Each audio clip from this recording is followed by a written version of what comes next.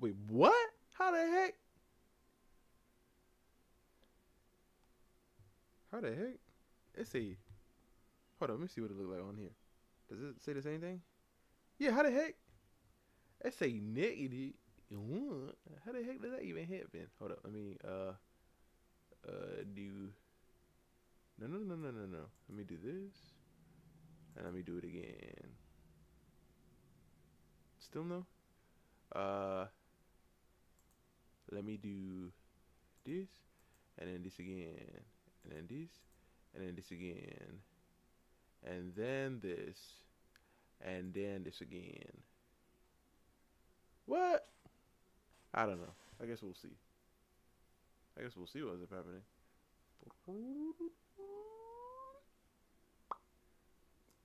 Okay. So, what am I gonna do? Oh, yeah. Okay. Hello, everyone.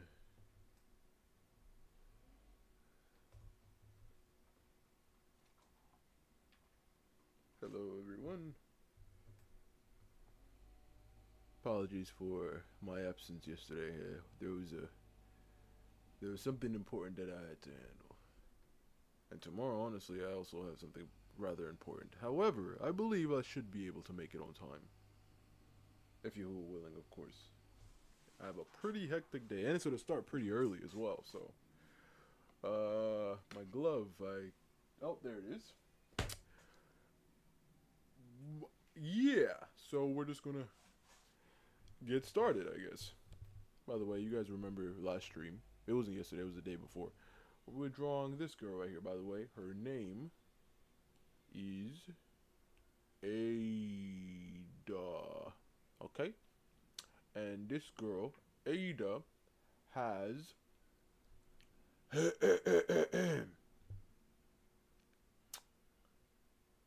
hold up, I have this written down somewhere. Give me 1 second. Yes.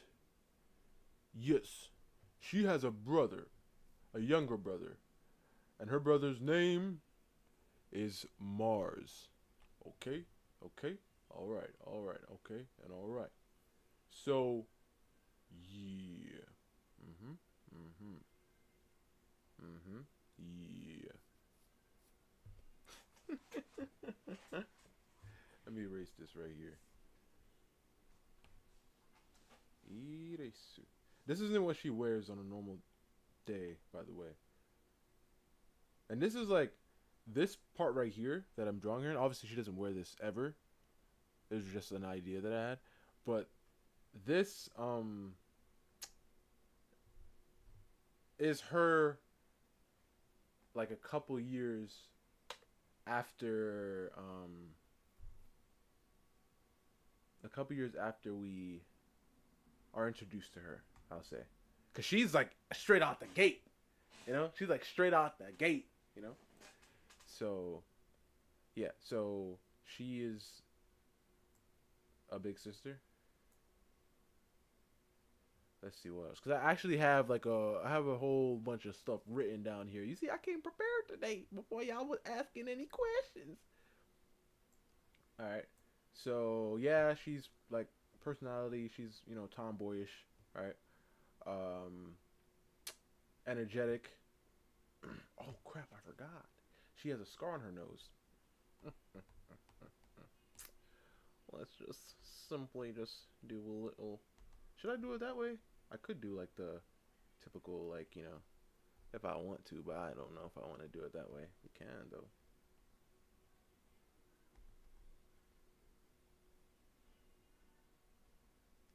But I don't know because what's his name? What's his name got a scar like that? I don't want everybody getting a scar like that. You know what I'm saying? But that's not her brother, by the way. If you were wondering. Let me actually adjust him.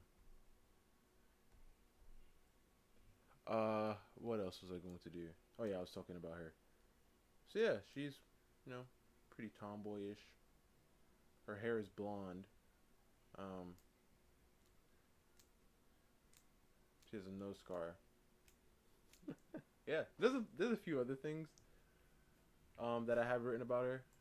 If you really want to know, give me a second. I'm not gonna because I'm gonna be drawing her like in her where is this right here? I'm gonna be drawing her in her actual fit. But let me go get it because I actually have it written down here. It'd actually be smart for me to have this put together. Excuse me. Excuse me. Excuse me again. Excuse me. Where are you at? Ada, Ada, Ada, Ada, Ada, Ada, Ada. There she is. Okay. Now I have to go. Wait, what number? She's number. She is number. What number is she? She is number 10. Okay, good. She is number 10. Now I remember. Okay, number 10, number 10. Yeah, there you go. Number 10 again. Okay, now let me check again up here to see. Is she also number 10? If she's not, I'm going to have to change it to 10. She is not 10 here. What? Huh. Wait, no, I mean, she is. But something's off here.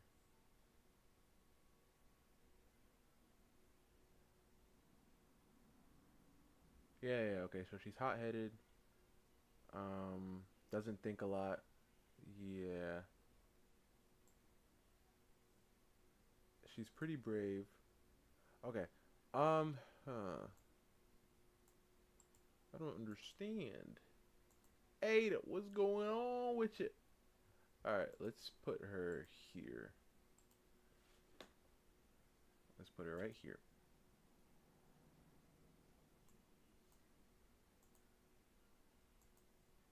There you are. Okay. So now let me check again. Is she also 10 here? Yes, she is. Okay, okay, okay, okay, okay. Yeah, okay, this is what I needed. So she wraps her fists daily for sparring. That's what I remember. Okay, so you see, but like I said, this is not her. This is not her. This isn't her.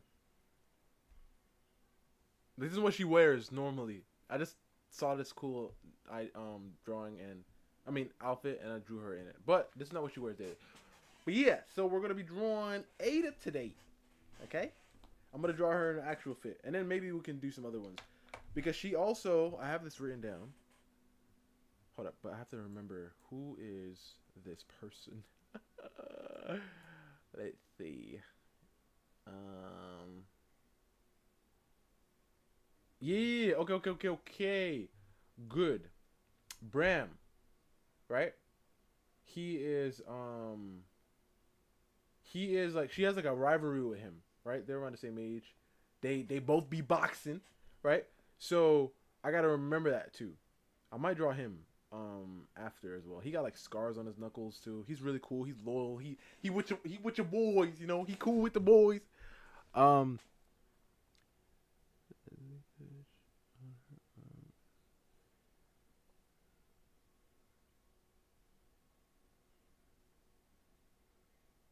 is pushing boundaries? What you mean by that, Zara? But yeah, yeah.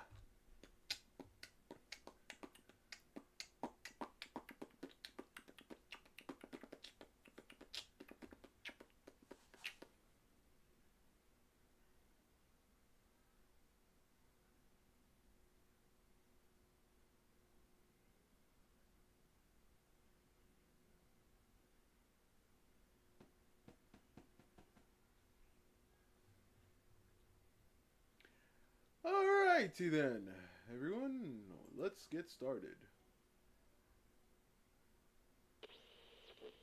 Bada bing, bada boom. If you guys go to South Korea, there's a ton of fortune tellers. They actually have cafes where there's just rows of fortune tellers sitting there waiting for you to sit across from them so they can tell you where your soulmate is, why they're hiding from you, when you're gonna meet them. They have all the answers. They'll actually read your palms. Like they do it all. They read your face, they read your palms, they read your birth charts. Okay, let's talk about the palms real quick. Look at your left palm. and you Mhm. have all these little lines on your palm, on your fingers, and they all represent something. They all mean something.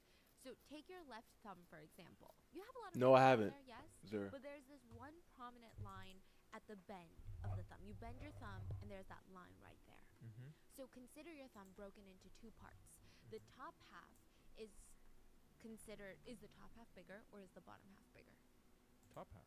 The top half? Is it pretty equal or is it heavily the top half? Top half's bigger. Yeah, why does your thumb look like that? If the top part is bigger, that means you have more willpower than you have logic. If the bottom Hmm. half is the bigger, it typically means that you're dominated by logic and not willpower. Yeah, that's not accurate. Mine is both. It's equal, and I have neither. So, but they don't just read your palms. It's said that these fortune tellers can read your face. There's a belief that based on how your You face know, is Zura? shaped, Nah. it can I'm just determine gonna what your erase fate it. is. Like the smoothness and particularly the roundness of your forehead can determine your career, your There success you go. rates later in life. Now it doesn't You've got exist. to have that round, plump, Botoxy looking forehead. Or your lips, for example. Why can't They I say the find it? fuller Cause the I have lips, like the a more thing for wealth her that here. you're attracting. Your lips symbolize a river. That's how they think about it. And even if you have the biggest, juiciest lips in the world, if they're dry, that means you're drying out your wealth. What? Because the river is your wealth, so you need to keep your lips moisturized. What It's about like ears? ears. I don't know, because you never listen, anyways. So Chinese, we want like a big ear. Lobe? Yeah. Really? Yeah, like Buddha. Oh. Yeah, like a big one. Oh, That's a that's good so one. interesting. Yeah. I feel like I don't know if Koreans like big earlobes. Sometimes they will pull my ear growing up. That's so funny. My mom hated when I wore heavy earrings because she said that my earlobes would get big. Oh, that's Huh. weird. So interesting. It's said that a lot of people will visit a face reader before getting cosmetic surgery to make sure that they're making the right choices. Because the last thing you want to do is You're pushing my alter your boundaries. fate Okay. because you get a nose job. What if your fate was to be rich and now with this nose job you're not? It's very interesting. Okay, and honestly, it's very popular in Korea to the point where they even have a fortune teller dispenser, like a vending machine, but it's fortune tellers. You get a little egg out of a vending machine. There's slots for singles and couples, and you crack the egg, and inside is your fortune. I guess it's like a fortune cookie. So yeah, people go to get all kinds of advice, and Park Seung-jung, we'll call him SJ. SJ went there to get career advice. He wasn't necessarily at a down point in his life. Like I feel like a lot of times people go when they're at a crossroads, when they're conflicted, maybe when things aren't going well. I feel like But because SJ's career because was arguably when she appears, right? When she appears, she she has on like, cause I'm trying to think like, should she be? Because I was thinking, cause she was going to be barefoot because like all of the people, like all of their stuff got ruined, right at this point in the story. So that's what I was trying to think because I don't know, it's confusing me now. one of the best, one of the most sought after careers in all of South Korea. He was a pharmacist. He owned his own pharmacy. He went to Seouldae, which is the University of Seoul. This is like the Harvard of South Korea. But not just that. The fact that he became a pharmacist at a school like this was insane. To be a pharmacist in South Korea, you have to be the top 2% of 500,000 candidates. Dang. This is summer of 2018, so pretty recent. SJ sits down and the fortune teller is like, your fortune is clear as day. Okay, is he gonna open up another pharmacy? Is the pharmacy in trouble? Like, what is clear as day? You, sir, are gonna make videos and you're gonna be famous. But she wasn't specific enough because he would be famous, very famous, in fact, but for all the wrong reasons. This pharmacist would be famous for basically his arrest in being patient zero, a herpes STD super spreader, if you will. Oh How my does a god. highly educated, respected pharmacist in South Korea become one of the most Super hated spreader. YouTubers and medical professionals of all time? Copyright, copyright, copyright, copyright, copyright, copyright. Super spreader. This is why you guys gotta chill out, bro. Stay away from people. All people. Oh my goodness. She said super spreader. Like super de duper. available at rottenmangopodcast.com. But with that being said, let's just go to November 2018. SJ decides he's gonna listen to this fortune teller. He opens up his YouTube channel. He launches his YouTube channel, and it's interesting. It's interesting because this is the second time that he tried to do YouTube. The first time that he tried to do YouTube, he called it Yak Easy. So in Korean, yak is medicine. So it's like medicine easy. And the whole shtick was to create helpful pharmacy tips, but humorous comedy style videos. It never really took off. I guess he was embarrassed because he didn't have a lot of views, so he just deleted the channel, never thought about it again, until 2018. This fortune teller is like, you're gonna be famous. This time, he's thinking about I brand. kind of need a bit He of help wants to do finishing the something a Noah little bit more sketch myself. digestible, a little bit something cuter, a bit more professional. basically, I want to So draw he her with names his channel her racing Yakuretsu, jacket, which is it's a play on words. Yak in Korean again is onesie, medicine, Farsi. but Yakuretsu is a Korean. It's a famous yogurt called Yakuretsu or Yakult. So it's a mixture of those two, and it's like a cute thing. And I don't know what was different this time. I don't know if maybe it's like the fortune teller. I don't know if this is the time where a lot of doctors and medical professionals are just blowing up on social media platforms. But the fortune teller was right. This second channel took off. He gains about 250,000 subscribers, which is insane for a relatively new channel. But not only that, he's going mainstream. I'm sure the fact that he's young, conventionally attractive, he just has this very soft-spoken way that he talks. It feels approachable. 여자친구는 제가 유튜브를 하고 있잖아요. 근데 만약에 여자친구가 있었다면 좀 유튜브 할 시간이 없지 않았을까라는 생각을 좀 했습니다. 네, 그래서 저 아군이에요, 여러분. 어떤 약을 먹어야 여자친구가 생기냐. 그거를 알면 제가 생겼겠죠. 근데 그런 약은 없습니다, 아쉽게도. He was also able to create a lot of controversial videos with this and just slip under the radar. What do you It's mean? so interesting. So he would post controversial videos criticizing president's response to COVID, which would inevitably get a ton of clicks and attention, and people would be fighting to the death in the comments, but for some reason he never got any heat for it. Yeah, he would just stir it up and then exit the conversation. For example, one Ultimate of his first most ultimate famous instigator. videos was titled 5 Reasons Not to Eat Adonamin Gold. Adonamin Gold. Technically, no one should be eating gold, but in South Korea, Adonamin Gold was kind of Edible the gold? hyped vitamin supplement at the time.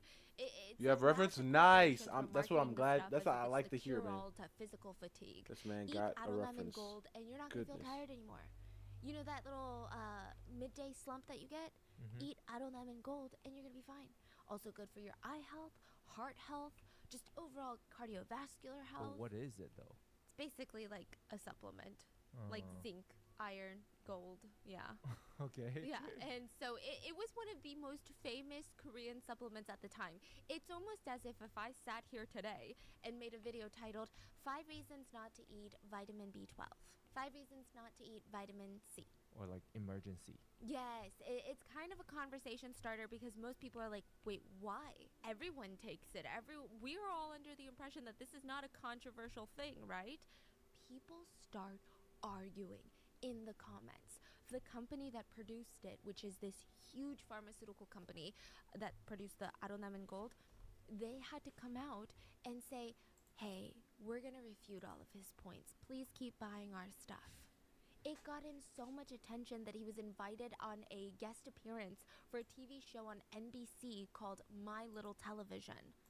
It's like a reality show. So you have a bunch of Okay, so Zara, this is what she's going to be wearing, but where is your pose reference? Because you need a pose reference. So get your pose reference and your hair reference and your and I guess you already have the face and everything. So get your pose reference, your hair reference, and now you already have the clothes reference. And then you can start. Do not start the drawing until you have all those things. celebrity hosts that invite celebrity guests or internet famous guests to do a ton of random activities. So they bring in SJ because this crazy video that he posted. 네. 아이고, 안녕하세요. 깜짝이야. 이렇게 놀랐어요. 여러분 안녕하세요. 지금 왔습니다. 여러분 미리 말하지만 저 약 먹방하러 온 거 아닙니다. 약 먹방하면 가요 제가. And this was like his big break of sorts. He starts being able to collaborate with massive streamers, massive YouTubers. He made guest appearances on big news networks. So you know how they always bring in an expert in the field? He was oftentimes that expert. He was the pharmacist go-to. SBS is one of the biggest networks in Korea, and they freaking loved working with him. I think the audience just responded really well. He was charismatic, very informative, had this very gentle approach. He strikes me as the type of pharmacist, at least when I watch these clips, where imagine you ask a really dumb question and you feel a little insecure about it, but he's the type to be like, don't worry about it. This question is a lot more common than you think, actually. It's like one of the top 2 questions I get asked. I mean, the audience sees this. They see his social media platforms. The guy is non-stop attending fundraisers, going to charitable events, going to seminars about public health. He's organizing events to make sure that the elderly get the care that they need. People really liked him. They started flooding to his YouTube channel. There were times where he was being criticized for being a bit too political, but from what I can tell, these were a lot of small hiccups in his career. Like, I'm not saying this was okay for him to do, but it just seemed like the internet did not freak out on him for it. For example, he encouraged the boycott of Japanese products in 2019. He made a whole video on Japanese medicines in the market in Korea, made little comments here and there about how he supports the boycott of Japanese products, which, if you know, there's a lot of history between Japan and Korea, and it's just a very hot take, if you will. And in February 2020, he wrote a post with heavy criticism of President Moon Jae-in's COVID policy. People are going wild in the comments. Like, think back to February 2020. These are some politically charged times, and he's criticizing the president of South Korea at the time for how he's handling this. And side note, SJ would only like right-wing comments, and the president at the time was left-wing, so there was a bit of a controversy about that. But these all blew over. In fact, maybe it even helped grow his YouTube channel. It seems like the saying, all press is good press, kind of worked.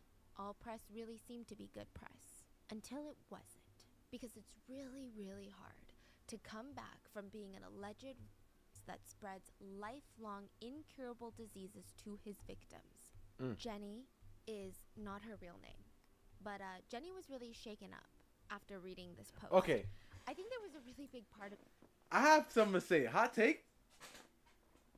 Hot take. Hot take. If you're going to accuse somebody of something, you have to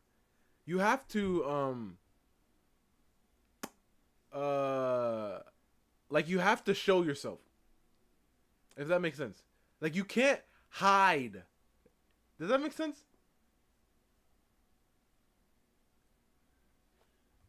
For example, if I were to accuse somebody of stealing something, I can't say, oh, by the way, I accuse this person of stealing $50 million from this location. But guess what? I'm not going to go to court. I'm not going to testify. I'm not going to be around anything. Just go handle that. Oh, no. Because now this person could end up going to jail for a very long time. And their reputation could be ruined like crazy. Right? Right. Just for an allegation that can happen. Because even if it's not true, everything will be ruined for them. But I'm completely fine because, because they don't know who I am. Every time they say, "Oh, they don't want to be known." They don't want to be known. What the freak does that mean? They don't want to be known. They're trying to ruin my life.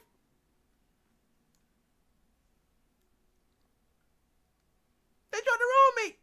Oh, dang, Titan, what's going on, man? Were you here the whole time? You just decided not to say anything, and then once I said something, you just said, "I don't think that's how it works." Or did you just show up and hear that? Of Jenny that was like, I need this post to be fake. She wanted to believe that SJ was telling the truth, and It's like is an allegation. If you go online, I know, that's what I'm saying. I was kind of referring to that, especially with a lot of these people. Like, there was even with, because I don't really know too much about basketball, but I was looking into it. I got to know about basketball. I used to play basketball, but I don't really watch basketball much lately. the whole thing that happened with Zion, right? Bro, I was reading up on it, right? And I was looking into it. Bro, they said the person who's accusing him of this thing, the other person who was accusing him, didn't want to come forward. And I was like, what? Didn't want to come forward? What does that mean?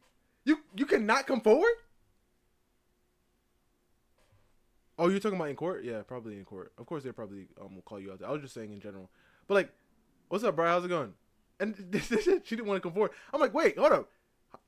She can't not come forward because she's accusing me. So now, if she's wrong, everybody got to know this girl's a liar, right? But no, she's wrong. We find out she's wrong. But guess what? She just, like, my reputation is, I mean, his reputation is ruined, but it don't matter about her. She can just go live her life like everything's normally handy and good and fine.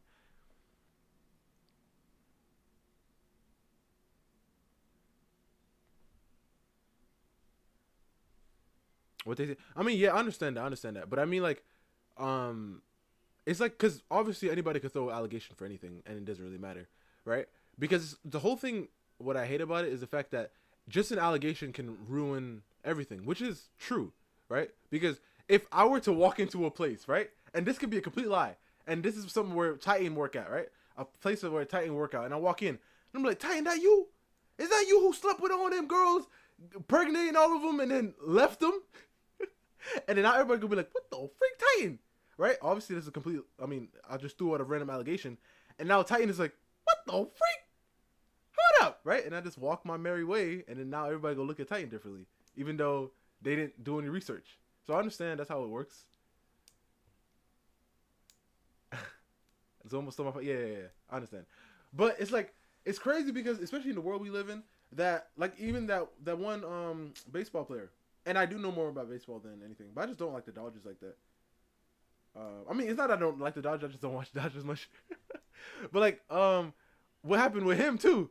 Like, he got fired, or not fired, suspended for like a long time, and you know, started losing money, started losing endorsements and everything for an allegation.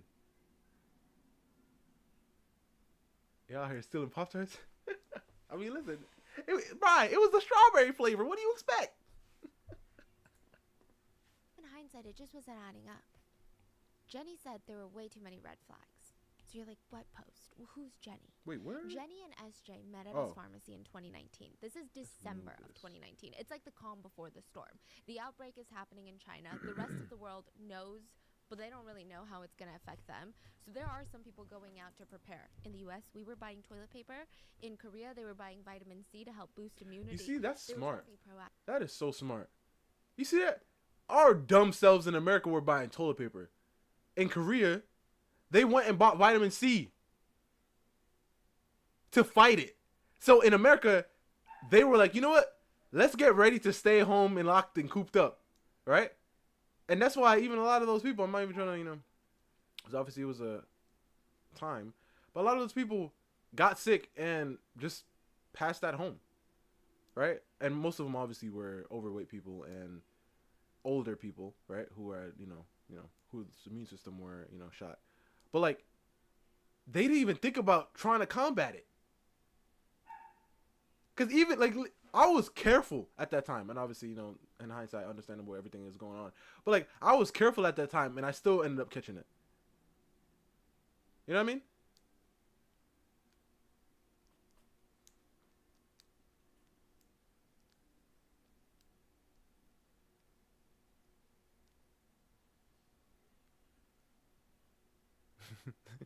And then they won. Oh, I think I saw something like that. Like on Twitter or something. Or X. I don't like saying that. Because X, I mean, I guess it means Twitter now, but no.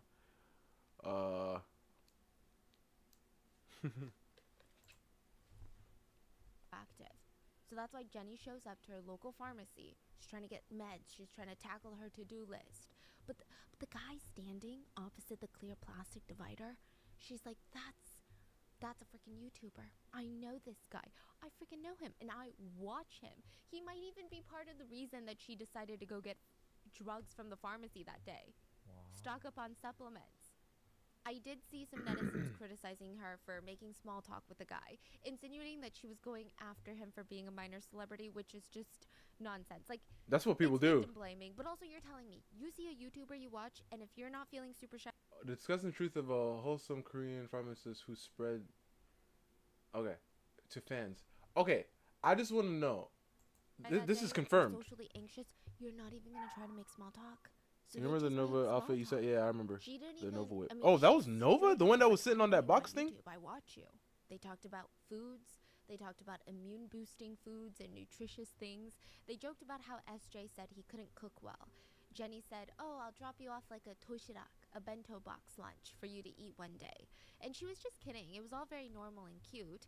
But Jenny was getting every indication that this guy was very interested in her from the very first encounter at that pharmacy. And she was kind of impressed. What does that He's even the mean? same on camera as he's off camera. He gives off a very honest and innocent energy. Like the same kind of energy that he would give off in videos. Maybe it was too innocent.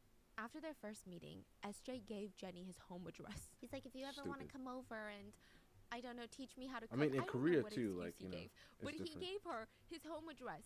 She thought it was kind of bizarre because this guy is a little bit like a celebrity.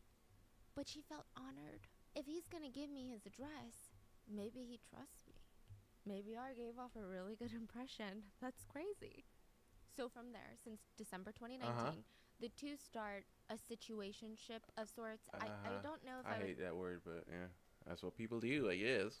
categorize it as a relationship per se, but something was going on. They were basically dating, yes. And a few months later, No, April situationship 2020, and dating is not Jenny's the at same home, thing. laying in bed, Apparently. just feeling a bit under the weather, a little bit of a fever, body chills, aches, a little bit of sweat. And she's laying down resting when all of her friends just start texting her. They're like, hey, is this about the guy that you're seeing? Is this about the YouTuber SJ? April 24th, 2020, a woman, let's call her Alice, posted a long thread exposing a famous YouTuber. She did not name him by his name, but with all the information provided in her post, it was pretty clear who she was talking about. She wrote, and this has been professionally translated, but you know, oftentimes there's not the perfect translation between languages, so just keep that in mind. But she wrote, I'm a fan of a pharmacist YouTuber. The reason that I'm making this post is because he's someone who represents what feels like the pharmaceutical industry. He's practically everywhere. I tried to forget about what happened, and I tried to stick through the pain by myself, but every time I turn on the news, he's there. Every time I see this person's face on the screen, I feel like my trauma, my wounds, they keep ripping. My heart hurts, and I feel like I just can't do this anymore.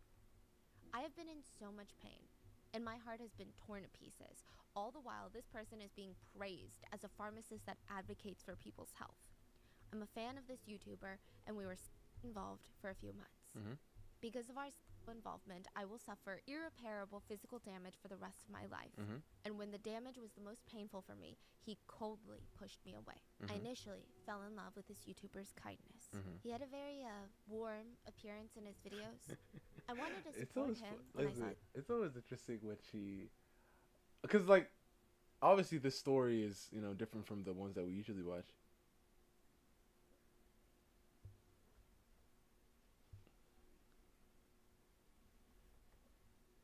But like when she puts this like this type of music, and it's like it's not about like the victim of her. I mean, obviously the person is technically still a victim, but I'm just like, I still don't know. Like, I just need proof here, but I'm guessing she must have it since that's the case.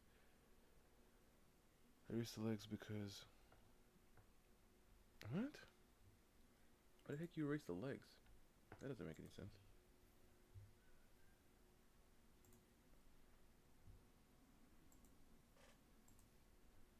Oh, this drawing is Nova?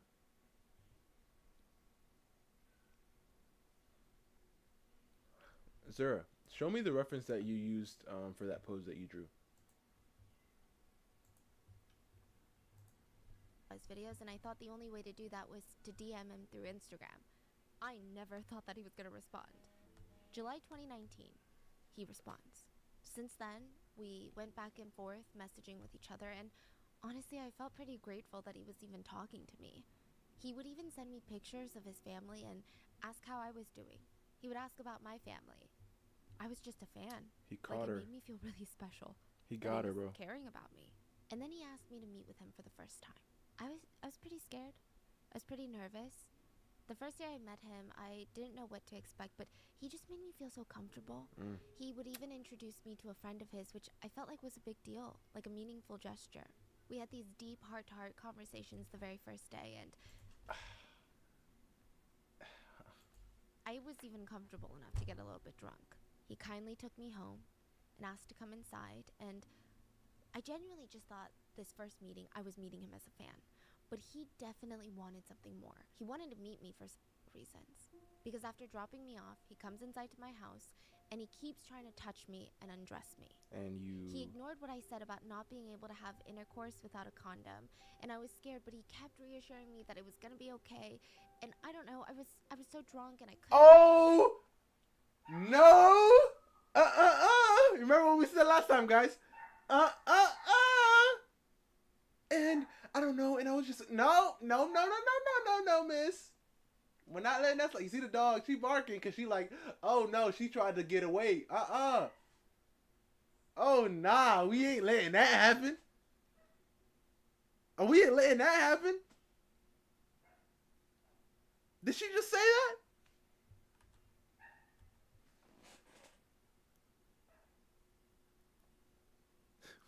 So close your mouth when you're saying something.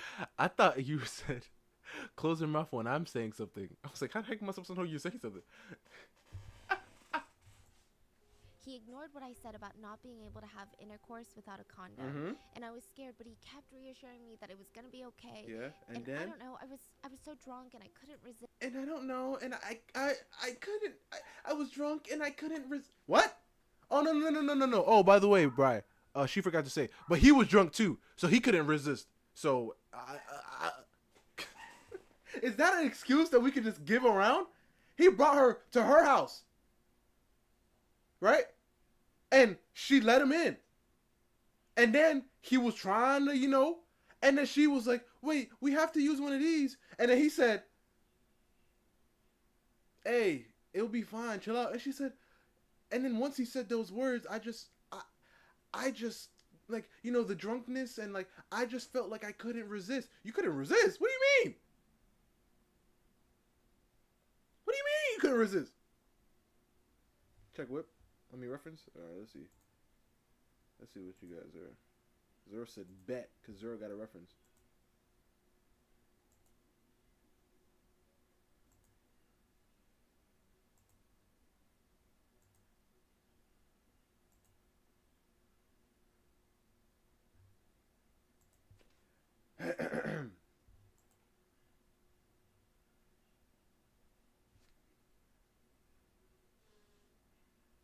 What the heck is happening? It's not letting me.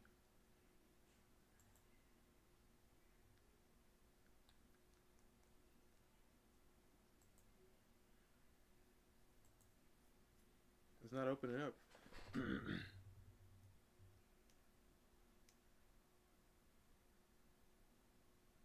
I know, it's final. If he didn't want to, but listen, this is what you gotta understand. When somebody really wants to do something, right? If you tell them no, guess what they're going to do? They're not going to say, oh, fine. They're going to try to make you say yes, right?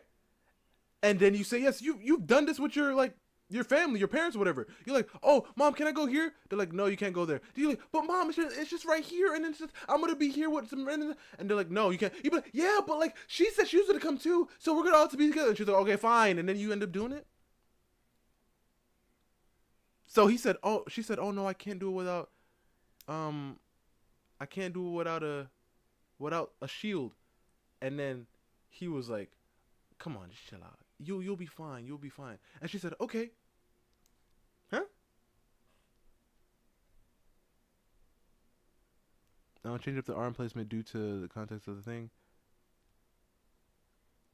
If the guy is intoxicated, that adds another layer of complexity. But that isn't stuff. No, I know it doesn't solve the issue. But I'm saying this. if we're both equally intoxicated, Shield is crazy. Listen, if we're both equally intoxicated, right? And you can use the I don't like saying excuse, but let's say excuse. You can use an excuse that you were intoxicated, right? And you didn't kind of know what was going on. Why do I get why do they just look at me like you should have wait, what? Hold up. Aren't we both adults and aren't we both intoxicated? Are you saying that I'm able to control myself more when I'm intoxicated than you are? And if that's the case, then let's just remove alcohol. Right? Because I'm just like we don't give kids alcohols for reasons. Right? I mean, some people do, but those are bad parents. Let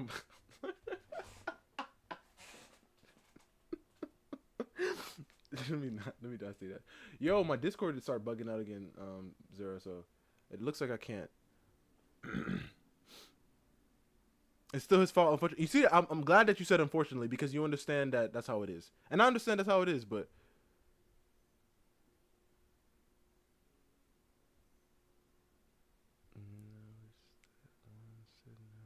and the other said yes. No, I know, but listen, I was watching a thing. It was like at this college campus. It was at a bar, right? They have footage of this, right? It was at a college campus. This girl literally was at the bar talking with this guy. This guy was standing there. This girl pulled him. She said, come on. She was drunk. He was drunk. She pulled him, Titan. She grabbed him. She said, come on me. She pulled him to her house. They were together. She went out on the news and said he did what he did. This man got kicked out of the school, right? And then guess what? Guess what happened, Titan? His reputation was ruined. And I'm not saying, like, obviously we don't hear the audio, but I'm not saying he said, no. But his body language was like, I'm cool staying here. But she was like, no, she pulled him outside. She pulled him. She said, let's go. We going. And then they went. And she was drunk. And then she said, oh, no, I was drunk. And he took it. Whoa, wait, hold up. You told me. But yeah, unfortunately, that's how the world is, which is crazy. But that's the thing. Yo, can we just all just like, because if we're able to look at it that way, I mean, in high school,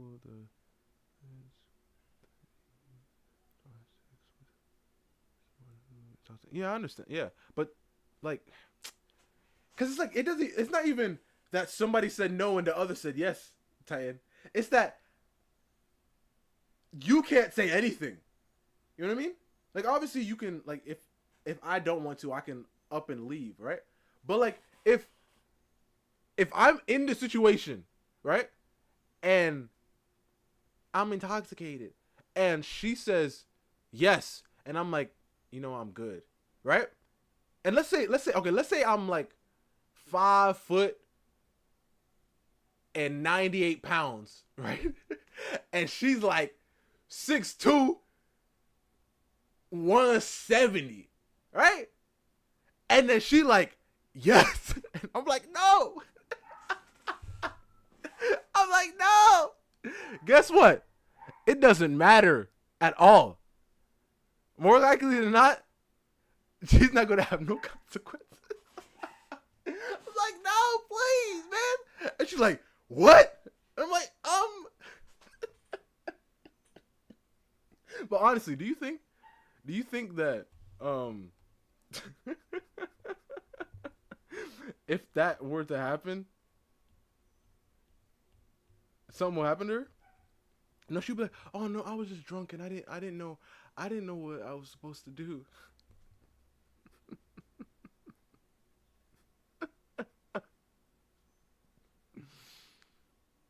You heard something about chocolate? No, like, let's say I was 5 foot, right? 93 pounds, right? And this girl was 6'3", 6'2", 6'3", 170, right? And she said, yes, we doing this. And I'm like, I don't think we should. And she's like, what you say? And I'm like, but and then things end up happening. Guess what? If I go and say, I would like to report a, I think I'll be like, man, get him out of here, bro. I'm telling you, most likely that's gonna end up happening. I know the matter is that she said no and he said yes, but like it's only that if she says no and he says yes, then that's how it's gonna work out.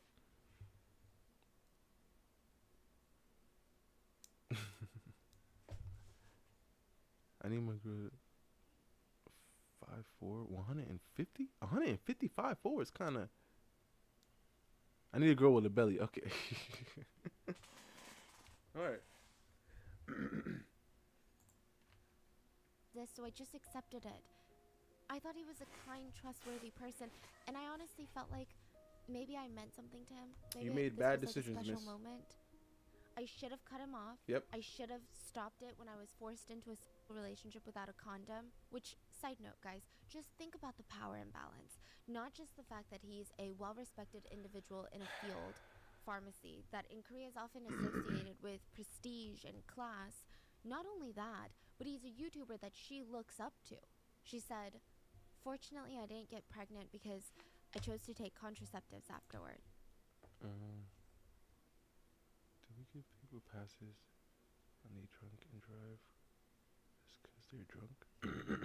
Oh, no. Of course not.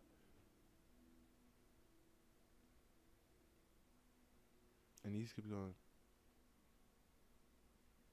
And so he said, dang, Titan, I don't even know if you, like, I mean, I guess you, but still, dang, chill out with this. This is a little, trying to get, oh my gosh. Don't tell me. And if it is, I'm blaming Titan, bro.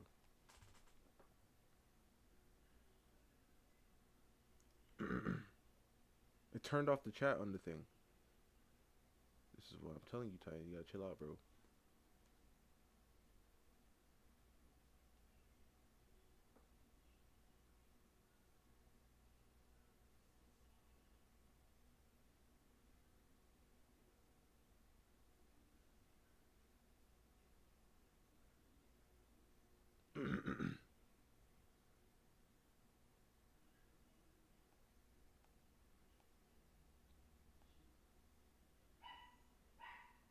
Okay. That's just how it be. I know. That's how it be. I know. But like, that's all I'm just saying though. That's all I was saying. I honestly could say that I really, really loved him as a fan, like as a viewer. So it was hard to even judge what he was doing to me as something that was wrong. After our first time, he called me every week. Kind of treated me like a weekly call. What? Like he never wanted to go out with me, never treated me like a girlfriend. Hold up. She went back? You drunk, she drunk. Happens by the end of the day. One said no and one said yes. And it kept going. Yeah, but when you say one said no, one said yes, it's like, even if you said no and she said yes, and it continues to happen, most likely or not, she's not going to have any consequences. But what I'm trying to say is, she went back and continued? What the freak? And never had deep conversations anymore. He would just come over to sleep with me once a week. And And I she let him started in. to feel very hurt by it. But I still hoped that the Okay, so, okay, whoa. Whoa. Okay, this is bad now. Because in the first instance, sure, you can say, well, it was like, I was drunk and it was like a thing. But she kept bringing him back over. He came back to her house and she said, okay, back to back. What do you got to say about that now, Titan? What? I really need to hear what Titan got to say. This is really important. I don't even care what nobody else say. I got to hear what Titan got to say about this. I'm going to get into the psychology of what happened to these people's minds when stuff like that happens. No, bring out the psychology, Titan. We need to be informed. Bring out the psychology.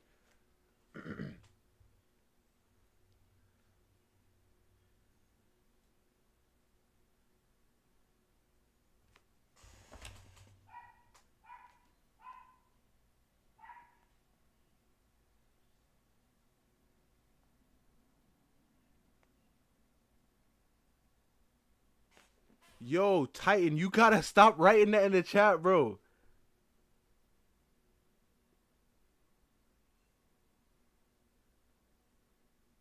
This is the second time.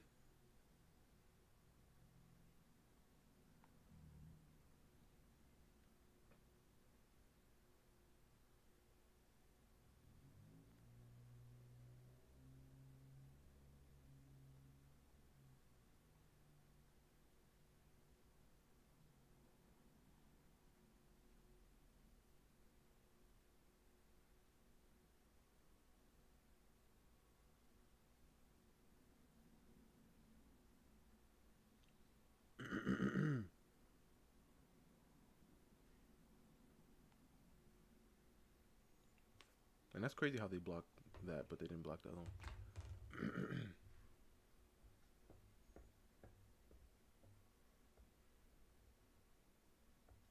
that that is better. Kind YouTuber that I liked so much, that cared and treated female patients so sincerely, was still there. I guess I just never thought that he would treat someone as some sort of like throwaway partner. I started to convince myself that maybe this is how just men and women start dating these days. This is how it starts. I kept meeting up with him and I thought maybe I could change him. I constantly tried to express affection. I brought him gifts, but he would never reciprocate, and I just started to feel super insecure. The two of them would continue to have unprotected sex, and Alice said that she really regrets it. But I do think that a huge thing is anytime that she brought up the concern of using protection, SJ would put on his little pharmacist coat, not literally, but he would make her feel like her concerns were not valid, because when it comes to making medical decisions, he made it seem like he was the expert. Like, it's not a big deal. I know what I'm talking about. It was so bad it got to the point So where did she you read the clearly last did two not things before I want said to that? engage in Yeah, I saw. sexual Yeah, I read those last two things before you said that. Did you read? Think of what I said, or did you stop at breakfast? No, I read after that too.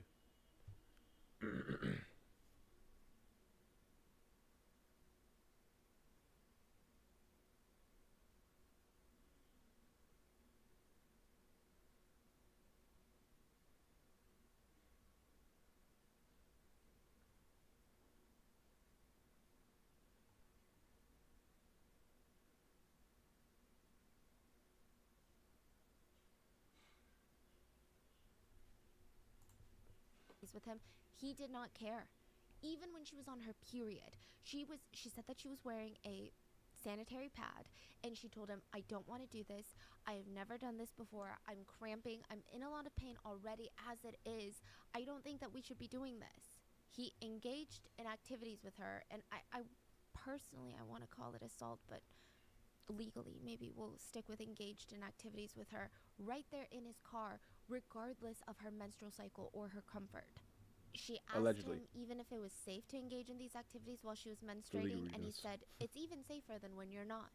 She said, I believed it without a doubt because, I mean, he's a pharmacist, but he's also someone that I looked up to.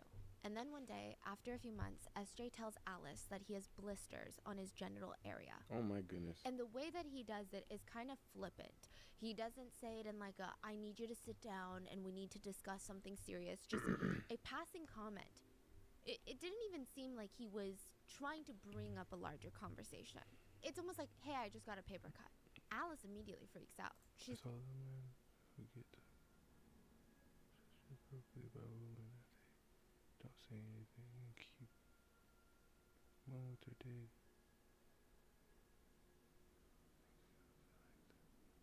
Oh man. Yeah, Titan. Bro, Titan. About that, what you just said, that last thing you said, Titan. I remember in high school, right? I remember in high school, bro. There was somebody.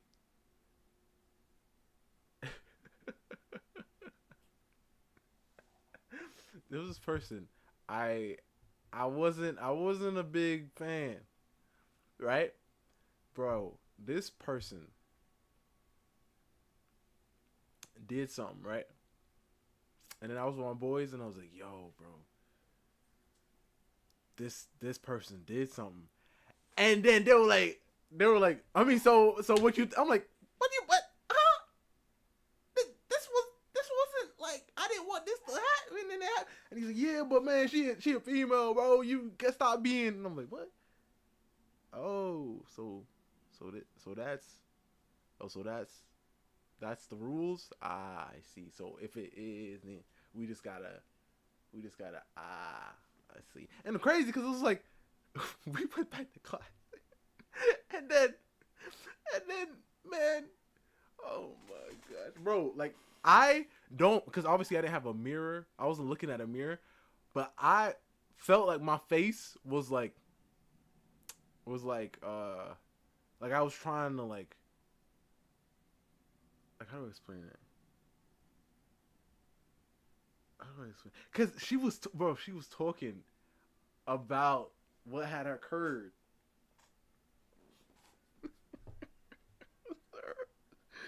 Man, Titan, bro, man. Let's just say I've been through it, bro.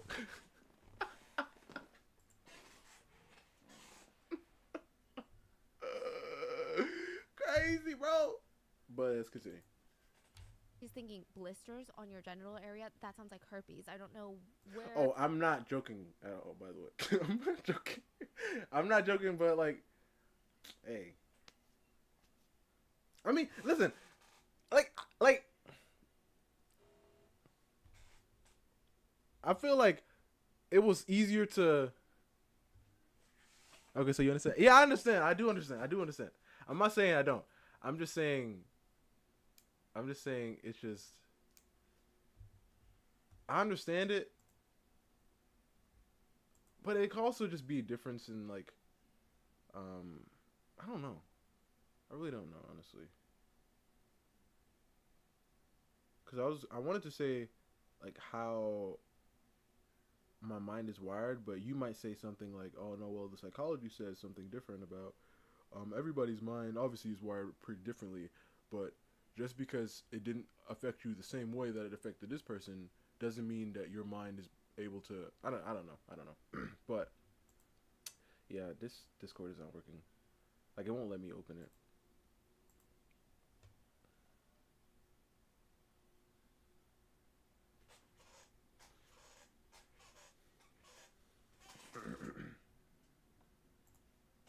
What other situation would you have blisters on your genitals?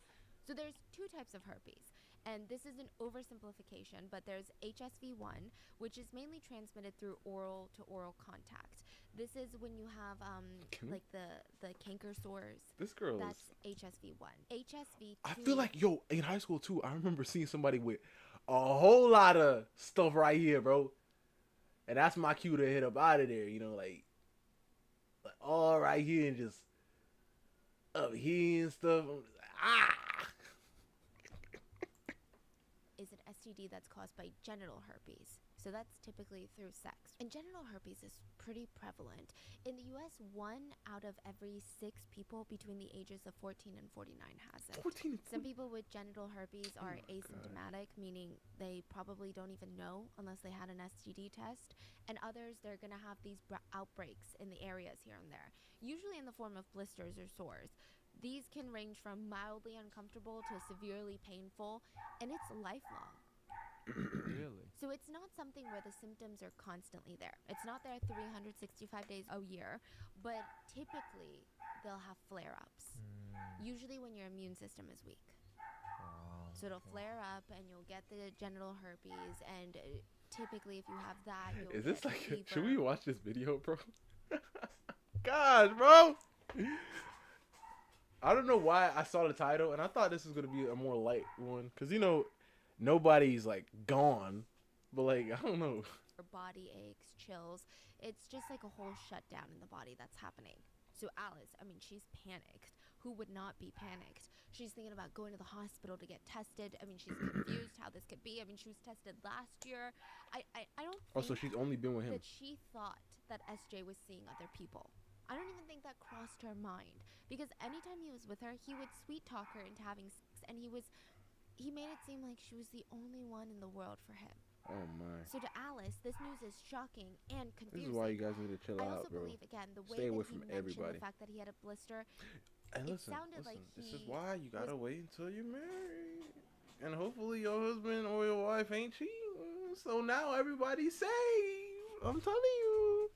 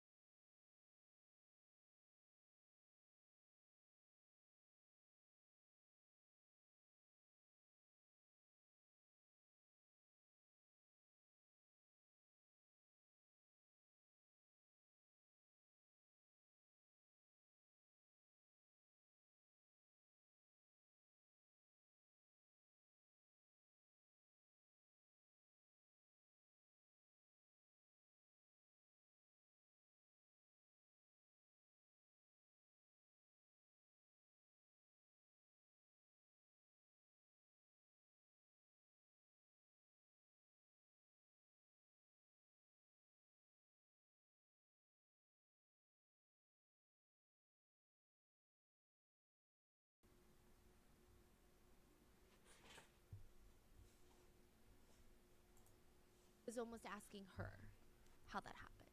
Oh, so okay, so now she feels like Yes, she feels very confused. Like, does he think that I gave this to him? Why is he telling me this? Like, do I have this? Did I give this to him? I don't even know what's going on. Alice talked about how scared she is about this news, and he just keeps responding, why are you so scared? Blisters aren't even STDs. And she posts the text messages, and she responds, I know, but I'm scared because you got the blisters so suddenly. It's fine, don't worry, honestly. And also, I lived a really good by the books life. Like, there's no way that you have gotten the blisters from me. Like, I mean, swear. not really by the I books, just don't know but what to do. I think I need to go to the hospital and get tested. And he's like, no, you don't have to go to the hospital. God, you're so stubborn. I regret even bringing this conversation up. This is so manipulative because Alice now starts comforting him. And she's like, no. Like, thank you for telling me. Please tell me about all your sicknesses. Like, I'd like to know. We just have to be careful now. Also, I know you said not to go to the hospital, but I did. It was closed by the I mean, time good that I thing got that there, you so went. it's too late to get tested today. But they were at least able to provide me with my last year's test results, and I tested negative for herpes last year. Oh, really? Yay! Well, good work today. But it's cold outside, so take it easy for the rest of the night. And Alice responds, sorry I was so worried about all of this, but I don't have any symptoms, so I guess maybe you're right. Maybe you're just a little sick. Take your meds and you'll get better. I just wanted you to know that you didn't get it from me. I think maybe you're too tired, maybe too overworked. I've heard that if your immune system is weak, you can get blisters every now and then. Maybe that's what happened. So And take this some part is vitamin so C. sick. That's what But he he said. responds, Dang. I told you I'm not sick. I would know more. I'm the expert. Alice felt a little bit calmed by this, and even in these moments, she's worried for his health and how he's feeling, if he's overworked, if he's feeling sick. At this point, she didn't have any symptoms, but she went back to the hospital the next day to get tested for peace of mind. And the whole time she's sitting there waiting to be admitted, she's sweating up a storm. She thought it was the nerves, but it was actually a symptom. Her STD test results came back littered with positives. She was positive for type 2 herpes, and also a nasty bacterial infection in her urinary tract. Oh my. This specific strain, the doctor told her, typically is transmitted through sexual contact, but it's not as serious. The herpes is very serious. And contrary to what SJ was trying to sell to her, her doctor told her herpes type 2 is a lifelong disease. Like, there's no cure. This is an STD and you have it forever. And yes, you can also transfer it now to other people through Yeah, but sexual why contact. did she? Okay, because she said he's a super spreader. That's not funny. But I want to know like, she probably could have told like all the other victims. The doctor. Yeah, Titan. Let me not watch this video. Oh my goodness. Yeah, I think we got all the information we needed. This man is supery duper out there.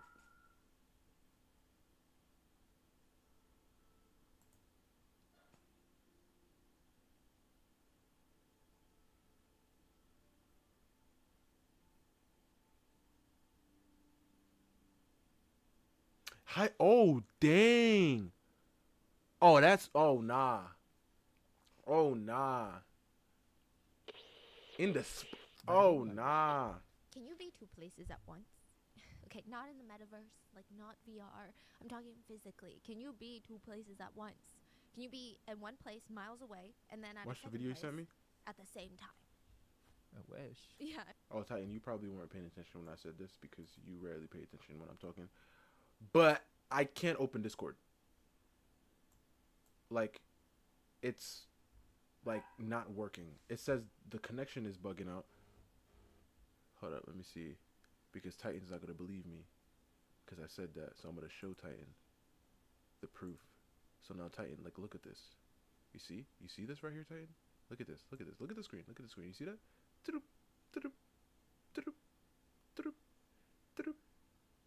It just keeps doing that. It just keeps doing that. I turned it off. I turned it back on. It's still doing it. So I can't do anything.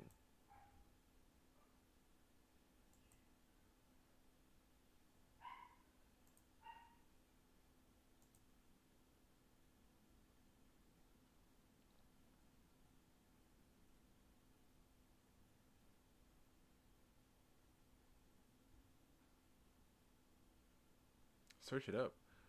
What is this video that you want me to watch, Titan? I mean, recently this case has gone viral because it seems like this YouTuber was two places at once.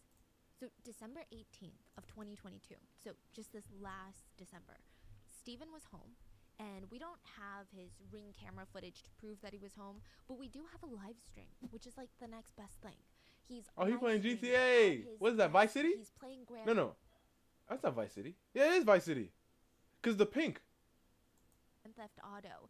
The stream was titled Violent Night Christmas Stream. He's just like in this intense gameplay. He's getting into it. He's screaming at the camera. He's getting riled up. He's completing his little quests. Oh, look at the droplets of blood. Just like the rain. Beautiful stuff, right? Come here. No one's coming to save you. La la la la la la la. Christmas in a week. He's live streaming at home, but the very same night, it's alleged that he was somewhere else entirely. He was allegedly caught on CCTV on his way to murder his pregnant girlfriend. Oh my. But how could that be? I mean, he was clearly at home, sitting at his desk, playing Grand Theft Auto, live streaming in real time to his YouTube audience. Is this a case of mistaken identity? Is this a doppelganger? Or is this something else entirely? Copyright.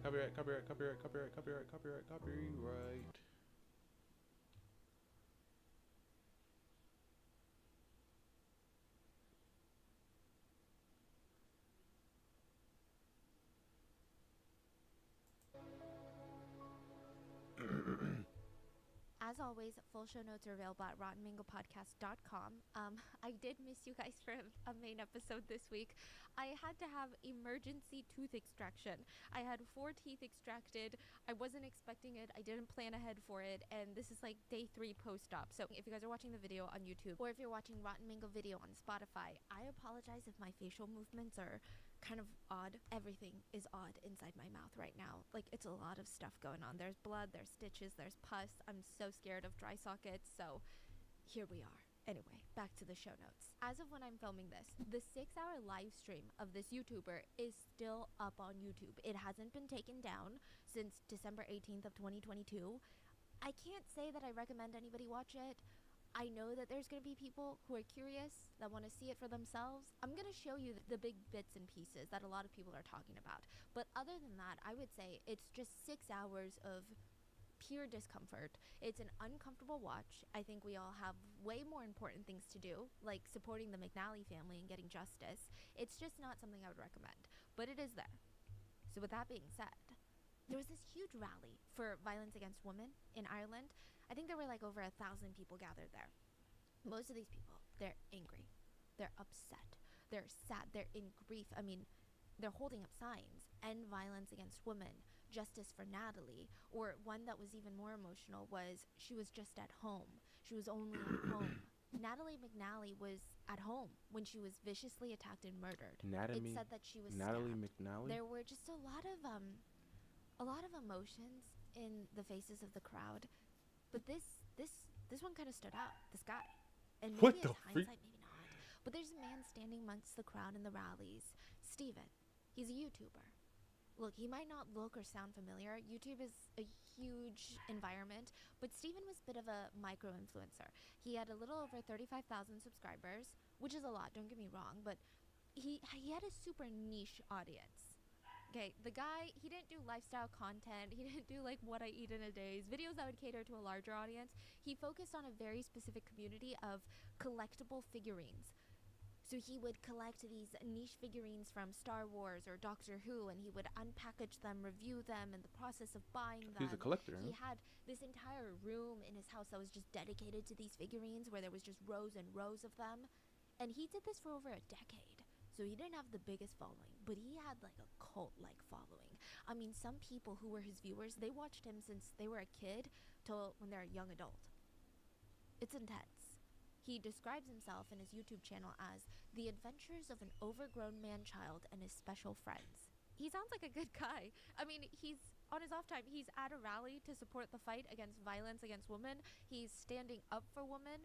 And people say there's no nice guys left. I would argue maybe it seems like he's one of the nice guys. Like, what is there not to stand? Especially when you find out that he's connected to one of the victims. His pregnant girlfriend, Natalie, was murdered the night of December 18th. She was murdered while he was live streaming. It was a pretty big deal when Natalie announced that she was pregnant. She had her whole family seated around the living room. Her brother, Neil, Natalie's brother, said the minute the words came out of Natalie's mouth that she was pregnant, everyone, the whole family, they jumped to their feet and they started jumping up and down. By the end of their night, their cheeks were hurting from smiling so much. How old is she? And Neil said even when everybody left, he caught himself like skipping around the house cleaning up. He was just so happy. His little sister was pregnant. At this point, the McNally family, they felt like the fall of 2022, just 2022 in general, was gonna be one of the best years of their lives. The baby wasn't expected until 2023, but pregnancy is part of the journey. I mean, the family, they're so excited. They're buying all the baby supplies, like the crib. This is going to be the first grandchild for the McNally parents. Natalie's parents, they're telling everyone and anyone, like, you know the McNally parents, you know that Natalie's expecting a baby. They would even tell the friends, I've never seen Natalie so happy and content, like, in my entire life. You know, just being pregnant, she has all these plans made out for the future, and she's doing really well with her boyfriend. And Natalie's brothers, her 3 brothers, they're treating her even more like an egg, now more than ever. So Natalie is 32 when she falls pregnant. Dang, okay, so that's But probably to her why. brothers, she was like their egg. That's how they describe her. Ever since she was a kid, I know it's a strange way to put it, but think about it. She had 3 brothers. She was the only daughter in the family. Her 3 brothers, Brandon, Declan, and Neil, they said because Natalie was the only daughter, she was like their precious egg. Everyone in the family was like, we gotta protect this egg. We gotta make sure nobody hurts this egg. We gotta dote on this egg. We gotta make sure that this egg is good. And Natalie was just completely cherished and protected by all of her family members. I mean, they treated her like an absolute princess, but she never really let it get to her. The way I can describe it is Natalie gives me main character energy. Like, that's the energy she has. She's just so full of life, very compassionate. There was a tribute video that was uploaded onto YouTube for her. You can see that she loves animals. She was just bright, kind-hearted. And at this stage in her life, she's working at a marketing department for a massive transportation company called TransLink, which is already impressive. But she went a step further. if she's not working, she's volunteering. So she would go around her community and she would advocate for what everyone around her needs, what her neighbors need. What do you guys need when it comes to public transportation? I'm going to go take it to TransLink, my boss, and May, tell how's him it going? what's up. She just wanted to serve her community. Like, she was just this brilliant, personable soul. People who worked with her said it was an honor working with her. She seemed like one of those people that had more than 24 hours in a day. You know those people I'm talking about. Because when she wasn't doing all of that, she was still taking care of her family. She had moved out at this point. It was just her and her pets, but she would always come home to her parents, take them to soccer games. That was like a family tradition that they had. When Natalie was a kid, there's even this picture that landed her on the front page of the Mirror magazine. And she's in the middle, just beaming at the camera. She's like cheering for her family's favorite team, dressed head to toe in their colors. And we're going to come back to this picture in a minute. But you can just tell Natalie was this really honest, kind-spirited person in life. And then she met Steven, her boyfriend, who would soon be arrested and then released for her murder. Steven was 33 when Natalie announced that she was pregnant. So, I mean, he's of age. The couple had been officially dating for a few months. It was quick. By all accounts, the pregnancy was unexpected. But Steven and Natalie, they were both ready to step it up. They're like, okay, this is a blessing in disguise. We're ready to start this family. We're both of age. We have stable careers. Like, this is perfect. And everyone around them is so supportive. It seemed like, okay, yeah, sure. They don't know each other that long. They didn't date that long. Yeah, that is kind of But there's strange. no red flags on either side of the couple. Like, they seem like they would both be amazing parents. This looks like the beautiful start of a fantastic family. I'm not sure if Natalie was nervous to tell Steven about her pregnancy, but there are no reports. There is no indication that either of them, either party, were super stressed or upset about the pregnancy news. Sure, they were excited, they were surprised, but I mean, it didn't seem like they were stressed. Natalie, at this point, she was emotionally, mentally, financially just ready for a kid. She's ready to make the change. Even if the pregnancy was initially a surprise, and this is so important, her family even said Natalie was just bursting to start this new chapter of her life. And I think with Steven's past experiences in life, I can only imagine a lot of people in Steven's life were so happy that he was starting his own family. You're like, okay, what happened? Let me tell you. Steven had lost his parents in 2014. He lost his mom in 2014, and then in 2015, he lost his dad. He didn't have any siblings, from what I could tell. His whole support system at this point was his dog, a cute little terrier named Smokey. And that was just all he leaned on during his parents' death. Like, for 12 years, Smokey was his life. And more recently, a few months before Natalie's murder, 12-year-old Smokey passed away. Dang. So it was a pretty rough time for Steven. He posted an emotional tribute on his YouTube channel for Smokey. And I don't know, like, I guess I imagine if I were this guy's friend, I would think, wow, this guy has had a lot of loss in his life, but maybe this is the best thing that could happen to him. He's starting his family with someone that's compassionate and kind and full of life. Like, if there's anyone that's going to be a good mom, it's going to be Natalie. Like, maybe this will be good for him. That's the kind of the feeling that I think a lot of people were feeling about Steven. And the couple, they're trying to go about it responsibly. Natalie's like, okay, I'm not trying to like rush into moving in together just because I'm pregnant. They're trying to take things slow so that whenever they do move in together, they have this strong foundation for their relationship. So December 18th, 2022, Sunday rolls around, and she's a few months pregnant at this point. The night before, Saturday, Natalie had spent the night at Steven's house because they're still living separately, and she went back home to take care of her pets the next morning. Sunday morning, she goes home, and she's getting ready for the work week ahead. And on top of that, she's like, once I finish everything, all the house chores, I gotta go to my parents' house. It's the World Cup finale, literally the one that we just all watched. Oh my gosh. And she's always been a huge soccer fan. Her family, huge soccer fans.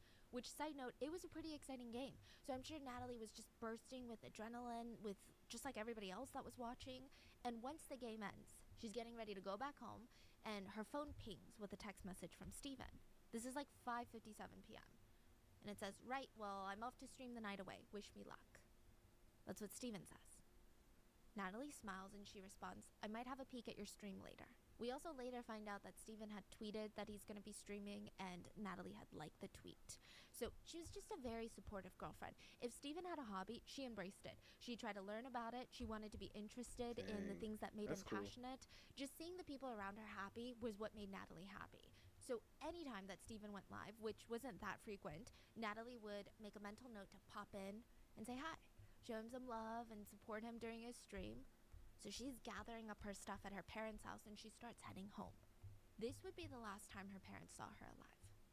Natalie's car was caught on CCTV cameras driving back home around 7 p.m. on December 18th. In 24 What hours, does CCTV the stand evening for? of December 19th, CTV. City? Camera? No. Commercial? No.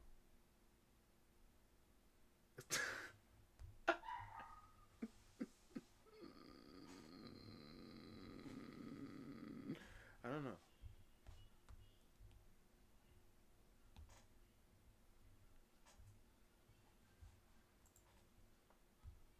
Monday, authorities would be notified that Natalie had been beaten and stabbed in her home. Oh my The 15-week-old gosh. baby boy that she was pregnant with would also die as a result.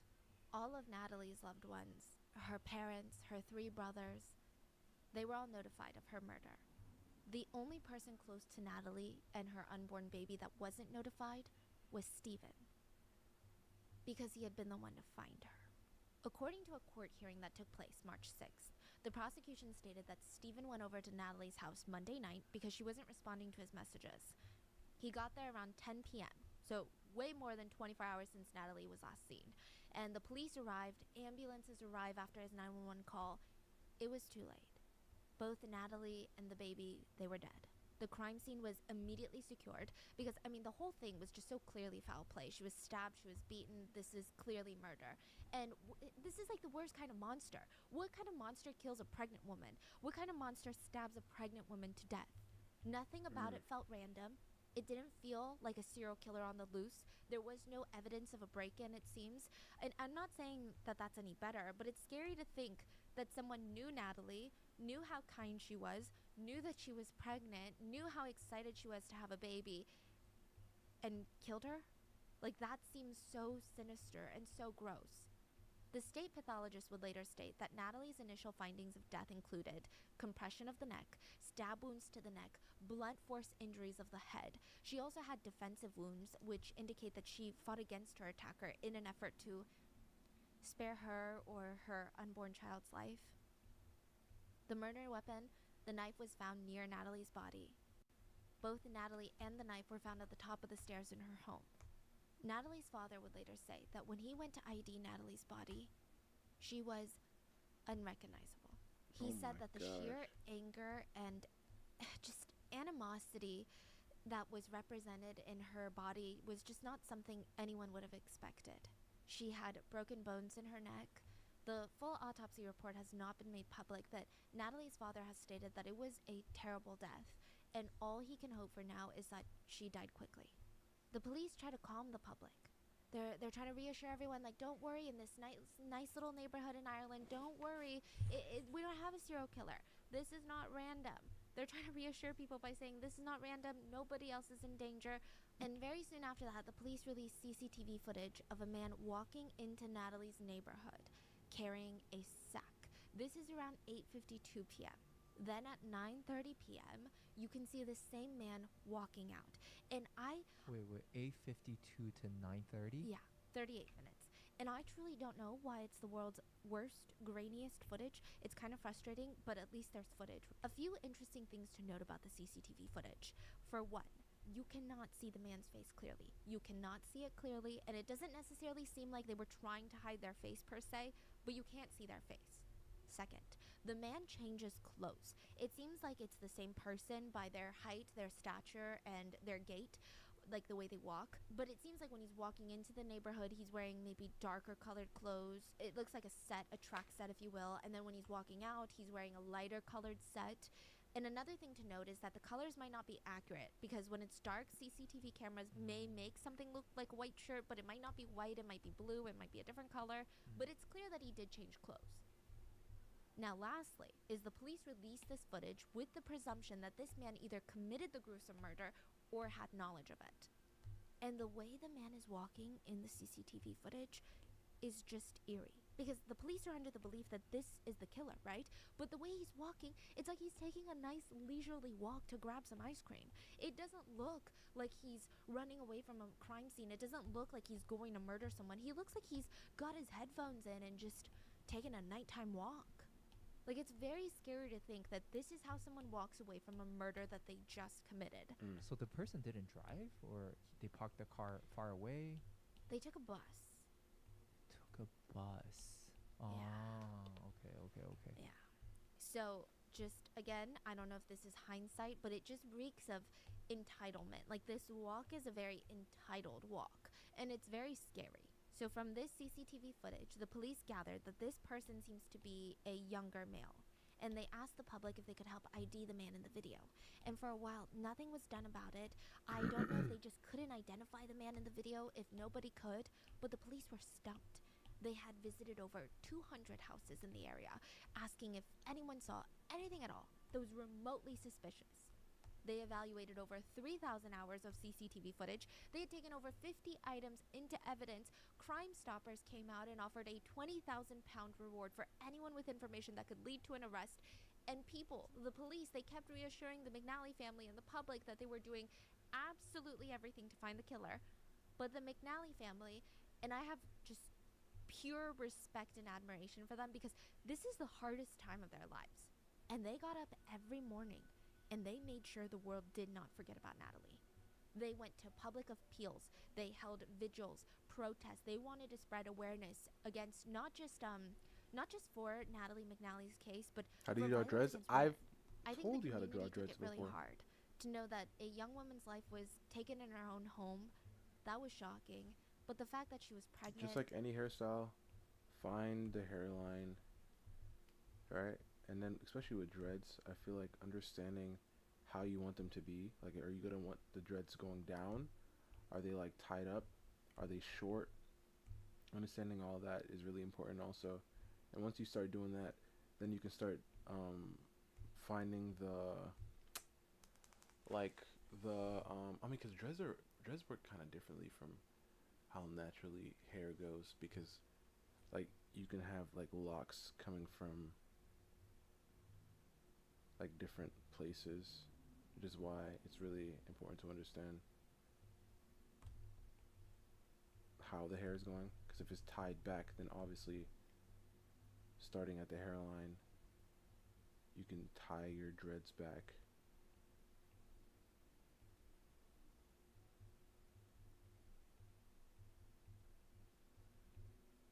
In the ponytail? Yeah. You tie it back. First you have to draw your hairline. And I showed you how to get the hairline already. The thirds, remember, once you have your hairline, then you can start here and go back like so. And then on this side you can also go back. Remember that when you're drawing a ponytail, all these hairs are going somewhere. Right? All this is going somewhere. And since they're dreads, you can add like a thickness to it. It doesn't have to be super thick. And you could even make them thinner if you want.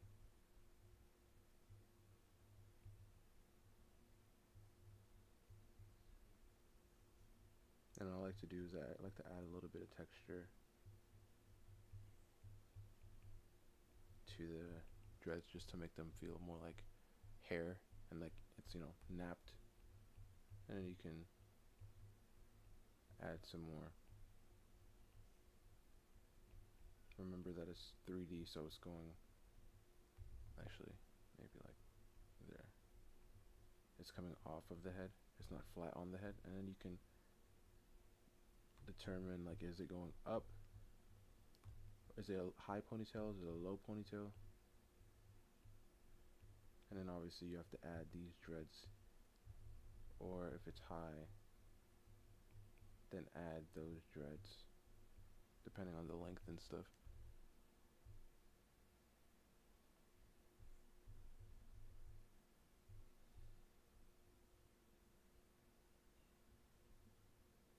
This is for Alex. I'm drawing him oil. Okay. I mean, she's going through one of the most arguably one of the most vulnerable yet beautiful stages that a person can go through, pregnancy, like creating a child in her body, it just adds to the trauma that I think everyone felt. The police did start gathering a few leads. The first round of evidence came from Natalie's neighbors. 2 of her neighbors reported hearing a woman scream from inside Natalie's house at around 9 p.m. the night before. Now, I imagine that the scream was not as startling as one would imagine. Maybe it's one of those screams where you're like, oh, I wonder if someone's having fun, or if it's like someone's getting chased with a water gun. Like, you know how sometimes your brain likes to make up these scenarios. So with this, the police were able to determine a possible time of death for Natalie. And with the CCTV footage of the unknown man arriving and then leaving Yeah, the but how do people neighborhood know? from about Like, 8:52 p.m. if I to 9 right now were to hear a scream, right, I wouldn't be able to be like, wait, what time is it anyway? It is 7. I wouldn't be able to know that, because once I hear the scream, I'll be aware of it, and then I'll just, like, continue doing what I was doing. It's interesting, though. It's interesting. Some people just jump to the phone to look at the time or look at their clock or something.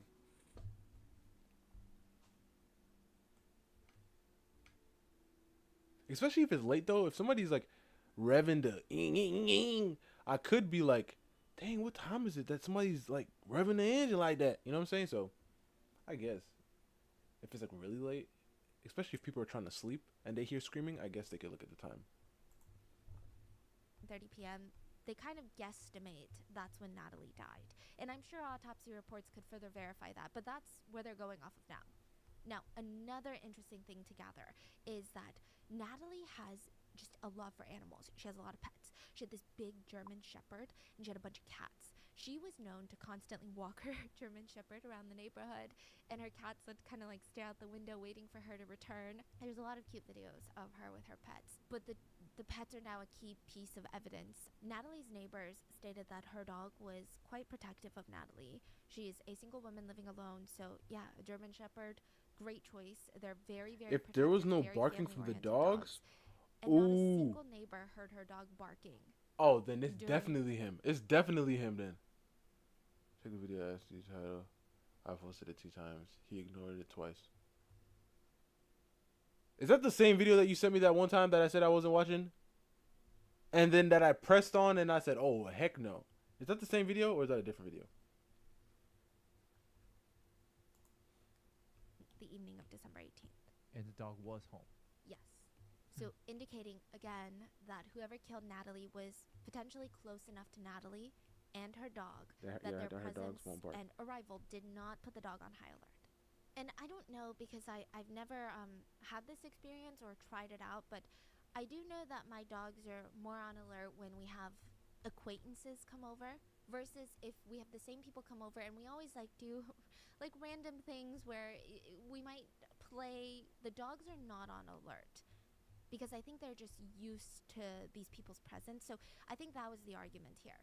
Now, this isn't the strongest piece of evidence, but it did confirm that they were on the right track. The police did not believe that this was a random attack.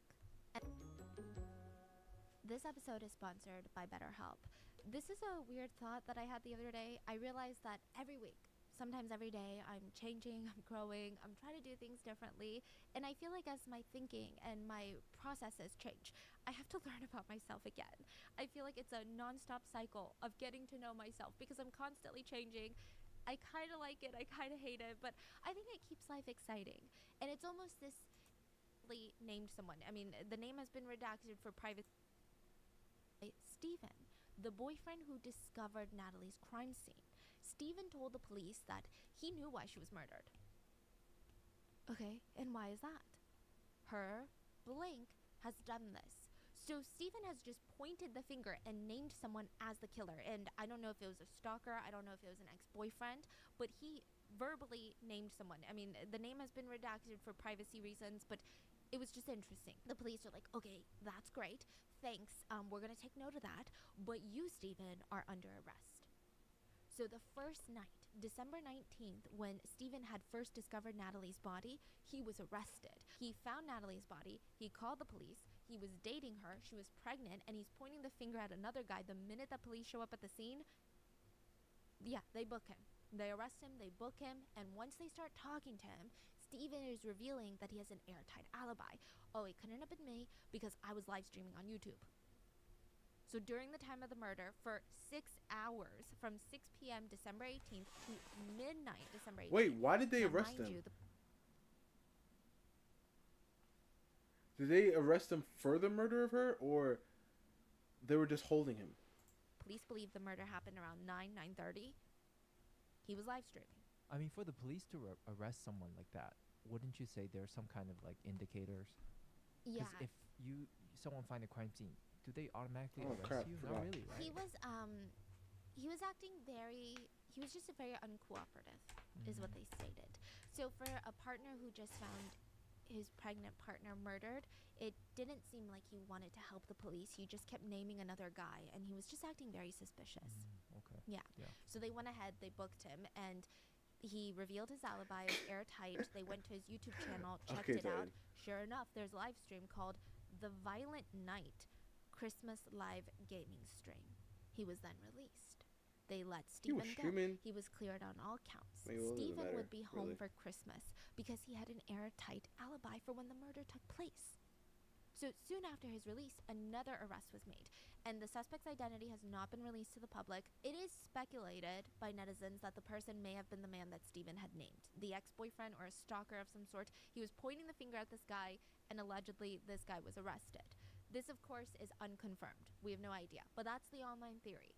And with these arrests and releases and arrests and releases, because that guy was released too, there, with no information being given to the public, the McNally family, I mean, they're getting frustrated. It felt like the police were losing steam. That's a good. on That's this good. case. That's It good, honestly man. kind of felt like the police were being led around in circles and they were getting manipulated and they had no idea what they were doing. The McNally family were worried that Natalie was just going to be another forgotten name in this long list of women who had been murdered, and there would be no justice. Natalie's father stated that anytime the phone rings, he prays it's the police. He prays that they're one step closer to justice. All he wants to hear is that whoever did this to his little girl is off the streets. He wants to protect others. He just wants that person to be brought to justice. That is all. Natalie's cousin stated, the person walked into Natalie's home and took away everything. For her family, for her partner, he doesn't deserve to be walking the streets. He deserves to be punished. This isn't just our family's problem. As a community, we need to make sure we're doing everything we can to keep Natalie's name out there, because until he is caught, who can be sure that he's not going to do this to another innocent woman? The family refused to give up. They did not rest until media outlets and news and all these people picked up Natalie's case. They held rallies to raise awareness for violence against women, and they tried to spread awareness on basically this epidemic. They wanted to show people that we've had enough. Like, we should all have had enough by now. Rachel Coyle helped organize the rally. She is friends of the McNally family. And she said about violence against women, this is all rooted in misogyny. There Of is course. a male sense of entitlement to women's bodies, and this is not something we're going to tolerate any longer. The tide is turning. Violence against women must end. Declan, Natalie's brother, said he wants Natalie to be remembered as this beautiful, fun person that she was. Natalie's mom said every inch of their walls were filled with pictures of Natalie, just smiling at them. The whole family, they wanted answers. They wanted to know why. But also, they just kind of wanted to meet their future grandson. They named him Baby Dean, so Natalie and Baby Dean. Natalie's mom stated, we were so excited for the new year, and now that's gone. Everything is gone. They held a vigil in celebration of Natalie and Baby Dean. The community came and they released these pink and blue balloons.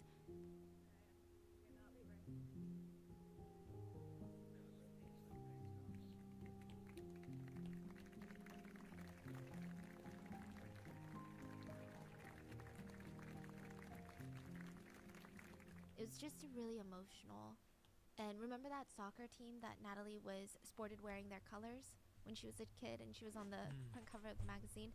They held a moment of silence for Natalie. Oh, dang. It was what I imagined to be a very heartbreaking moment for the McNally family. To see that Natalie was being celebrated by the very team that she celebrated 20-something years ago. And I think it just goes to show that Natalie was well-loved, supported, and just this bright light in this world. And then finally, a final arrest was made in Natalie's case, and I feel like it's the type of news that would just shatter anyone's hope in humanity.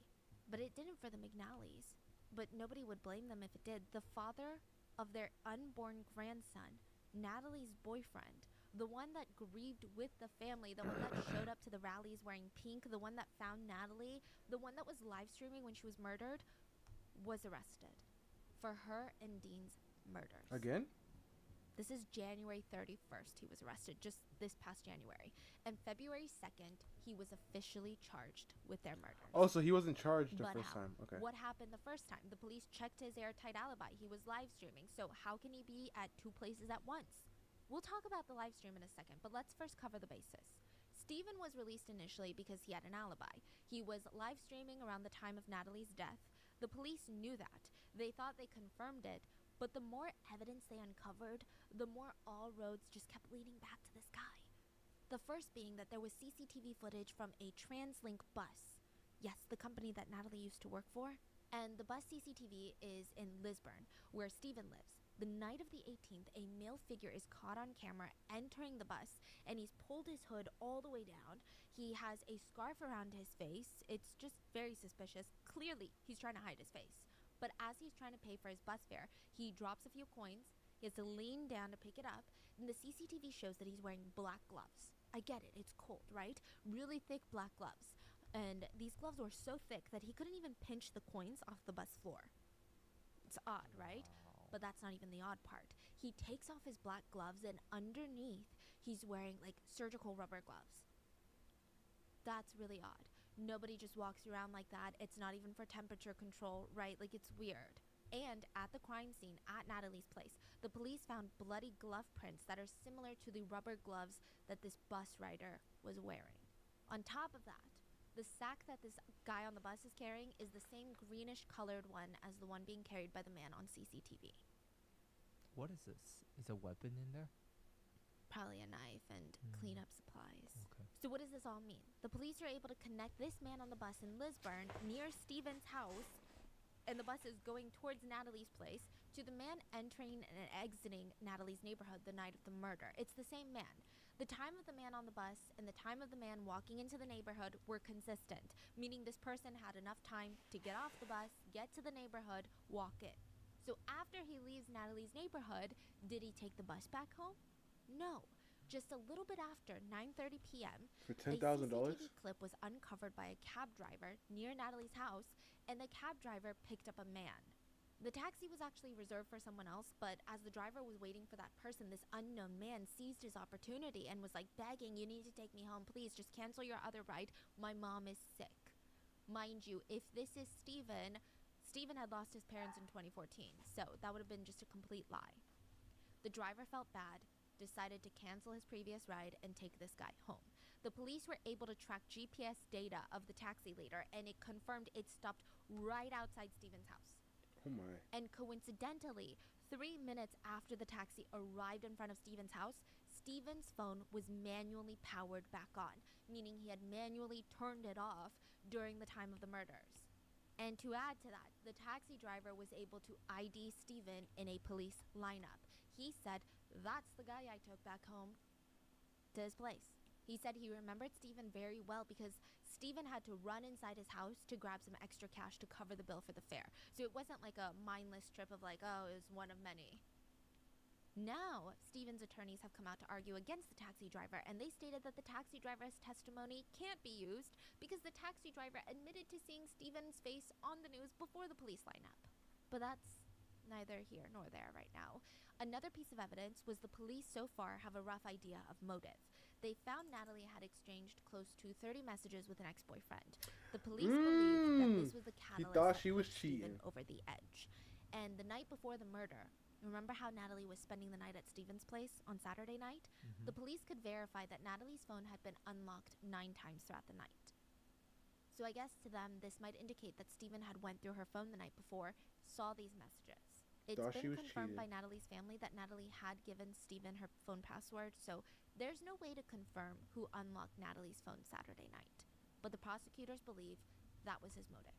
Now, side note, it doesn't really matter if she was texting her ex-boyfriend or not. It doesn't course, really of matter course. the nature of the text messages, but I do want to disclaim that we don't know the nature of these text messages. They could have very well been they were talking about very platonic things. It could have been very well that they were rekindling their relationship. It just really doesn't matter. There's no reason to find something in anyone's phone and then commit murder. But this still does not address the live streaming alibi. Forensic teams realized that Stephen had faked his live stream, which I'm not sure why you need a whole forensics team to figure that one out and why it took so long. That's kind of terrifying. But basically, Stephen's live stream on December 18th was pre-recorded. He pre-recorded a video making it look like a live stream, but it was a pre-recorded video file. And then he just played that file during his stream. So you know how you can watch videos during your stream? You can like full screen it. You know He just what, bro? full-screened that video. I was literally I'm dumb, bro. Sometimes, cause in my head, I'm like, how did this man do it? Right? But you can just put a video.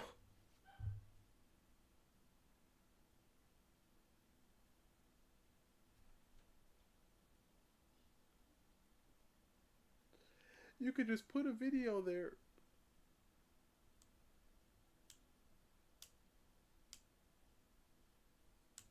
That's it. Just put a video on stream and let it play.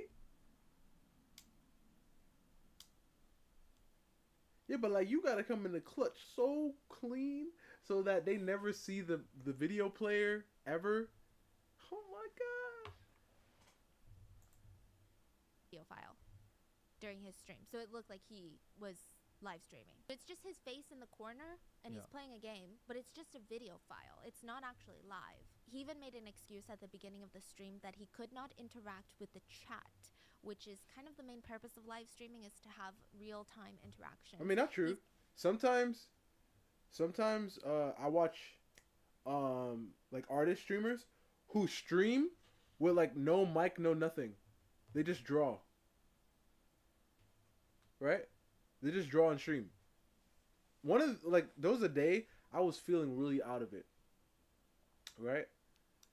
I didn't even want to stream, but I was like, you know what? I told you guys I was gonna stream. I'm gonna stream. I streamed. It was gonna be a mute stream. I was not going to talk, and then I think it was Naya or Bry who just started talking a whole lot to me, and then I was like, I guess I have to start talking. But I didn't say that it was gonna be like a mute stream. I was thinking of typing it in, but then I was like, never mind. And then He said that he was having technical issues, so he could not interact with the chat. Stephen admitted that he did pre-record the 6-hour live stream a few days earlier on December 15th. And the fact that Stephen hadn't live streamed on YouTube for over a year and suddenly randomly live streamed December 18th, that made it, for the prosecutors and the police, it made it just feel all and that now he can't more stop talking. premeditated. It seemed like he wanted to live stream for the sole purpose of creating what he thought was an airtight alibi, allegedly. So a few days ago, he streamed for 6 hours. Yes. And every minute of that 6 hour is just a fake alibi that he's making. Yes. That And is so sinister. what's even more sinister is that he even titled it The Violent Night Christmas Gaming Stream. The description of the live stream reads, celebrate the most joyous time of year by watching a drunk mash buttons on a controller as if he's some sort of expert, then go mental after failing miserably, ... all in real time. Merry Christmas. Now it gets worse. Stephen is being accused of leaving subtle and sublime messages, like little Easter eggs. That's what I thought. Like, that's what I thought too. Like when he was beat, like with the chainsaw, he's what did he say? He said something like, "Nobody's gonna like." It was something. It sounded really like, "Yo, what the heck?" Allegedly actually doing that night. Prosecutors have said that he left brazen and taunting hidden messages in the pre-recorded live stream. So let's go over some of them. Which, side note, remember how he stated he couldn't respond and interact with chat because of technical issues? Well, By all means, talk amongst yourselves. I could use my phone to dip in every now and again and check it, but I've decided that I kind of hate live streams where people just sit and read comments and go, "Oh my god, yes, ask me questions." Brr." He also states he doesn't want to check live chat on his phone because you can watch your own live on YouTube. So let's say I'm live streaming on my computer. I can go into my phone and YouTube. Go to Oh, YouTube watch it. and see the live chat and respond through my, like, I'm reading the comments on my phone and I'm responding to the live chat like this. Okay. If you can't see it on your computer, you could always pull up a second device. He says that he doesn't want to check the live chat on his phone because he doesn't want to be one of those annoying streamers that just stares at the chat and says, "Ask me questions, guys." Plus, he says that his phone will crash the internet service because the whole setup isn't great. But we do know that his phone was turned off during the time of the murder and wasn't turned back on until after Natalie's murder. But here on his fake live stream, his phone is on.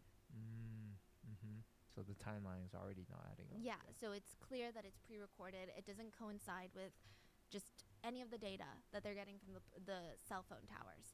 Another thing to note is during his live stream, Steven keeps checking to see that he's still live. And it's really disturbing when you know that this was pre-recorded and it wasn't a pre-recorded live. Like, he wasn't live. So throughout the live stream, he hints at the fact that he's drinking while streaming. Oh, okay. Side note about the whole pretending to think that he's live. He'll keep going like, "Oh, am I still live?" And then he just kind of checks and he's like, "Oh, okay, thank God." Streaming software. Is it streaming? Yes, it is. Oh, thank God. In fact, I am. I'm still live. Good. Throughout the live stream, he also hints at the fact that he's drinking while streaming. He mentioned that he's going to be staying home all night because he's been drinking so he can't leave. He's like, "The only drinking and driving I'll be doing is in the game," because he's playing Grand Theft Auto. He also says, "The amount of police we've lost over the years is frightening, and crime is on the rise. That's why I stick to committing crimes in video games." It is such a weird thing to say when you know what's going on. I mean, it's unclear why he said it. Was he feeling like he needed to emphasize what a good person he was, that he only commits crimes on video games? Did he think that maybe the police would watch this and go, "Oh, the guy is pro-police, let's let him off"? Or was he just flaunting that police forces were dwindling in manpower recently, so it's the perfect time to commit a crime? Now, through the course of the live stream, around 9 p.m., which is when the police believe is the time of death, Steven, in this pre-recorded live stream that's playing at the same time as the vicious crime, he takes on a side quest, a side mission on Grand Theft Auto that you really don't have to take. So technically, this mission does not advance him further in the game. It doesn't seem like there's really any objective. It's like a side quest. And it was titled, quote, "Waste the Wife Mission." His quest is to kill a woman and make it look like an accident. And while he's trying this to is complete his crazy. side quest, he's heard Why do saying, people do this? "I need to kill this bitch. I need to take her down, because if I don't, I won't get past this mission. If I don't get her to die, fa la la la la la." I need to kill this bitch. I need to take her down. Cause I won't pass the mission if I don't get... Yo, it's so creepy, bro. Because we know what he does? Oh my. this bitch to die. Tra-la-la. He also says, "Time is of the essence. I nearly got the bitch. One more hit on the head, and that would have been her. Lovely stuff. That's what we like to see." He also states, "Should be easy. I have made my entire life look like an accident." Make her look like an accident. Well, that's alright. I've made my entire life look like one. Wha? Also, throughout the 6-hour stream, naturally, Steven takes a break every hour or so to grab a drink, use the restroom, you get it. And during the majority of his breaks, he would just have a graphic saying that the live stream would continue on soon. It's like a fire graphic, and it says live stream continuing soon or something. Specifically, around 9:15 p.m., the screen was replaced with a promotional photo of a James Bond movie, and it was No Time to Die. That's what it was called. It says No Time to Die, and it's James Bond. It was just briefly flashed on the screen, exactly around the time that Natalie was suspected to have been murdered. Meaning, allegedly, during Natalie's murder, Steven was fake live streaming, completing a side quest of killing a woman and making it seem like an accident, and a promotional poster that said No Time to Die was shown on screen. And that was put on by him on purpose? Yes. And I'll tell you why. Because if it was an accident, he could have edited it out. It wasn't live. Also, if you've ever live streamed, that's a very bizarre accident to happen. Like, you're literally placing a graphic on the screen. And Steven would later be seen on screen saying that the poster No Time to Die was a mistake. He said he pulled his controller and headphone off the computer, it hit the keypad, and that's why this No Time to Die poster flashed on the screen. He said it was a terrible error. I just sat down and I pulled the controller and the headphones off the table, which hit the keypad, which it's apparently hotkeys are still connected, so it Apparently. went on to something else for a little second. Prosecutors say that's literally impossible. It's also pre-recorded, so if it was a terrible error, he could have edited out. It almost seemed like he was taunting someone. It almost seemed like it just felt so entitled and brazen, and it's like he's leaving weird Easter eggs. Another part, he's trying to say something about physics. Like, you know how in GTA, your car is going all these places, and technically that's not how a car would behave in the real world, right? And he's saying, oh, that wouldn't happen in the real world, abso-fucking-notly. But he says, and he repeats himself, abso-fucking-notly. Yeah, that's physics. That's what would happen in the real world. Abso-fucking-notly. Abso-fucking-notly. And he kind of looks at the camera, and it's just this really bizarre, eerie moment. And again, at this point, when he's pre-recording this video, he's already planning her murder because he's pre-recording his alibi, allegedly. It's not like he's pre-filming YouTube videos. It's like alive. He started the video pretending it's alive. It's not a pre-recorded YouTube video. So at This that is not point a in normal time thing when to he do. made the video, So we he can already knew what imagine, his plan was. allegedly, he already had her murder in mind, and he's saying these things. There are a lot of other bizarre, unsettling moments on the stream. In one part, he says, attack, panic, attack. And he almost has this nod to the camera with a smirk. And it's almost this moment of like, I know you're watching this. And it's really unsettling. Attack, panic, attack. Oh! Again. He also goes on a brief... I mean, that didn't look too crazy, but because his girlfriend did say that she was going to pop in and check, so she.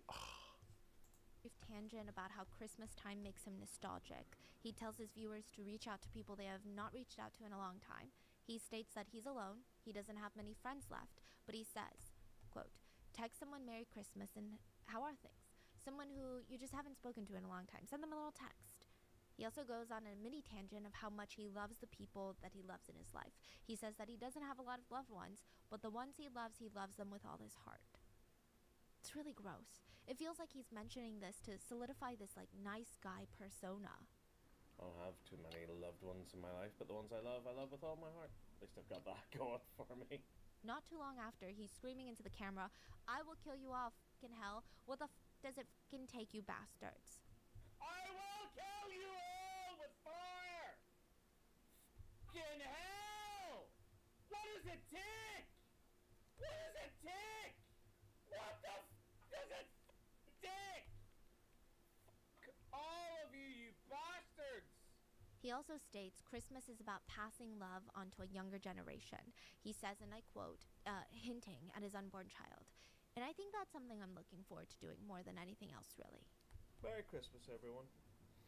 It's a time that we look forward to and we get excited about whenever we're young. And then as we get older, we get much more cynical and stuff like that. And then we reach a stage where we realize it's not about us anymore. It's about the younger generation, and it's about keeping that love alive and passing it on. And I think that's something I'm looking forward to doing more than anything else, really. There are other parts where Steven mentions that this year is going to be a great fucking Christmas. And he looks at the camera. And he looks distracted as he's saying it, and as if he's thinking about something. And then he states that he's horribly distracted. And he continues gaming again with this smirk on his face. I actually think it'll be a really good Christmas this year. But yes, sorry, I'm getting horribly distracted. He also cryptically drops this message. He says, I'm making the most of my free time while I still have it. I'm making the most of my free time now. Well, I've still got it. There are Oh my other gosh, why you still unsettling got parts it? of the live stream where he talks about how Again, crime is on the rise, and just the way he says things are so unsettling. Another part, he runs over a female NPC and he says, "I did hit you, and I liked it." He also has a cryptic message about how he wants to get back into gaming, but his efforts will be used elsewhere this coming year. Trying to get back into my gaming again, but that's not going to be a thing come next year because my efforts shall be involved elsewhere in my life. I mean, is he referencing the unborn child that he was allegedly murdering at the time? Was he referencing jail? It's very strange. Just the whole thing is very creepy watching it over. There are so many parts where he keeps trying to sell the fact that it's Sunday, December 18th, and that this is live when it's not. He tries to emphasize his beers nonstop. He keeps talking about his beers and how he's going to pass out after this live stream and how he's only going to be drunk driving in the game and not in real life. I just realized I'm literally going to be drinking and driving. In the game, by the way, I'm not leaving the house tonight, so yeah, in the game I will be drunk while driving in the game. In another bizarre part, Steven says, "Oh, fuck off. You don't know me. You don't know what I've suffered. I'm gonna go fuck up me life." Even when he would say, "How are you guys doing?" here and there, it felt like he was mocking his viewers, knowing that this wasn't live and nobody would be aware at the time. At the end, he says, "I think I'm gonna wrap this up. I'm gonna wrap up this stream with none of you watching at all." I think I'll wrap up this stream with none of you watching at all. And I think, in the stream it's supposed to come off as like nobody has stayed the full 6 hours. But it's just, I don't know. The fact that you pre-recorded that and you said those specific words. Forensic teams were able to verify that this was a pre-recorded video that was deleted from Steven's computer 5 minutes after the live finished. Which is interesting if you ask me. Oh. Okay. So the pre-recorded video was on his computer. December 18th, he does the live stream with the video. It ends around midnight when he's already allegedly home. It gets deleted off his computer.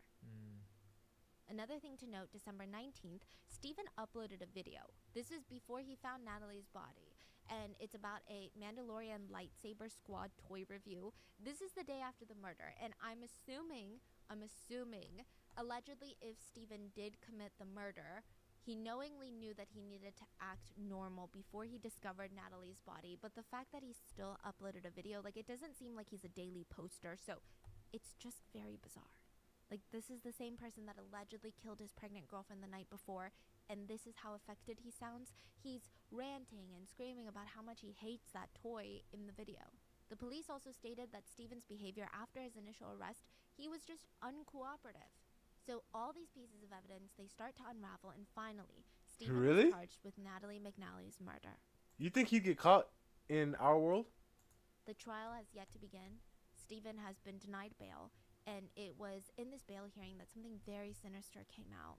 The prosecutor said that they were going through Steven's phone, and as a part of evidence, of course, and they realized that during the grieving process, Steven had gone over to Natalie's parents' house to be around her parents and to go through this emotional roller coaster of anger and just processing all of this.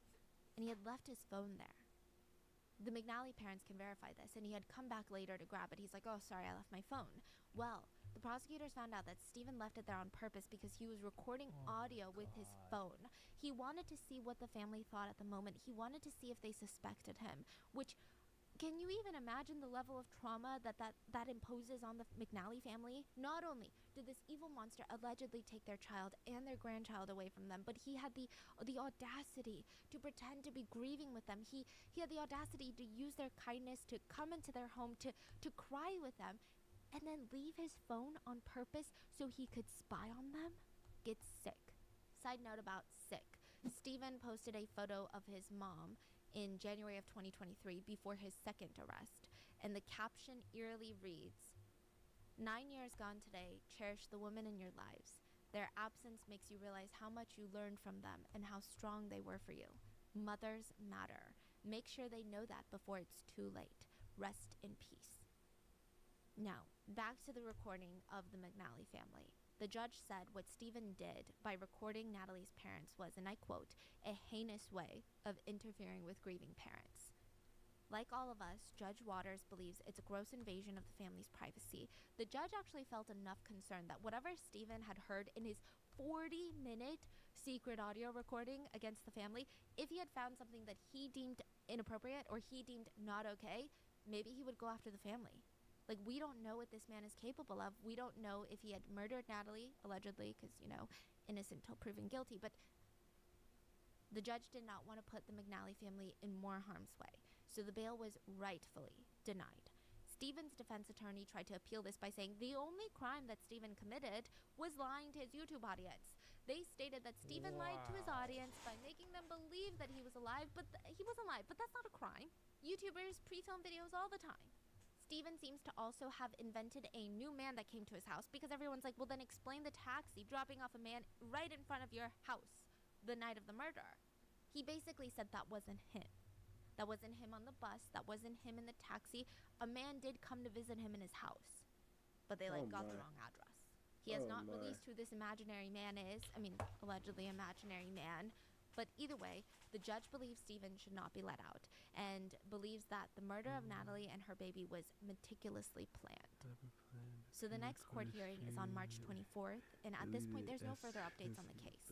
In Ireland, they're really good about keeping a lot of information private. Oh, so you're saying like... But I think the pressing question on a lot of people's minds is, why did he do it? Yeah, I feel like, do you think Light is more intelligent, though? Wouldn't you think Light would be able to... I mean, but the thing is too, especially with like, yeah. I don't know if we'll ever know the answer to that, and I don't know if there is an answer to that, because there's never a justified answer to murder. So whatever answer we get, it's just not going to be legitimate. But there are theories online of why Stephen allegedly committed the crime. The first theory is that he wasn't ready for a child, and he felt the only way to get out of his responsibilities was to murder Natalie and the child. A lot of people back this theory with the idea that Stephen is chronically online, stating that Stephen seems like the type of person that has no idea about the real world or real life consequences. You don't care for most animes? He's been online for so long. He has spent so much time on the internet that maybe he thinks that's how the real world works. He could get away with this. Another theory is that Stephen might have thought that the child was not biologically his child, since the couple recently started dating. Yeah. I don't know. That's a theory. I could think about that too, especially if she was contacting her.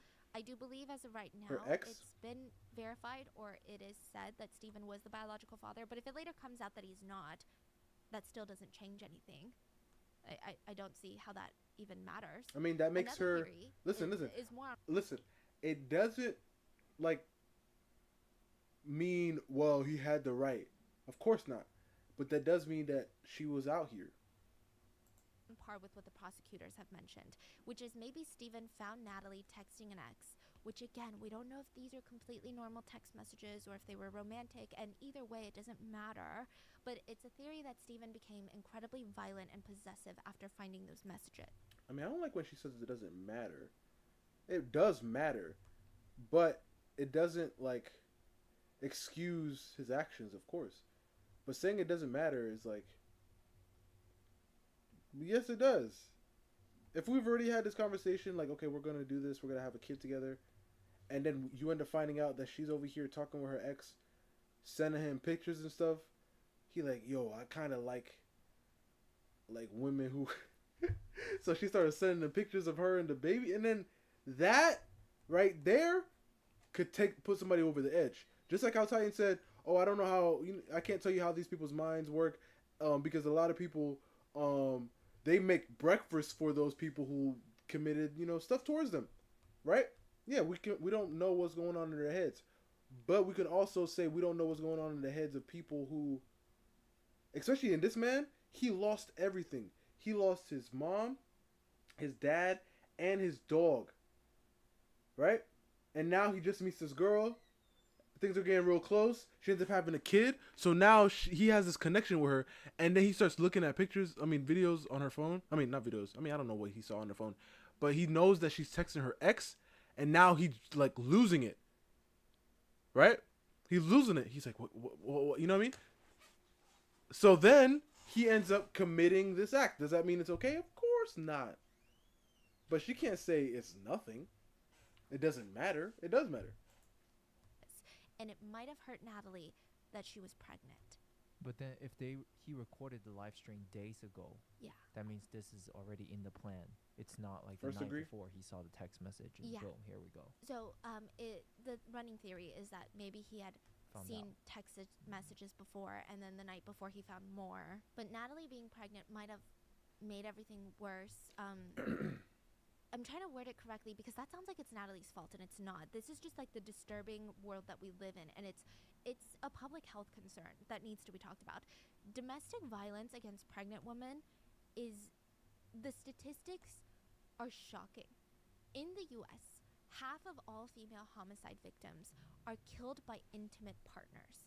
Half of all women who are murdered are killed by their intimate partners.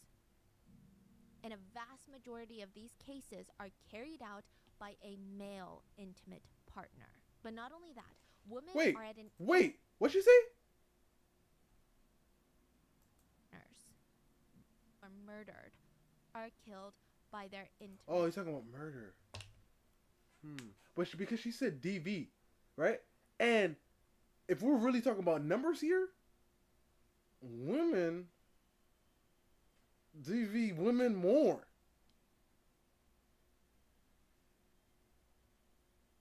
So, yeah. Partners. And a vast majority of these cases are carried out by a male intimate partner. But not only that, women are at an increased risk of experiencing violence from their partners during pregnancy.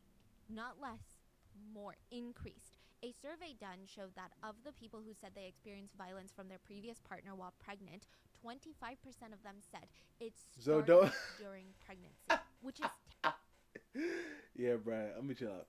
terrifying to even soak in those statistics, and the idea that there are people out there that get violent around their pregnant partners. Have you ever been around someone who's pregnant?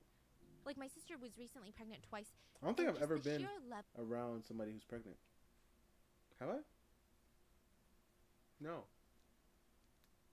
I mean, like somebody that I've walked around pregnant people in the world, but like somebody that I know. Have I ever? Oh, never mind. That's a lie. Because somebody tried to listen, Brian. Listen to the story. Somebody tried to pin it on me. All right, so this is what happened, right? I'm just, walking, living life. I'm in high school at this point, right? I'm just me, right? And then this girl I know, I mentioned this story before, right? We knew each other, and then and then she ended up coming back to school because she was away for a while, and now she's pregnant.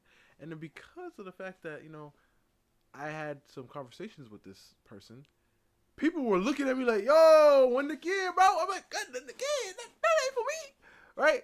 So, that is true. I did know somebody who was.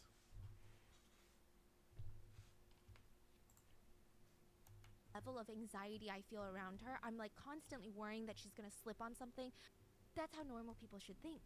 Some theories are that because pregnancy is identified as a time of self-autonomy, typically, women have a lot of awareness. Their mind-body connection typically tends to get deeper, or for people that are pregnant, tends to get deeper when they're pregnant.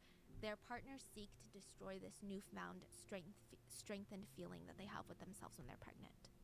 And more often than not, pregnant people will become also more preoccupied with their baby that's growing inside of them than being available to their partners. Some male partners may even view the unborn baby as a threat. That once the baby is born, the mother will focus on the child more than they will on them, which can lead to an increase in violence. Or sometimes they are less available for sexual activities, or less available to do housework, or less available to tend to the male needs, and that is why they tend to get even more violent during pregnancy. Some studies show that violent men tend to get hyper-violent and hyper-aggressive during a woman's pregnancy, and they will become even more possessive of their partners. I guess it's just these violent men, they feel like they've lost their entitlement and free access to their I partner's like that. body. I Because love think that when she said. people- I love what she said there. Honestly, I like how she said, violent men. So she didn't say men. She said men who are violent and men who, do stuff like this. become pregnant, it's not even about their bodies anymore. So I think you see a lot of toxic male partners that are like, oh, I want to engage in sexual activities right now.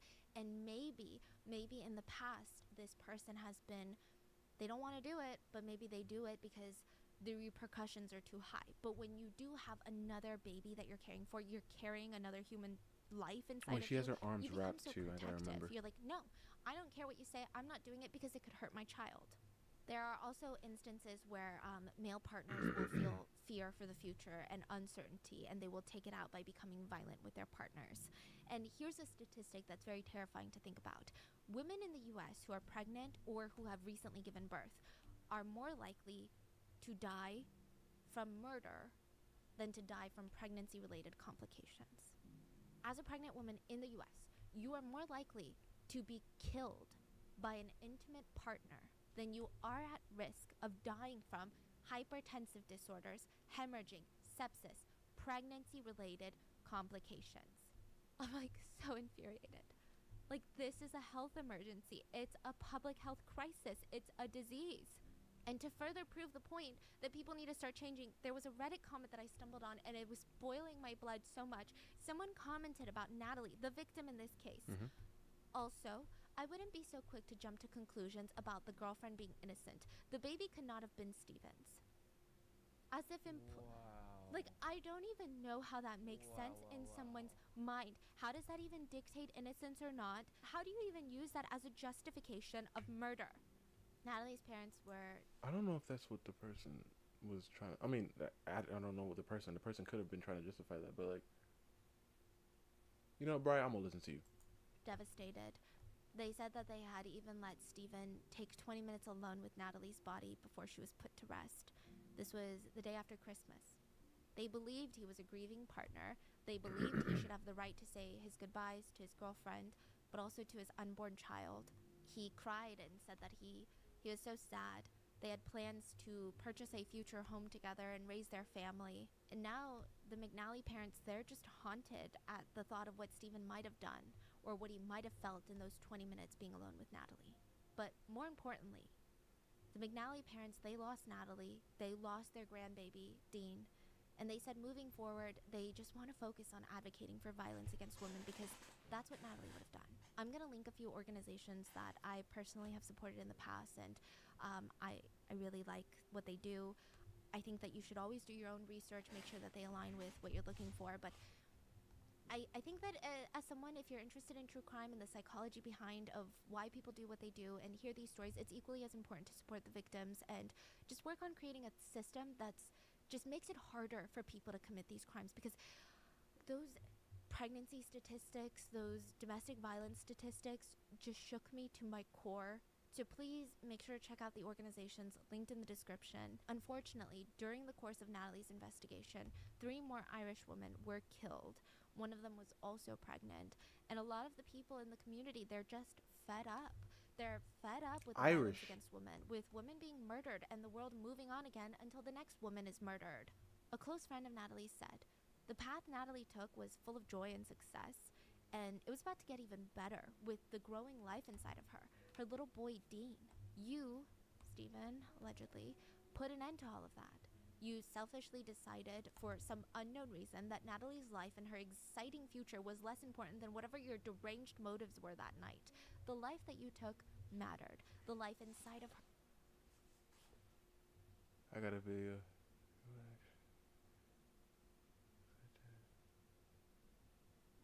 Fatigue. Girl, my fatigue. Huh? Is that a serious thing? Like, you really want me to watch that?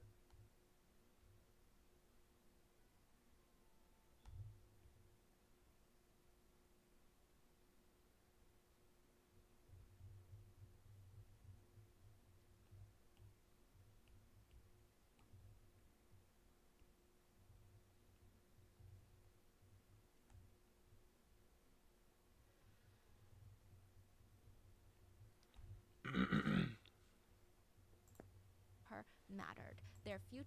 Okay.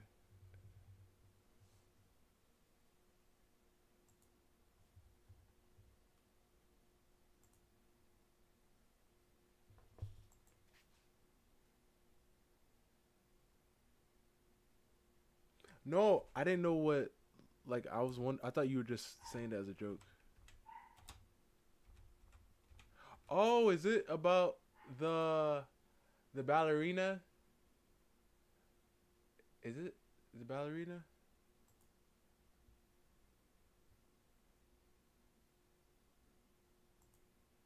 I saw like a what call it trailer. I mean When I did my the review thumbnail. of Ballerina a few days ago, the most obvious point of comparison was Furiosa, and it's not hard to see why. Both movies were female-led spin-offs from established male action franchises, both starred pretty likable actresses playing well-rounded protagonists, both came away with solid audience scores. I've never seen this one. critical reviews. I watched Mad There was Max, no though. backlash, no I never watched this though. I mean, this one came out a lot later.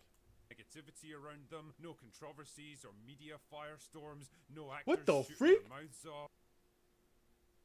Thor. It's Hollywood, baby. And yet, both of them flopped at the box office. The question is, why? Well, this is where things get a bit contentious, so pay attention, dear viewer, because we're taking a deep dive into the murky world of film franchises. One of the fundamental problems that both of these films struggled with is that it's always tricky to launch a spin-off from a franchise that's so heavily based around its central character. True. Franchises like Star Wars or Marvel or Star Trek are bigger than any one character or story, and so they lend themselves much more easily to spin-offs and side projects. It's more about the world than the people in it. Character-based franchises are a completely different story though, because they are the selling point. In this case, both John Wick and Mad Max soon became bigger and more memorable than the actual movies they were part of. Most people Mel would Gibson. probably I don't remember. struggle I to mean, I remember did the remember plots for watching it. John But Wick 2 and 3, but man, they remember Keanu Reeves was fucking cool, and that's what they really gravitated towards. That right there is what kept them coming back for the next installment. Mad Max Fury Road kinda struggled with this problem because Mel Gibson had aged out of the role while the movies were on hiatus, forcing the studio to bring in a younger Tom Hardy to replace him. They more or less got away with that though, partly because the awesome action scenes compensated for it, but also because there was still some kind of continuity there. Even if the actor might have changed, it was still the same character they'd come to know and love over the years. Both Furiosa and Eve from Ballerina didn't have the benefit of all that fan goodwill and attachment. They had to earn it like they were starting from scratch. Dang. They weren't piggybacking off the success of their predecessors, they had to stand on their own merits and earn it for themselves. Mr. Weak. Unfortunately, their studios didn't seem to understand this and budgeted both yeah, I was movies like watching they were somebody talk mainline about. sequels. To put this into I was watching context, somebody talk about. Oh, this. the original John Wick brought in $86 million worldwide, That which is this right here was the cold. isn't exactly blowing the lid off the Oh, you love global Sugar box Drinker? office, Dang. but it I didn't know, have we- to. like, everybody it only watching like cost that? $20 million to make, and so that $86 million haul generated a nice little profit for the studio. Ballerina, on the other hand, is projected to make about $100 million worldwide, which would have been great news if the studio had the sense to budget it like the first John Wick. But they didn't. It cost $90 million to make, more than 4 times as much as the first movie, and so it needs to make 4 times more to turn a profit. And clearly, it's not gonna make it. It's the same story with Furiosa. That film brought in $178 million worldwide, which would have been great news if it had cost 40 or 50 million, but it didn't. It cost 168 million. That's insane for a movie with an unproven character from a franchise that always specialized in low-budget action thrillers. My point here is that spin-offs generally don't generate as much interest or as much revenue as the original movies, and if both studios had been realistic about what these films could actually achieve and adjusted their expectations remember I saw and budgets some- accordingly, I saw they some might have YouTube ended up videos. turning a No, solid Instagram videos of Anna. Yeah, I saw her like training, and I was like, yeah, it looks like she's working hard. But then I always just compare what she did, like everything that she did compared to what John did, and I'm like, I'm sorry, miss, but you're not working hard enough. You ain't. Her Furiosa was actually. Oh, really? You heard it was actually good? It's on Netflix, so may check it out. Okay.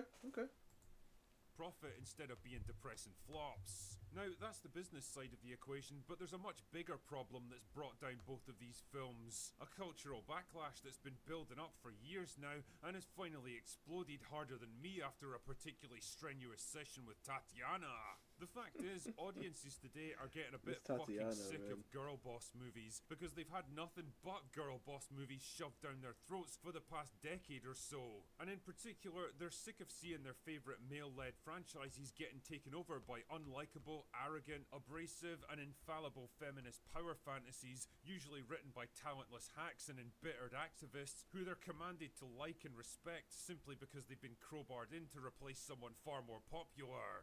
Fan bases don't work like that.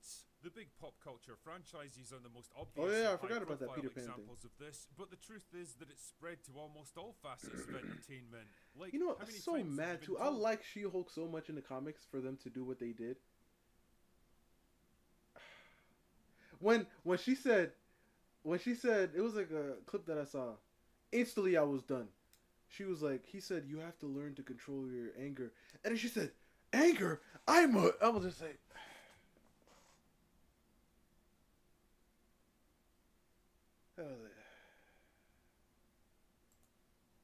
that some old movie or TV show is getting a revival, updated for modern audiences, of course, usually followed by sneering think pieces decrying the original as a dated relic of a less enlightened time, and fawning interviews with pretentious actors up on their soapboxes about how excited they are to bring a modern dimension to their formerly outdated characters. How many times have you seen your favourite male Everything heroes was wrong with brought She-Hulk? out I know. cold storage just so they can be mocked, belittled, outperformed, and ultimately But it's replaced like- by their idealized, overpowered female superiors? It's all happened so many times humor, now the that story, even the the most characters. easygoing, culturally neutral normies are just kind of fucking done with it. It's exhausting and demoralizing, and most people just can't handle it anymore. And at worst, a good chunk of audiences are actively rebelling against it. And what's the end result of all this? Well, in blunt terms, the female action star is fucking dead now. Audiences have been burned so many times now that anytime a new female-led movie shows up, they basically roll their eyes and say, "Oh, here we fucking is go, true. another girl boss." They're unwilling to give Wait, any Tyan, have you female-led seen action Bombshell? movies a chance now. Is it Bombshell? Is that what it's called? The one with Charlize Theron? Another one's a. To the point where actual good and respectful examples like Furiosa and Ballerina all get lumped together and flushed down the same cultural toilet bowl as the watery shite excreted by Disney, Marvel, and Amazon. And when I think about it, that really is a shame, because believe it or not, there was once a time when we really did have it all. Go back Oh as recently my as the God. 2000s, or even Nah, bro. They not just go pass there was by. once a time when we The great. What is her name? Edge of Tomorrow is the movie. Man, she was amazing. What? She was. You haven't seen it? Oh, I heard it was good too. I heard that one really did was done well. But this movie and Emily Blunt in this movie, shit was so. Man. we really did have it all. Go We back did. as recently as the 2000s or even the early 2010s, and we had a whole bunch of established Yeah, female-led that one, franchises this like is, Resident Mad Evil, Max one. Underworld, Tomb Raider, Kill Bill, and The Hunger Games. And you know what? Nobody fucking complained about them then. There were no boycotts or backlashes or cultural warfare raging around them. Nobody cared because they existed alongside male-led franchises instead of trying to replace them. There was enough room for everyone, and there still is today. The problem is that the well has been poisoned to such an extent that it's treated more like a battle to the death that only one side can walk away from, instead of a fun and vibrant genre that encourages new ideas and opportunities. One of the fundamental rules of the universe is that every action has a reaction, and if your action is to spend years shitting on male heroes just to elevate low-quality female replacements, then guess what? The reaction is that audiences will stop watching what you make, whether it's good or bad. The female action star is dead because the girl boss killed it. Anyway, That's enough. that's all I've got for today. Go away now. Go away now. Man. Cause the thing is too, I was having a conversation with somebody about like the whole thing about like how quote unquote girl boss movies suck and everything. And then I started thinking about a whole bunch of other ones from, obviously they were a lot older, and I was like, man, these were all like like really good though. Like, what did they do? And then you start looking at these movies, and it was like the other movies. It didn't even feel like they were bashing men or anything. You know, it didn't even feel like that's what was going on, or they just had to show a moment when they were, you know, it didn't feel like that. But I guess.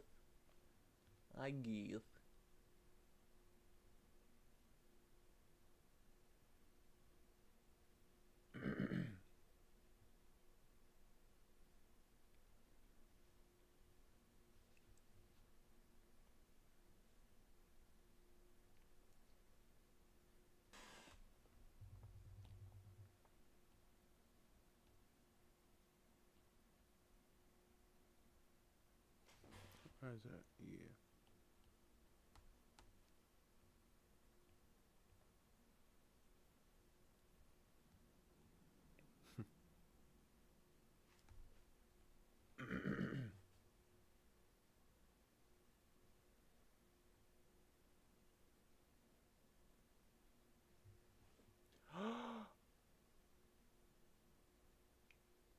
I don't know if I want to watch that. It's about a nurse. I don't know if I want to watch that. What?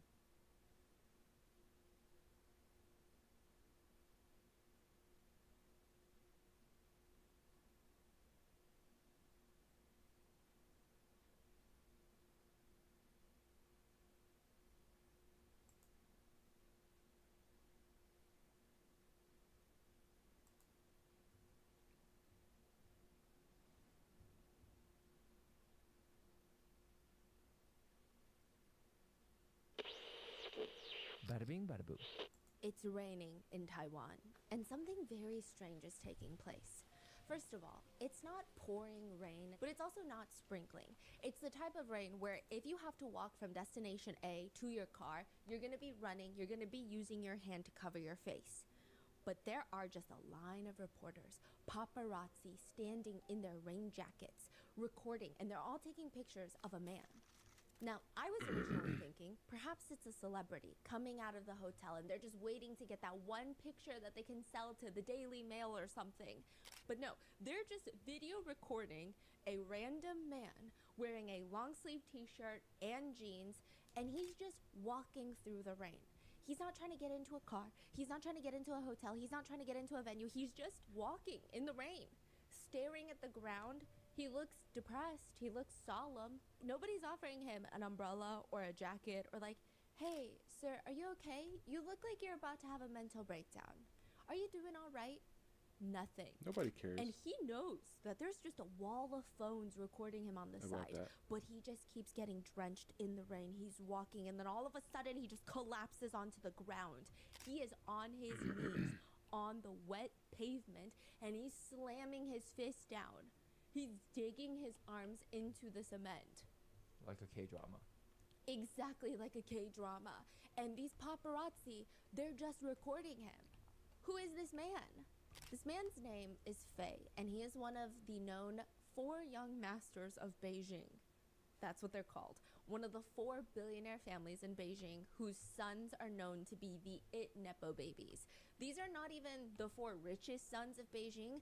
These are just the billionaire boys that buy the obnoxiously loud cars. They go to the club and they blow hundreds of thousands of dollars at any given Tuesday. The top playboys. Yes, the top playboys. His mother owns one of the largest luxury restaurant chains in the nation. His family company was the main caterer for the 2008 Beijing Olympics. They're a big deal. His personal net worth is $1.6 billion. Oh my god. This man can afford an umbrella. He can afford a driver. He can afford probably to make it stop raining if he wants it to. But instead, he's just standing in the rain crying, my wife, my wife. Faye is crying because his ex-wife, the mother of his 2 children, is dead. Barbie Hsu, famous actress and his ex-wife for over 10 years, has passed away. And this feels like a somewhat natural response. I mean, albeit it's a little bit dramatic, but all netizens are wondering with this whole rain show is, why is he crying? Isn't he the one that cheated on her and allegedly physically assaulted her even on their wedding day? Why is he sobbing, "My wife, Barbie, my wife," when he's already remarried to somebody else? This is the very complicated death of Barbie Hsu. There are allegations of life insurance policies. There are premonitions that her husband was going to be violent. There is a mother-in-law who refuses to stop live streaming about her after her death. And this is the case with her recent passing and all of the strange, bizarre conspiracies that have, unfortunately, come with the news. Copyright, copyright, copyright, copyright, copyright.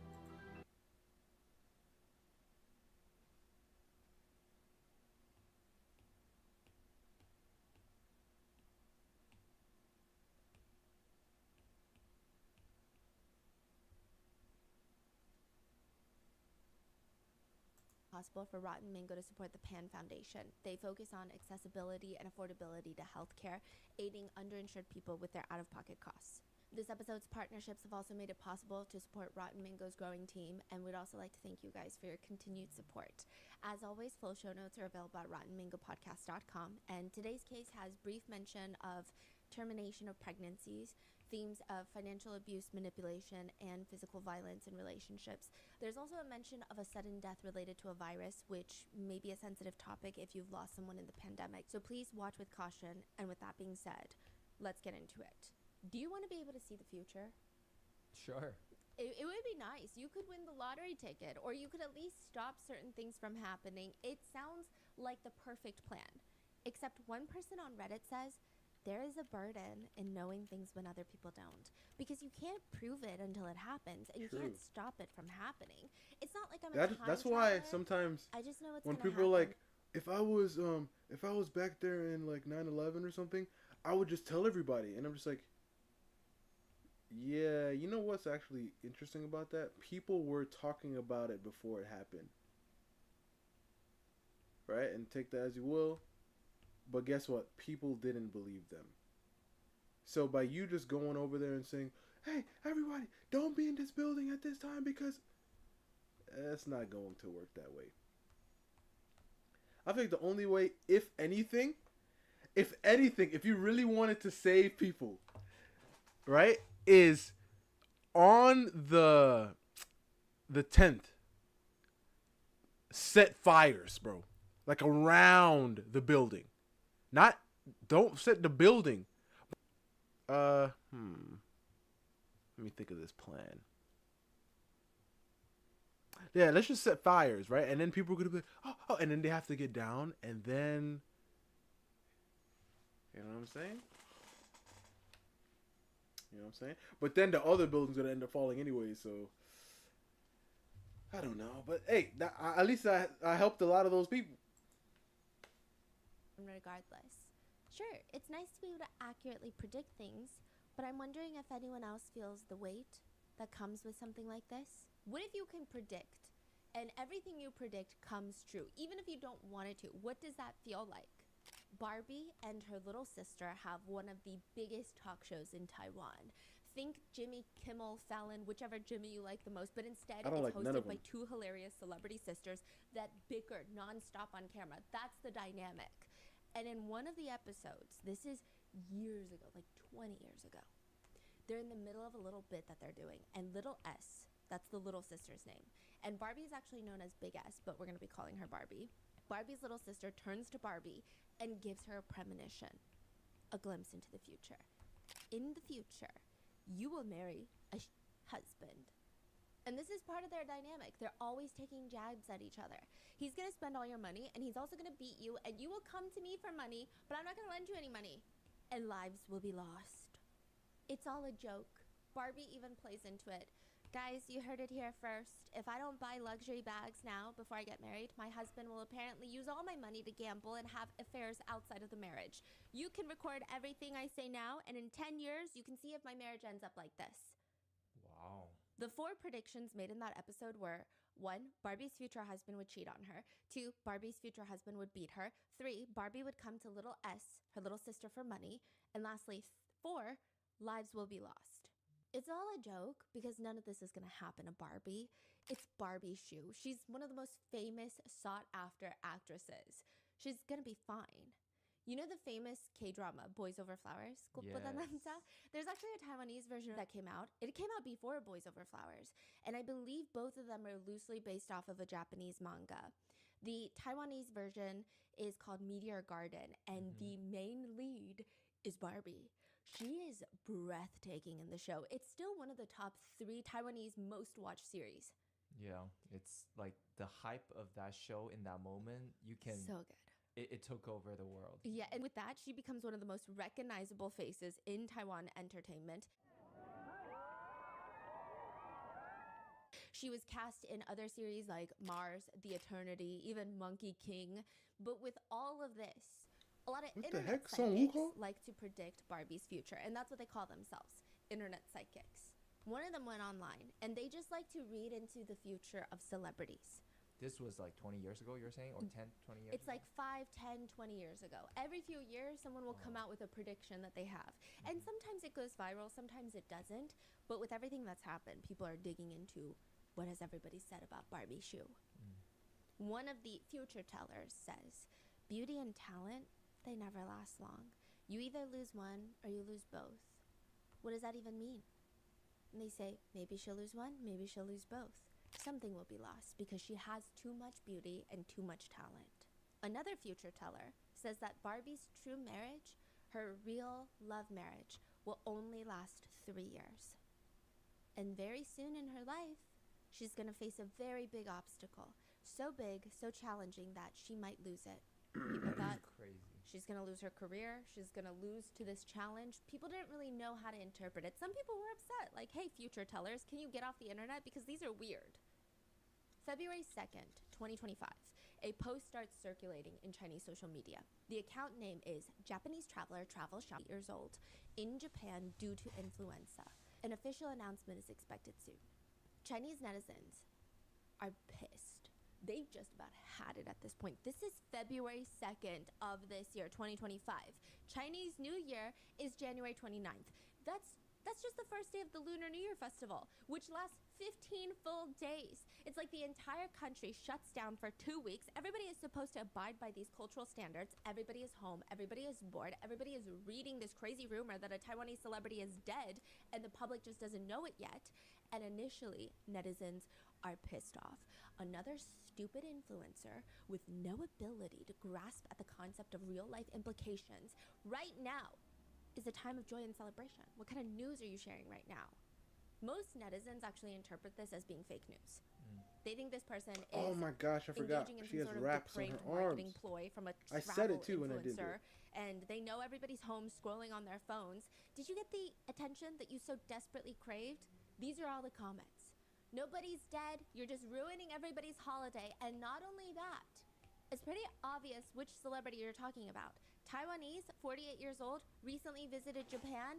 Come on, we know exactly who you're talking about. There's only like one person that comes to mind, Barbie Hsu.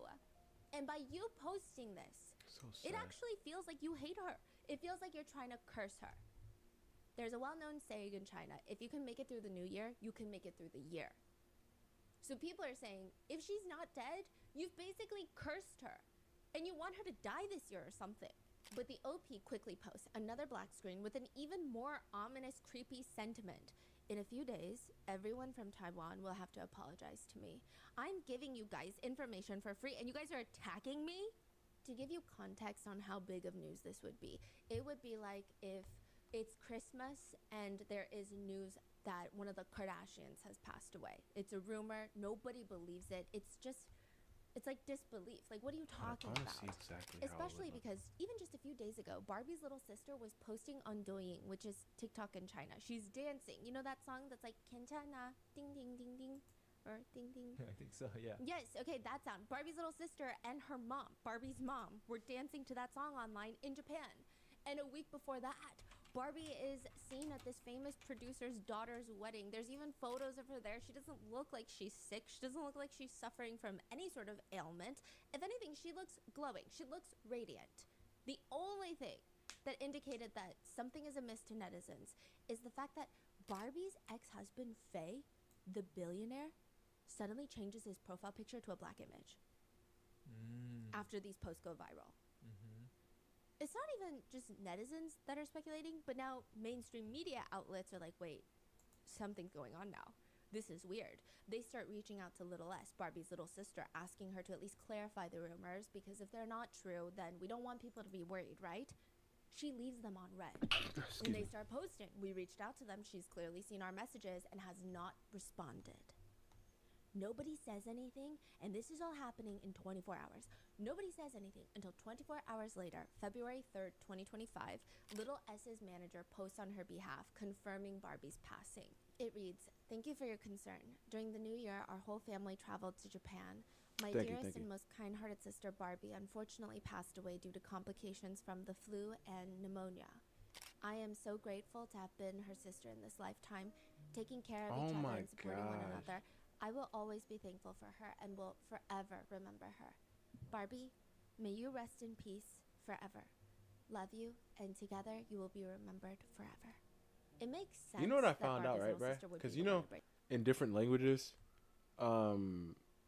names are different. That made no sense, but I hope that makes sense, right? I was watching a video and this guy was like, you know, like when you come to America, right, and they ask you what your name is, a lot of them just make up a name. You know what I mean? So like, let's say their name is obviously, you know, traditionally in Chinese.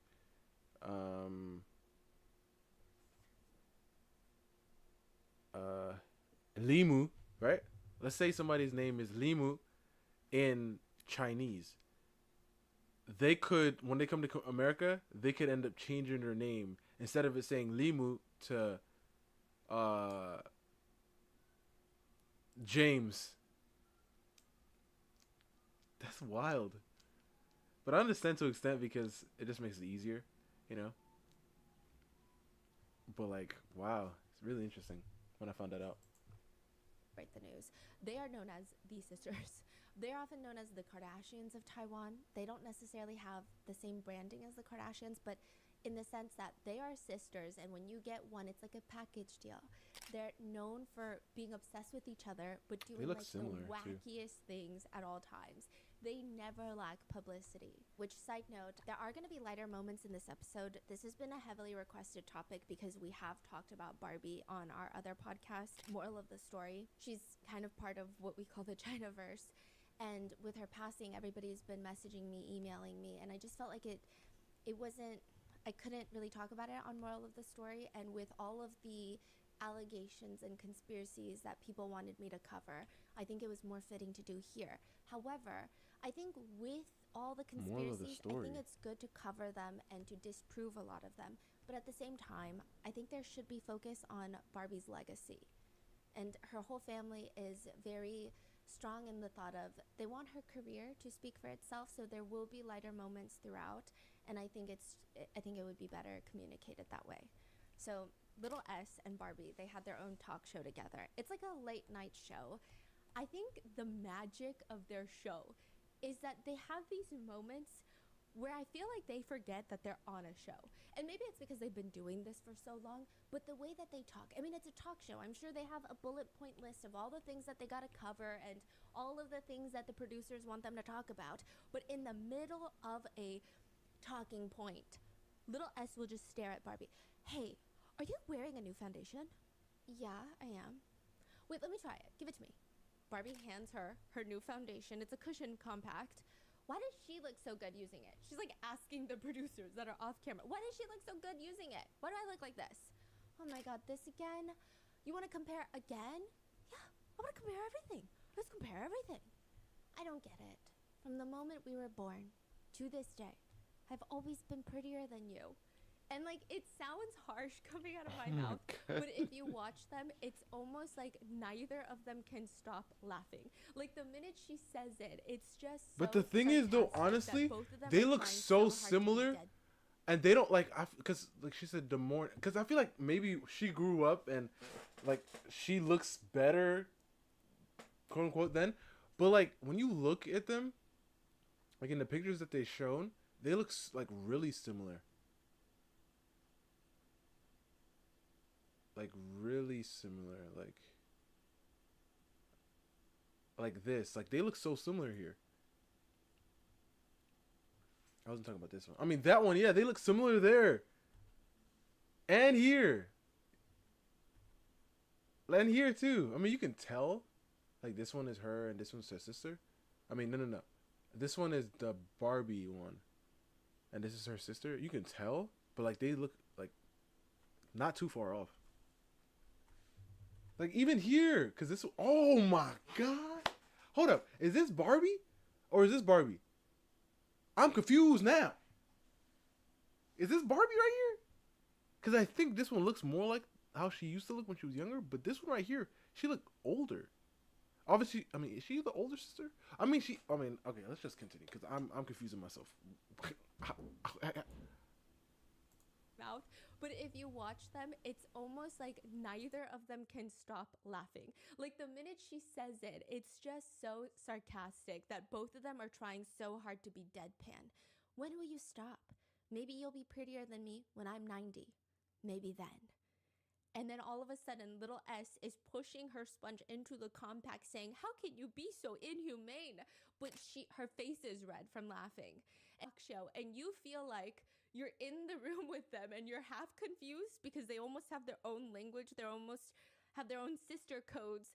But it's just so hilarious and it feels very refreshing from all the very polished talk shows that are on. Both of them work really hard. I don't think anyone could ever say that these two are not some of the hardworking sisters. I mean, that's how it is really with siblings, though. And Chinese New Year is one of the few times that like if you have any siblings, together. like So for New sometimes Year's, you the guys gotta entire go crazy, family, Barbie, and it's always the sister, funnier, their parents, they're like all heading to because Japan. I feel like it's your sibling who could say the craziest and most heinous thing to you, right?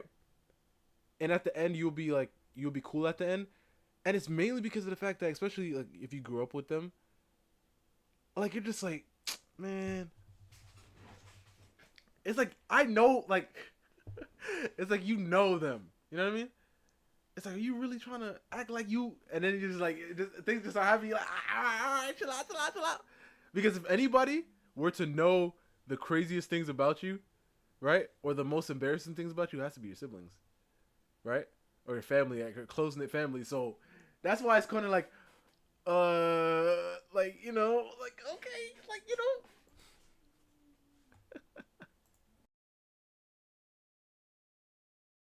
Celebrate and spend time. The day before departing for Japan, Barbie starts feeling sick. It's like a cold, but maybe like a really, really bad cold. She's feverish, she's coughing. She feels like she can't breathe well, which when I say it like that, it sounds serious, and I'm sure it was, but if you have those symptoms, you're probably not rushing to the hospital. To avoid ruining the whole family gathering, Barbie decides she's gonna stick with the original plans, and despite feeling under the weather, she's gonna go to Japan. Likely the belief is, okay, I'm not feeling well. They're gonna go to the hotel in Japan. They booked a nice place near the hot springs, the onsens. Barbie can rest there, and once she's back to feeling normal, she can maybe relax 1 or 2 days. She'll be back on her feet, ready to join the rest of the family. They'll make trips out to Tokyo. It'll be fun. There is a picture taken by the Japanese tour guide that picks the family up and takes them to the hot spring hotel. You miss who? She does not look good in the picture. You miss who? She also does not look, because I know there's a lot of discourse of like, why didn't her family take her to the hospital? Again, if you see this picture, I don't know if I would go to the hospital. I'd be like, no, it's fine. I'm just not feeling good. She's leaning up against her husband, a Korean singer by the name of DJ Koo, and they've been together for about 3 right now. It's not a completely unfounded idea. I mean, technically, hot springs are thought of to help build immunity and improve circulation, detoxify, even have respiratory benefits. People say the steam from the hot springs can help moisturize the nasal passages, relieve some of that congestion.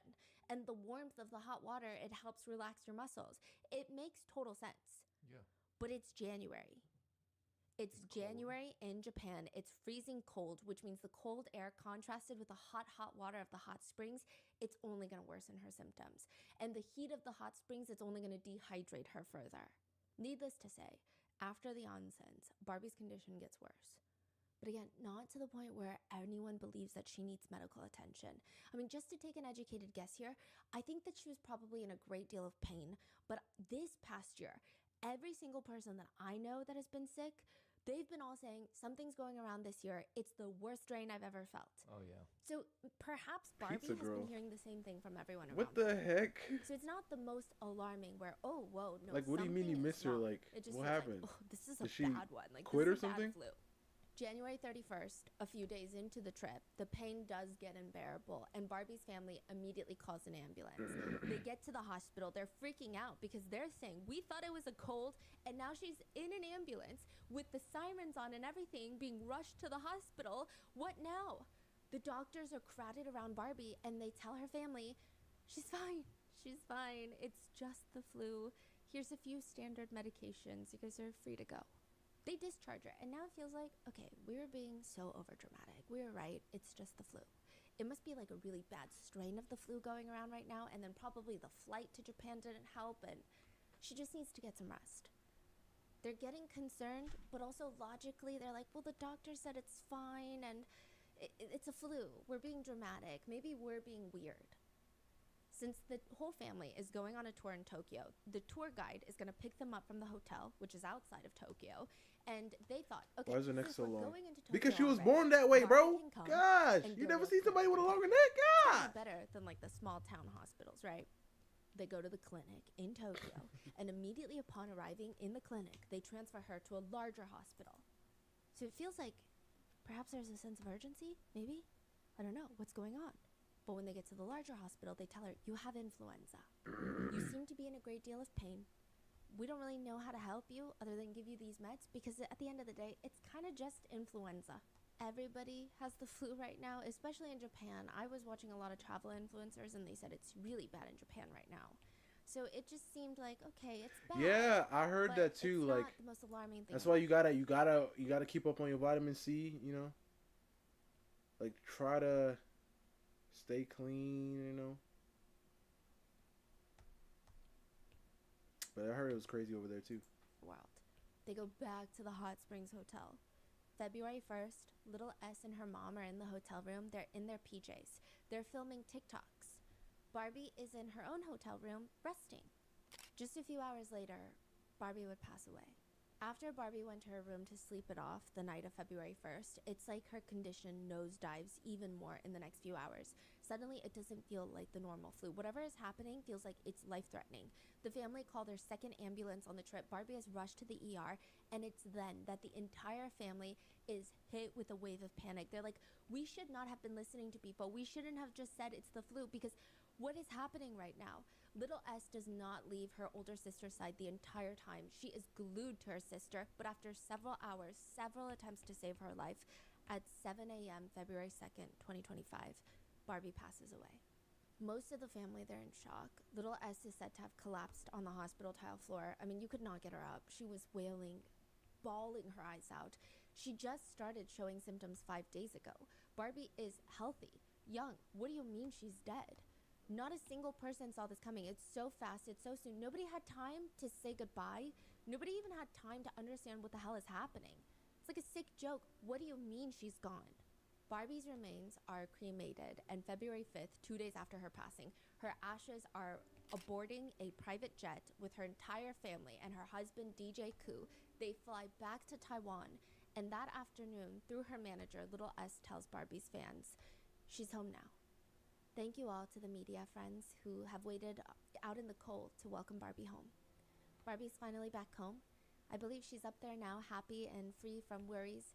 We're not going to be holding a traditional funeral. She was always someone who preferred to keep things low-key. If you miss her, just keep her in your heart. Our family is truly grateful for all the love that you've shown her. Instead of a funeral, they memorialize Barbie's life. All of her fans start wearing pink. Barbie loves the color pink. She owns the color pink, actually. On a reality show, this is when Barbie is really young. Another celebrity mentions, I love the color pink. Barbie is like, that's so funny that you mentioned that.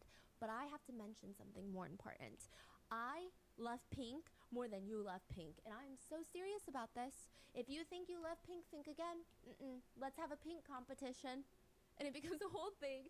On the show, Barbie shows off everything that she has that is pink. She's got a pink mirror, pink pillows, a pink shopping cart. She invites the film crew to her house, and in an all-pink outfit, she opens her bedroom door, and the walls are pink. The curtains are pink. Her ceiling is pink, and it's like a fuchsia pink. It's like Ceiling is bright pink? neon pink. Gosh. It is the most aggressively pink thing that I have ever seen in my life. And I'm the target audience. I love pink. Barbie deadpan looks at the camera. If it weren't even for this pink competition, you guys would have never seen my room. So how about it? I should now be declared the pink king. And she's just so deadpan, so serious. Barbie's fans, they all wore pink to celebrate her life. Her family placed her remains in a pink urn so that wherever Barbie is, she continues to be a princess, a pink princess.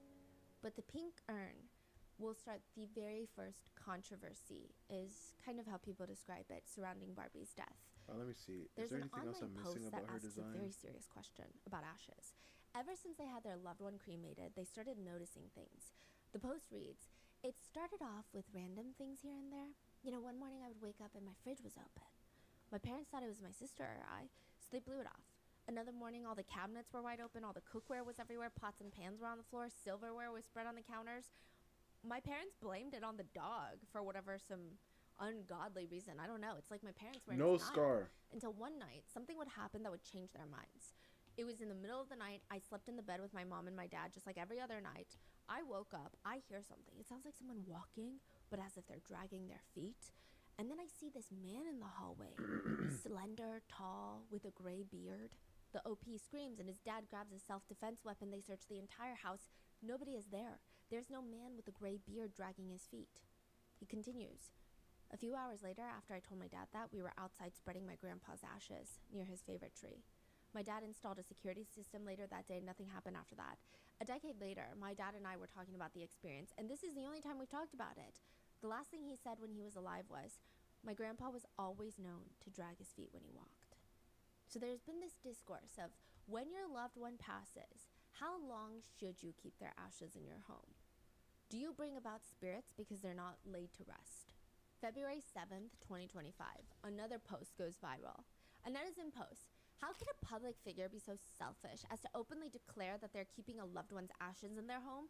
It's completely disregarding the concerns of other residents in the building. If you love your sister so much and need to talk to her every day, why not place her ashes in your own home? If you want respect, you should respect others first. The deceased should be allowed to rest in peace." Do you ever understand the difference between a home for the living and a resting place for the dead? If it were a standalone house or mansion that you're bringing her ashes into, you could store dozens of urns and I wouldn't be concerned. But don't let the entire building suffer from spirits because of your selfish decisions, compromising our quality of life. What? When was this? February 7th.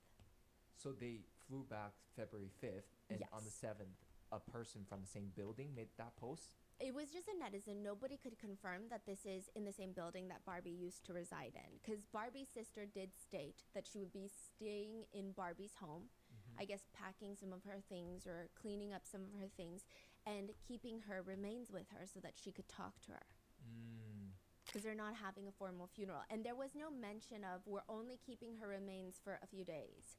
It seemed maybe indefinitely, or maybe it was not specific. Personally, I don't know if maybe I'm just not a spiritual person, but I guess it wouldn't really bother me either way. But this netizen goes and it becomes a viral post because anything regarding Barbie at this point is starting to go viral. It's a big deal. This person does not explicitly say who he's talking about, but it's clear it's about Barbie. So the nuggets of information that we can gather is that little S is in Barbie's place and she's got Barbie's ashes in the building, and another netizen comments back to the original post, "Geez, it's like you're her neighbor. Get over it. What does this concern you?" The original poster, frustrated, writes back, "What? I am her neighbor." This becomes its own scandal. And out of everything in the news cycle, anything pertaining to Barbie's death, this is getting a lot of attention. Mainstream news media outlets are going out onto the street to stop random civilians and ask them to partake in a... Sir, how would you feel if a neighbor was keeping their loved one's ashes in your home? That is crazy. Some were saying, I guess it's okay. What if you live in the same building? I guess I'd be uncomfortable then, because I don't know what type of person, the remains belong to. Because there's this belief that if that person was not ready to move on, they will be tied to their remains and they will bring spirits or bad luck and energy into the entire building. It's like the whole building will become haunted, if you will. This whole thing gets blown completely out of proportion, and little S has to come out to state, guys, we are in the process of making necessary arrangements for a tree burial for Barbie. She has always wanted a tree burial. We have to get a permit. There's like specific things we have to go through. We cannot just, what do you want us to do? Leave her in a warehouse somewhere? Like, what's wrong with you guys? It was a very bizarre direction for the discourse, and all of the conversation surrounding Barbie's death just turns into a snowball, a giant avalanche after this. Bigger than the supposed haunted ashes now are the allegations that Barbie's new husband might have something to do with her death, that he has taken out 20-something life insurance policies on Barbie, and that he is going to be benefiting because they've only been married 3 years at this point.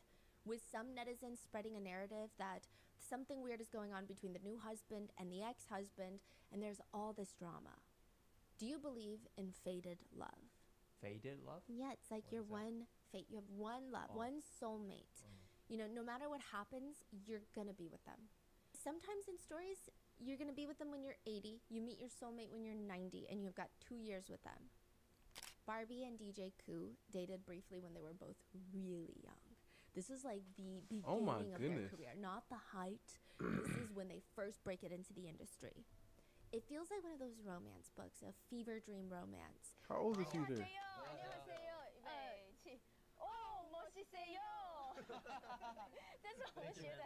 They date briefly, but Barbie mainly works in Taiwan. DJ Koo is Korean, he mainly works in South Korea. And DJ Koo actually starts his career off in a boy band, which his agency forbids him from dating. So they both decide the amount of obstacles that we would have to go through to be with each other. I mean, both of us would probably have to give up our careers for each other, which maybe they would each gladly do, but they would never want the other party to do that. So it's like, no, I'm never going to let you give up your career to date me. So no, we're just not going to date. They decide to break up, and even their last night together, they spent it in each other's arms. So it's a very amicable breakup. 20 years later, Barbie has 2 kids, and she announces that she will be divorcing her billionaire husband, Faye, the father of her children. They have decided to split up. DJ Koo is in South Korea reading the news, and he's like, if not now, when? It's already been 20 years. He's not going to live the rest of his life knowing that Barbie is out there and he never tried. He had spent on and off the past 20 years thinking about her, which, side note, a lot of Korean netizens believe this to be true. I mean, sure, he's probably dated a bunch of women during those 20 years, but considering he's a Korean celebrity during the past 20 years, nothing, no serious dating allegations, no dating rumors or scandals took place. No marriage, right? No, nothing. It just seems like maybe he dated here and there, but Yeah. it's like he was waiting or something. Right. The problem is, DJ Koo only has her phone number from 20 years ago. I mean, sure, maybe he could ask around, but like, what are the odds that, I mean, he'd probably have to ask 10 people, who would then ask another 10 people to get Barbie's number, and then it would just cause drama because he's asking 500 people for Barbie's. He just has this phone number from when they dated 20 years ago. He thought, okay, I'm just going to call a number. What are the chances? Without any other option, he calls that number. The line clicks, someone picks up. He's expecting it's a completely new person with this number, and the first thing he just says is, Barbie? And she responds, Oppa? It's like she was waiting for his call. And DJ Koo says, half of our lives have passed, and I don't want to lose you again.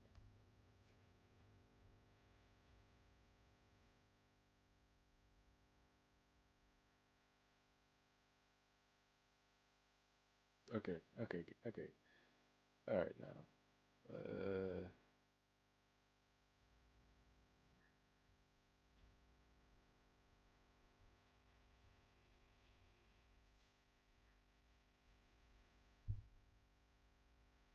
February 2022, Barbie and DJ Koo get married in Korea and then later in Taiwan, which you would think that people would be upset with Barbie for remarrying within months of announcing her divorce.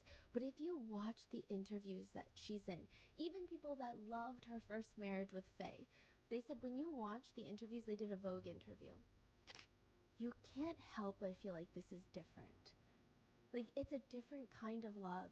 Even when you compare their relationship to the initial public appearances of Barbie and her ex-husband, when they first started getting married because it's the honeymoon phase. It is different. The way that she is smiling, people are like, we haven't seen Barbie smile like that since, I don't know, probably 20 years ago in her career. Their wedding rings are these tattooed bands around their ring finger that DJ Koo tattooed himself. It was Barbie's idea. She was like, I don't want another wedding ring. I mean, I'm like 48 at this point. I don't care for that. I want something more meaningful. And this is forever. So let's just get it tattooed on ourselves forever. DJ Koo practiced on himself first. And then Barbie, and it's actually really cute. Barbie says in the interview, we'll be at home and we'll be watching a C-drama or a K-drama, and if I see anything that I like, a picture that makes me feel something, I'm like, can you just tattoo this on me? Life is so short. I just want this on my body. And she's spontaneous. She's like, just tattoo it on me. But he refuses. He's got to tattoo it on himself first to practice. So they technically have matching tattoos everywhere. And Barbie even writes DJ Koo a love song to describe how much she loves him. It's called Love You to Death. And one would naturally assume it's a very romantic song showcasing her unwavering dedication to her new husband. The lyrics go, I believe you know how much I love you. I can give you my favorite cake. I can give you all my savings. I can help you kill the people you hate. Even eat your poop. I will eat it one mouthful at a time. Love you to death. Hugging you and dying together. Loving you to death. Oh my The gosh. song is a very creative song. She sings it in a really low, breathy voice, leaving lots of pauses to really let it, the feces lyrics sink into the depths of our souls. One of the top comments reads, after listening to this, I wanted to call the police, but I'm not sure I know exactly how to explain the situation. And it's just like it's a special kind of love I think netizens don't even understand, but they can see it and they can feel it. Meanwhile, Barbie's ex-husband, billionaire Faye, is having public meltdowns when she marries DJ Koo. He changes his Weibo name to read Wang Xiaofei, which is an incorrect spelling of his name, though it kind of sounds similar. And the now spelling reads Young Master Faye. Oh. He then quickly changes it back. He unfollows Barbie on social media. He posts pictures of himself going on a picnic, which of course netizens are like, yeah, a fresh single man going on a picnic alone. That makes total sense. They dig a little bit because they're curious, and they find out that he's on a picnic with a lesser-known small-time actress. So he's also dating somebody. Some social media accounts are posting that they're dating. Most netizens' reactions are, okay, that's it. Like, okay, cool. Barbie's already remarried, so this is not really juicy, hot gossip. Also, Faye's just like a businessman. Who really cares? If Barbie is happy, then why is him dating anybody making news? But Faye and his new small-time actress girlfriend, they start vehemently going on every single platform, denying the rumors out of nowhere, making this thing blow up. Nobody was asking. Nobody Yeah, we really didn't care, cared. bro. They were just like, oh, he's dating someone? Cool. Who? Oh, never heard of her. Great. Moving on. But his new girlfriend even goes on to post, rumors are just something to listen to casually, and gossip is just talk, nothing more. If you take it too seriously and get caught up in judging right and wrong, then that's on you. There was nothing to fuss about in the first. No sunglasses, no mask, living their best lives, which is great. But after they get photographed together and it goes online, they consistently try to gaslight the public into believing they're not together. Faye even states that he's going to get lawyers involved. Ew. And he will be sending What cease and happened? desist to anybody who posts these slanderous false rumors. Netizens are just making fun of Faye. D-list couple, A-list behavior. Get out of here. We're watching Barbie and DJ Koo's Vogue interview, okay? Goodbye. It is so over the top, to the point where netizens start thinking, wait, maybe something weird is happening. I don't get it. Like, do they think they're really popular or something? This is a netizen comment. Or are they not admitting because they were already involved when he was married to Barbie? But now that Barbie is gone in 2025, Faye is screaming, wife, I miss you. I'm the one that should have died. So did we miss something here? Like, what is going on? They were divorced and they moved on. What is happening? Also, what are the rumors about DJ Koo, and what did the so-called future teller say about Barbie and DJ Koo's marriage? That it's only going to last 3 years? When netizens first hear the news of Barbie's passing, DJ Koo is the one that everyone is concerned for. A lot of netizens, just based off those videos alone that they had, the way that they would talk to each other, the way that they interacted, I mean, even when DJ Koo is on a Korean talk show, they start posting one of the first few videos that were taken in private that DJ Koo had shown them of their reuniting after 20 years. He can't even watch it without sobbing. And it's like a thing in Korea, you know, a lot of guys are like, no, I don't want to cry on camera, but he's just sobbing. He's letting the tears flow. Everything Barbie says about DJ Koo, they were doing like the who's more likely to game, and it's like who's more likely to get upset. And Barbie is like, oh, me. I have never seen DJ Koo since I knew him like 20 years ago and now ever get mad at anyone. He's just so understanding and chill. Like, he's just so patient with everything and everyone. And everyone is like, okay, someone needs to check on DJ Koo because is he okay after Barbie's passing? But before he can even get the chance to breathe, Barbie's ex-husband, Faye, starts making headlines. It's kind of throwing people off and making people confused. Netizens don't know if this is a man that was madly in love with his ex-wife and lost her, and now that she's gone, he realizes that they were one true soulmates, or if this man is trying to do something else. You tell me what it sounds like. Faye, Barbie's ex-husband, goes on to talk about how special his wife is and how much he misses her already. But lest we forget, Barbie is not Faye's wife. She's his ex-wife. He keeps going on interviews being like, you know, my ex-wife. Isn't he married again, right? Yes. Right. He has like a new young wife named Mandy. Right. Yeah. Yeah, that's weird. It's so weird. Not only that, but he's just, like, it just doesn't make sense. Netizens are confused why you would naturally all of a sudden slip up and say wife when it's so clear that she's been your ex-wife for a while and you guys have made peace with that. It's not like they recently divorced either. To be fair, most netizens don't doubt that Faye is distraught by Barbie's death. They were together for a decade. She is the mother of his 2 children, and when he initially receives the call from Barbie's family that they were in Japan and she has been declared dead, he was on vacation in Bali with his new wife. The second that he finds out that Barbie is gone, they drop everything, they book the earliest flight back to Taiwan. Passengers on the same flight later recall seeing Faye. He's a high-profile billionaire. He was a wreck. He cried the entire flight back, which is about 5 hours. And by this point, the whole public knows about Barbie's passing. When he gets to the airport arrival terminal, there's reporters everywhere. They know he's flying back. His eyes are puffy. They're red from crying. And his new wife is awkwardly walking nearby.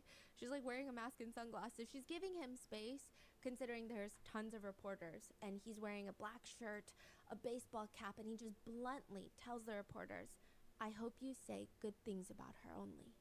Then he does a 90-degree bow. But it doesn't even look like a regular bow. It looks like when my niece throws a tantrum and just goes limp at the waist. It just, to put it simply, it's weird. And it has a lot of netizens wanting to quit their job, enroll back into school, and major in linguistics, because what does that even mean? What do you mean, I hope you only say good things about her? Some netizens think, look at him, look at his body language, his desperate limp, the way he folds himself into a pretzel. He knew what it was like to be married to Barbie. Maybe he thought the press are insane, they're always mean to her, so they're gonna say mean things even after she's passed. And he's begging them, as the father of their children, not to do that, to just honor her legacy. But most netizens think, who was saying anything bad about her to begin with? We love her. What are you talking about? It's so strange. It's like this weird pick-me energy, because at this point, why would anyone not say anything nice? Netizens say it's like this. Imagine you're at dinner with your friends. Everyone is congratulating you on a new promotion. Your new boss happens to be there. And your frenemy just comes up out of the blue and says, I just hope nobody brings up what happened at your last job. You know, even though it wasn't your fault, I know a lot of people don't think you're competent, but I don't think that's a good way to judge you. Yeah. Especially they have a crazy, messy divorce. Yeah. And the things that he said in the past. Yeah. Yeah. It's like, if anyone's talking bad about Barbie, it was always him. And we're going to dive into that. So what do you mean, I hope nobody says anything bad about her? Yeah. If I have zero emotional range, the words themselves, I guess, could be nice. But in this context, it seems like he's being an ass. Now, obviously, the seriousness of the situations don't compare in this little analogy with the promotion. But a lot of netizens just don't think it makes sense. But perhaps people are being too mean, and Faye is a nice guy, considering there are rumors that he is the one that paid for the private plane that flew Barbie's entire family, including his new husband, back from Japan. That one-way flight itself would have costed $62,000, which is nothing He's for a a billionaire, billionaire. but it's not nothing. If you're wondering how we know that Faye paid for the private plane and precisely how much it was, a man who's allegedly close to the Faye family goes online to say, according to Taiwanese media, Faye booked a private plane and bought Barbie back to Taiwan for $62,000. Faye reached out, made the flight arrangements himself. With Faye's personality, he's not going to let Barbie be taken back to Taiwan like a carry-on bag on a commercial airline. He will definitely be ensuring Barbie will be brought back home with dignity. At first, netizens were slightly on the fence about this because at the end of the day, this is just a random man with a Huawei phone just saying things online.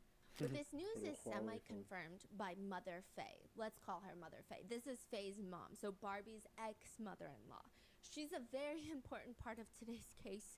So Mother Faye likes the video and then shares it on her own social media. She reshares the video, which confirms to the netizens, okay, Faye, the ex-husband, chartered a private jet for Barbie and her family. This has netizens now turning on Barbie's new husband, DJ Koo. They're all in the comment section like, really? You're gonna get on the plane that the ex-husband who made your wife's life hell for a period of time and bring her back to Taiwan? This is like such an important moment to show respect to her remains and show respect to her remains. What are you talking about? If a I mean, yeah, I don't understand. I really don't understand.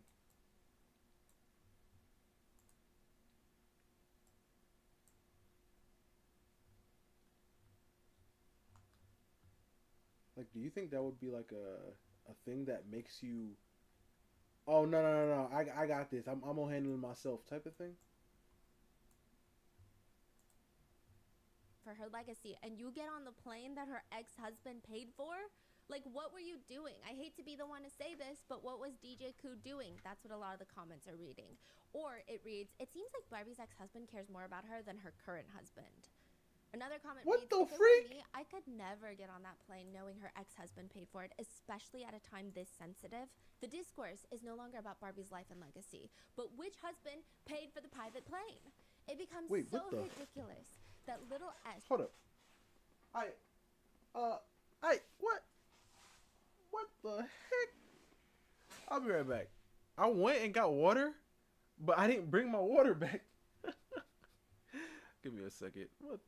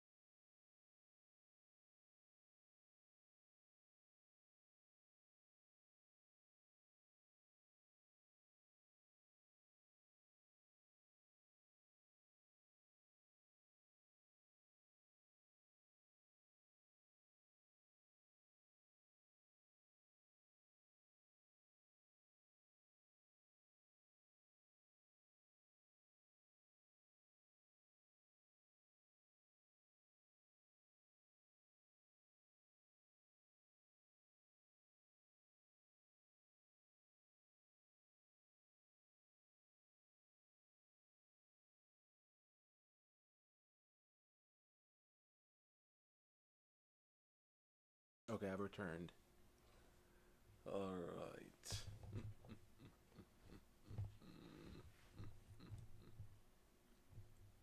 take this out.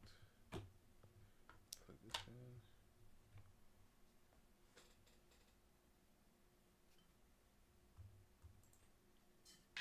Barbie's little sister comes out online to say, my sister's funeral arrangements, the like you know what we did with the tree burial, including the private jet and everything else, were all handled by my family, our family. Every detail was taken care of by our immediate family and my husband Mike. I truly cannot understand why there are suddenly claims that Faye, her ex-husband, paid for the private plane. Heaven is watching, and now my sister is up there too. These baseless rumors are just unacceptable. Netizens thought she was lying to help save face for Barbie's May. DJ Coup. But ultimately, the airline company... I was writing a whole bunch yesterday. And man, and one of the main reasons why I wanted to draw her also today is because, yo, I just wrote like some fire, right? Sadly, it affects this character right here. Yeah.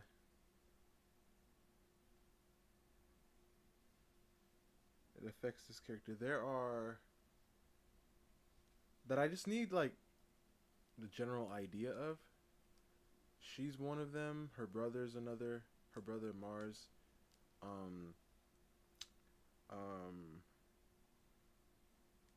And there's like a whole other slew of characters.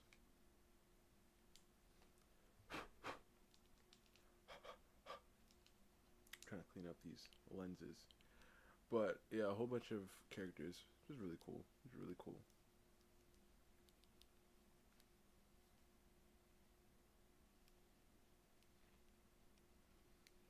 Did you finish up what you were writing? Because you did say you were writing something. The last time we, last stream? Not yesterday. I mean, obviously I wasn't here yesterday, but the stream before that?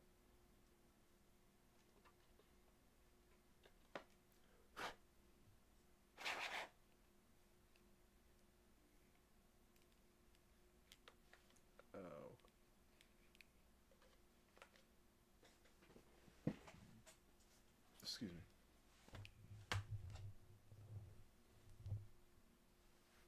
Excuse me. JetBay Hong Kong even made a full official corporate announcement to confirm Little S was the one that not only booked but paid for the flight. She called, booked it, and paid for it. Ain't no way you're gonna lie about something that could be verified easily.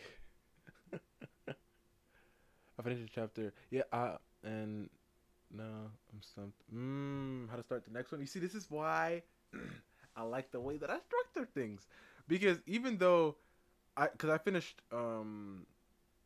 like a chapter 2, technically, right? I mean, no, not chapter. I finished a like, how can I break it down? Because I want to say it's a whole chapter. I guess I finished a part of a chapter. Sure, right? But like, I've set it up in a way that I have a way to start it regardless, if that makes sense, because of the way that I structure it. Because at first I thought that with these structures and everything, I need to start. You need another strong hook to open the next chapter. Yeah, I understand.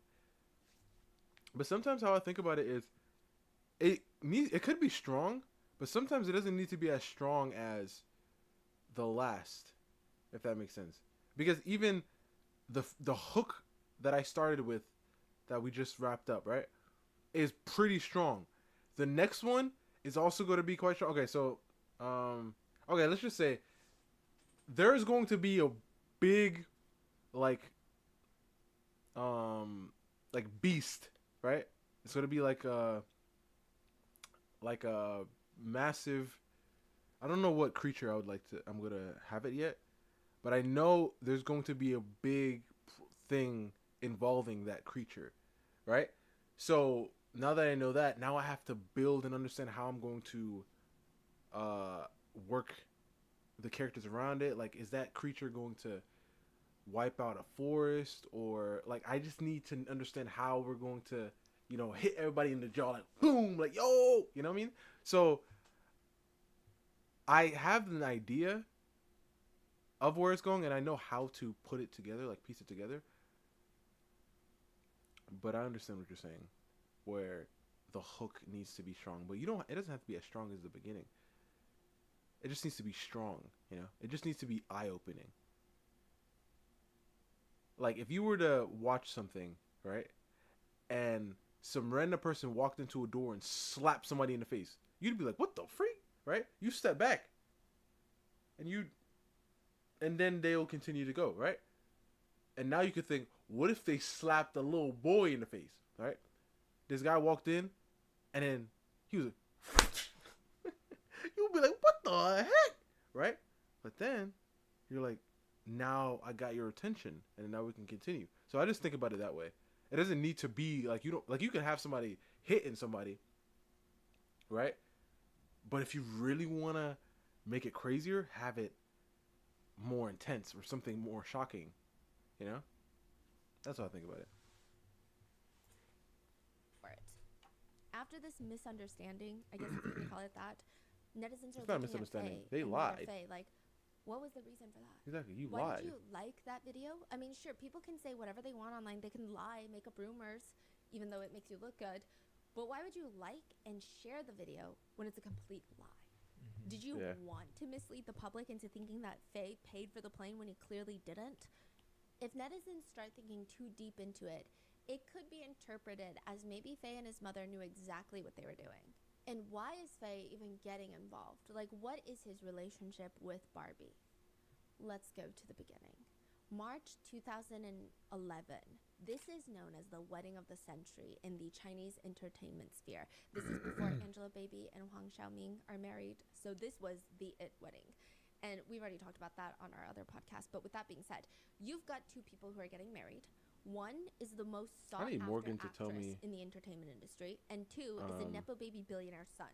Nepo Baby Interestingly billionaire son. enough, the wedding I'm telling you, you did can not never go viral for being expensive. I mean, don't get me wrong. You It can was never ludicrously expensive. They flew everyone in from private live it jets for down. their vacation wedding in Sanya. They had private jets stationed at private tarmacs in the big cities around China. So they're like, we got one in Beijing. We got one Such a waste. That is such a... Listen, I'm going to tell you this right now. I don't care how much money I'm making. Guess what? My wedding is going to be, like, just family and, just family and friends. And it's not even going to be everybody I know. Just a few people. Man, that last video, they said Jackie Chan was at her wedding. Yo, Jackie, you cool and all, but what the freak you doing at my wedding, my boy? No, I'm cool, man. I'm cool. Because the wedding, obviously, is to show the world, your spouse, and have them being a witness to it. But, like, they all don't need to, like, y'all all don't need to be here. Once again, Jackie, you don't need to be at my wedding, my guy. Like, let's say I end up meeting Jackie one day. And we end up, like, like being the coolest of friends. He's like, yo, and then he starts telling me about stuff, and then we just end up getting cool, right? Maybe then, but still probably not. Like, Jackie, listen, Jackie. You cool, man. One of my favorite martial artists of all time, Jackie, but nah, Jackie, this is my wedding, man. I don't know why you like to go into weddings like this, but like it's okay, man.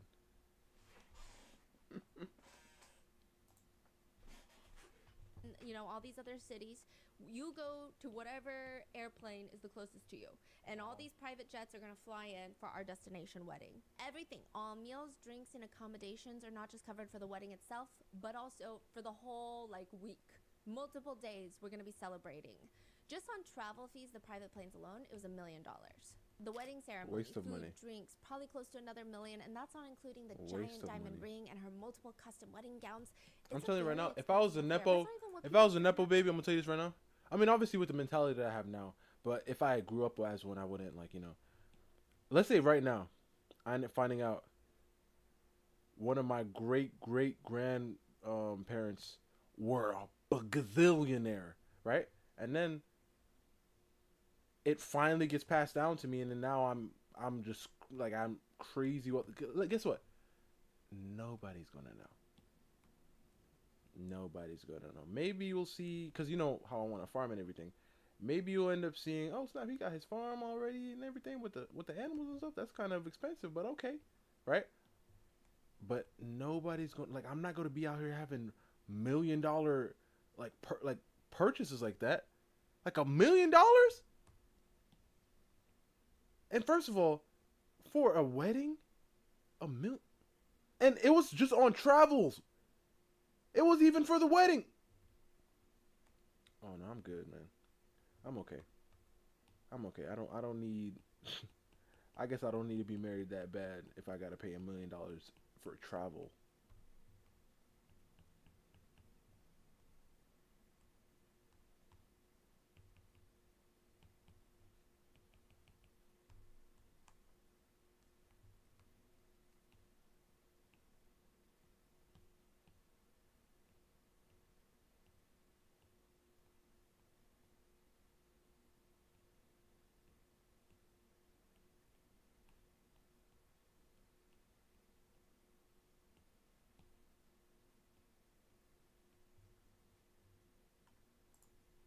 About this wedding is chaos. If somebody tells you, hey, think of everything that could go wrong at a wedding, do you think that's a sign that the marriage is going to last?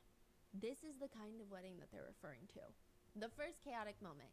Huang Xiaoming, one of the biggest actors in China at the time, he decides that a private plane filled with all the other actors is not good enough for him. He is the only star. If he is not the only star in the second row of the aircraft, who will know that he is in fact a star? So he insists on flying business class on a commercial airline instead. As a result, he shows up confused 5 hours late to the wedding. Normally, that would be a big thing. Major celebrity shows up 5 hours late to a wedding. People would be having a field day. Except nobody cares because the entire wedding is such a show. Huang Xiaoming could make out with a full-length mirror and insist on catching the bouquet so he could marry himself, and it still would not make the news. The day starts off initially very sunny. But out of nowhere, while the decorators are making their finishing touches, their people are obsessing over the florals, guests are sitting at their seats, the sky turns black. Instant gloom. It looks like it's about to thunder. Yehu was like, It's nah. supposed to be a nice beach destination wedding. Everything's overcast now. And everybody's I don't so even nervous, get why and the people only do person that. smiling Like, I understand it, like, it sounds nice, but that's like, I'm like, that's like the worst. If you really think about it, because you can't control outside. You know what I mean? You cannot control outside. Well, the weather said, listen, the news be lying sometimes. Okay? The news be lying sometimes. So yes, it said, well, it said it was going to be all sunny, but guess what? Yesterday, you know what it said? It said some clouds. Guess what happened? That's all I heard. That's not just some clouds. That sounds like a little bit more. And then rain. It sounded like it was hailing. That's not some clouds. So listen, it can be wrong sometimes. So having a wedding outside is wild work. But I understand. Oh, I just wanted to have it near the beach and everything so people can. It just always looks nice. You know what you should do? Watch. I have a perfect idea, and obviously, sort of costs a lot more money. But these people are throwing millions of dollars for travel. Listen, why don't you just create a venue that is made out of glass, right? So the windows are all glass, right? Obviously, the ceiling is, but like everything's glass, right? So now you are there and you can see everything, but you're inside. Perfect. We've solved the problem. We've solved our problem. Do it inside. and happy about it is Barbie, because this is exactly what she wanted. Yeah, she never wanted to get married on the beach. Oh, you see? What? She said she doesn't like being under the sun. She gets sunburnt easily. She doesn't want to get sunburnt. She brought this up to Faye a million times. And he just but wanted said, it to "Can't be we just outside." get married in a, like a church or something?" And he would say, "That's crazy. So you're telling me you don't want to get married at one of the most beautiful beach destinations in China because you don't want to get sunburnt? That's exactly what I'm telling you." And he's like, "Can I get you a sunbrella?" She's like, "Oh, fine. I will get married at the beach." She agrees. And she's praying that it just starts raining so that they can move the entire wedding procession indoors and she would not be under the sun. The prayers sort of work. It's like 50% faith, It didn't rain, but it's cloudy enough for her not to get sunburnt. The only problem with this is the clouds come with what feels like 70-mile-per-hour topple an oak tree over type of winds. Barbie is walking down the aisle with her father, but it's like she's walking towards a helicopter, not her future husband. The wind is blowing her veil, whipping it around. I told you, Her you can't dad control ends it. up getting tangled in her wedding dress. Where Look at his Barbie tie. later Look at says, his tie. This man is flying. This is what I was He's thinking. like, look at him. The tie is moving. Look, he's like, I'm telling you, this is not normal. Hold up, she got married. Oh, so she was married in her 20s. Okay. Moment. This is it. This is the moment that my dad is going to try to untangle himself and my dress will fall off. And everybody is going to see me naked and my father will be wearing a wedding dress. And I will be naked. I accept my fate. Thankfully, it does not happen, but the winds don't stop. When Barbie is up at the altar with Faye, he's like trying to say his vows, and her veil is whipping his face. He can't even keep his eyes open. Eventually, they had to take off her veil entirely. Then you look out into the crowd full of celebrities and wealthy socialites, and they're all dressed like they're going to Fashion Week. One comedian makes headlines for how ugly and hideous his outfit is. It's like an entire cheetah print top. But after the actual ceremony, it gets even more chaotic. Everyone's going around giving their speeches. The most important one being Barbie's little sister, Little S. These two are practically twins. They always work with each other. They're known to be glued to each other. And naturally, Little S stares at Faye during the wedding. "You better treat my sister well or I will take you down." Before Faye can even respond, Na Ying, a legendary Chinese singer who we also just recently talked about from the Chinese singing competition, she stands up and defends Faye. I guess she's close with Faye. She looks at Barbie and says, "If you hurt Faye, I'm not going to hold back either." For some reason, this action incites a mock Game of Thrones wedding situation where both sides have people popping up. "No, Faye, if you hurt Barbie, I will hurt you." And then another one, "Who are you talking to like that? This is a billionaire boy, okay? He's my baby." Yeah, they "No, ain't Barbie, doing they ain't if you doing hurt that at my him, wedding, bro. We will hurt you. They ain't doing that at my wedding, You're bro. not even a good actor. Your last show Have you seen bro? Have you seen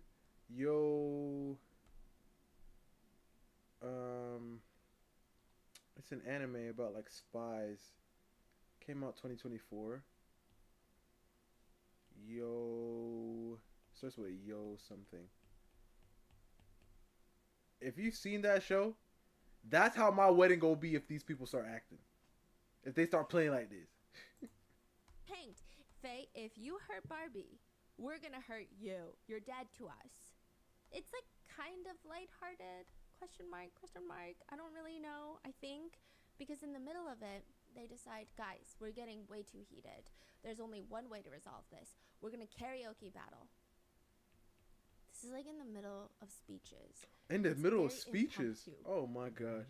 Yeah, it's just kind of a mess. They all think we're all A-list celebrities. If we hurt each other during this, it's considered a serious felony offense. So let's just all sing.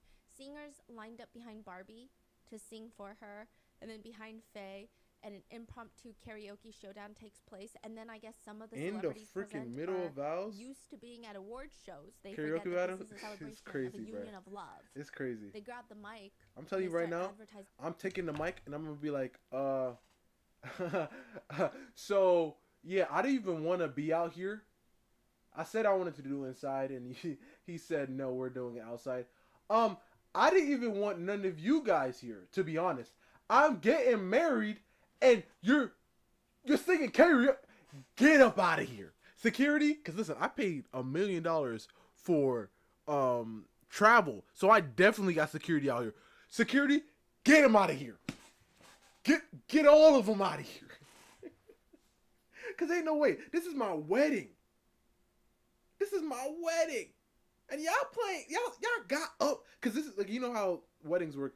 The groom, and then the bride, and then the bridesmaids and the groomsmen behind, right? And they're all away, and they're like kind of framing the bride and the groom.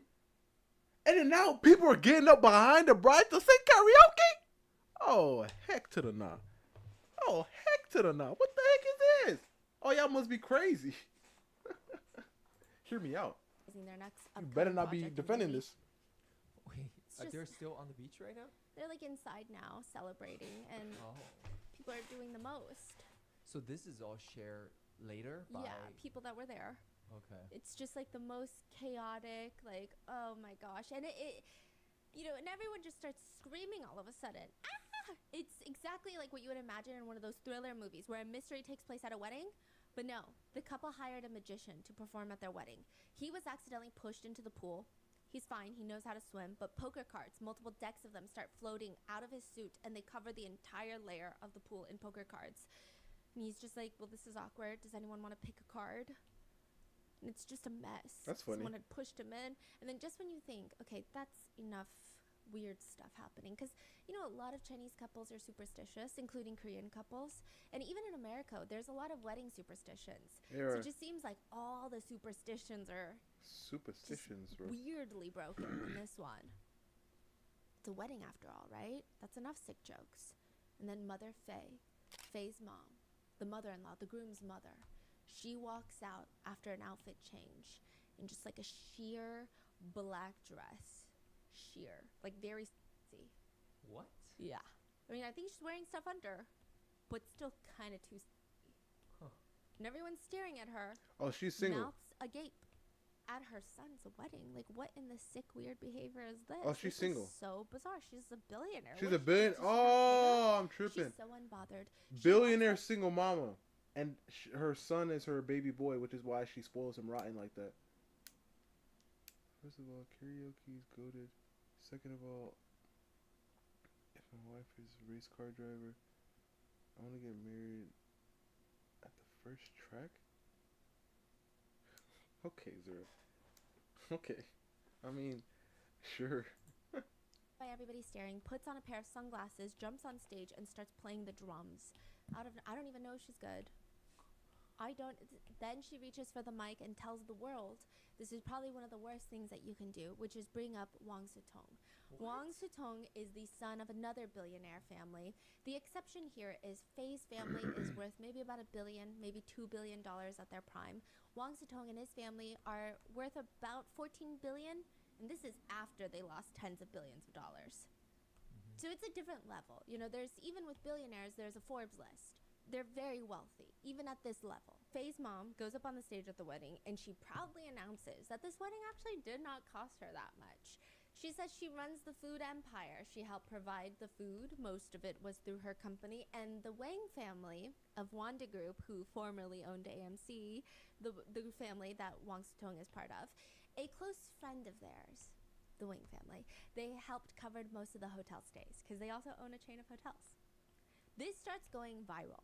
And if you know Wang Sutong from our previous videos, he is a billionaire son. He's also a social media lurker. He likes to start drama, stick his nose in everybody's business, except his uncle's, apparently. He responds to Mother Faye by posting online, completely shutting her version of events down. He says, "We helped pay for our wedding? Ma'am, I don't even know you." The post reads, "Auntie, I couldn't help but laugh when I saw your online principles to life. Be high profile in your work, be low key in your personal life." He's laughing at the fact that she's pretty obnoxious in her personal life. As far as how familiar we are with you, Auntie, perhaps only my mother has seen you around at certain events. Before this, my father didn't even know the chairman of your restaurant company had the last name Zhang. This Regarding is how mutual this is how respect, given your billionaires have fights, continuation of huh? Spreading rumors about my family, you certainly don't deserve our respect. So the mom said that Wanda Group, which is Wang Sutong family, helped to to pay the hotel stay. Yes.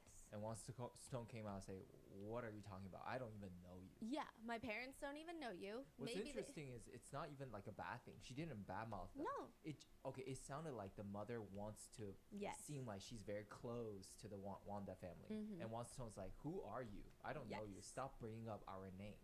The whole thing is just goofy and embarrassing. Why is Mother Faye lying about the Wang family providing lodging for their wedding? It's like she wants people to think they're close, which they're not. So within a few hours of posting his response to Mother Faye, Wang Sitong actually takes down his post.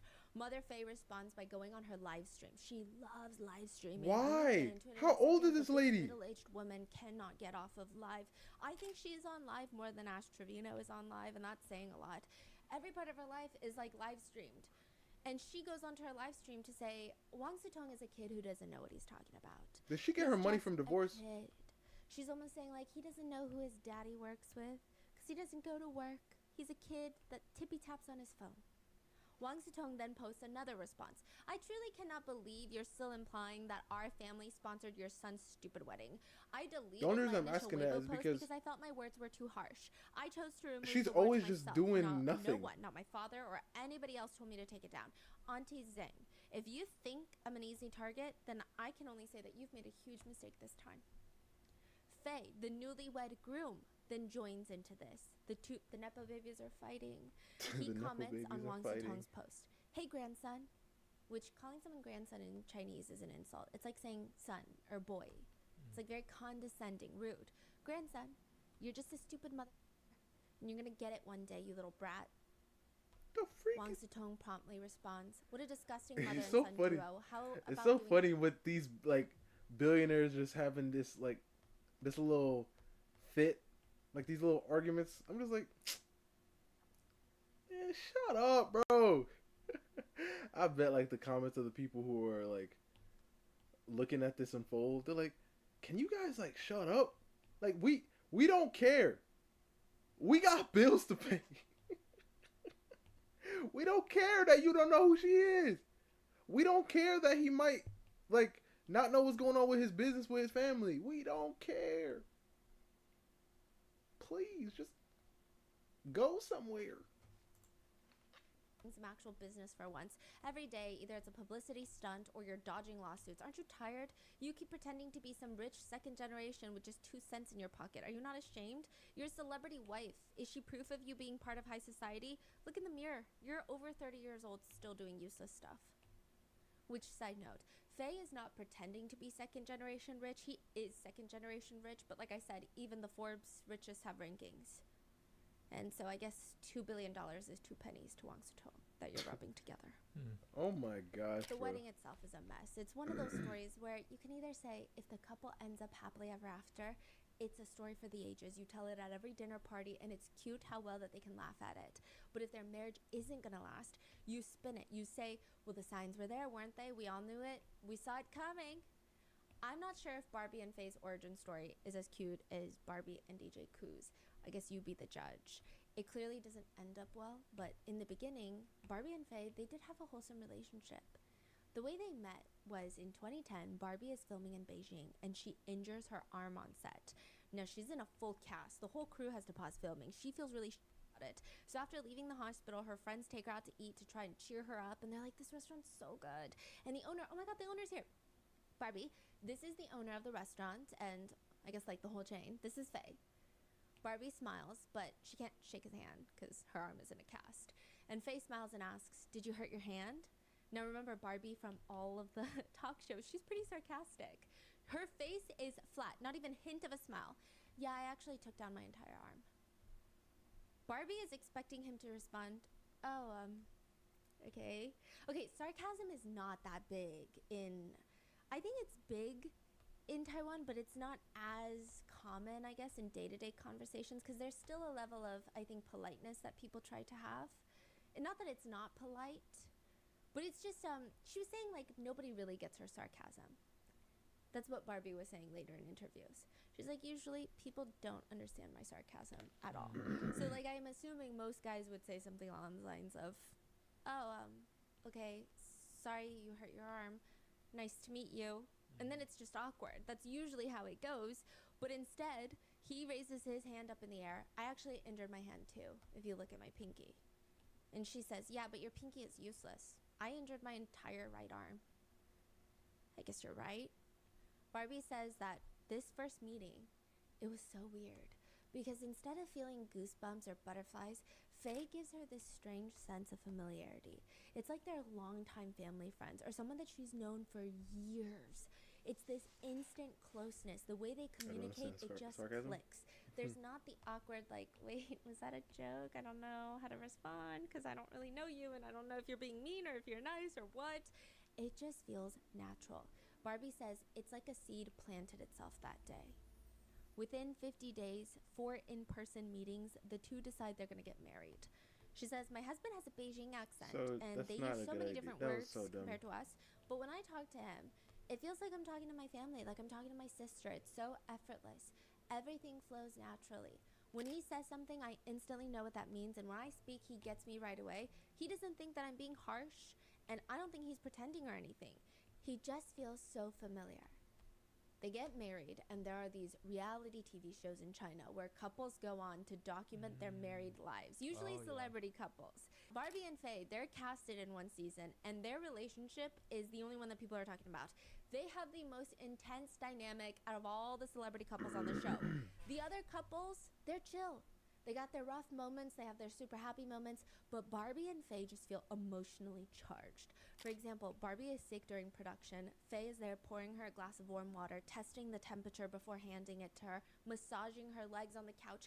He would hold her close and slowly kiss her on the forehead in a very passionate way. It almost feels illegal that we're watching this. It almost feels too intimate of a moment. Like, why am I in the room with them?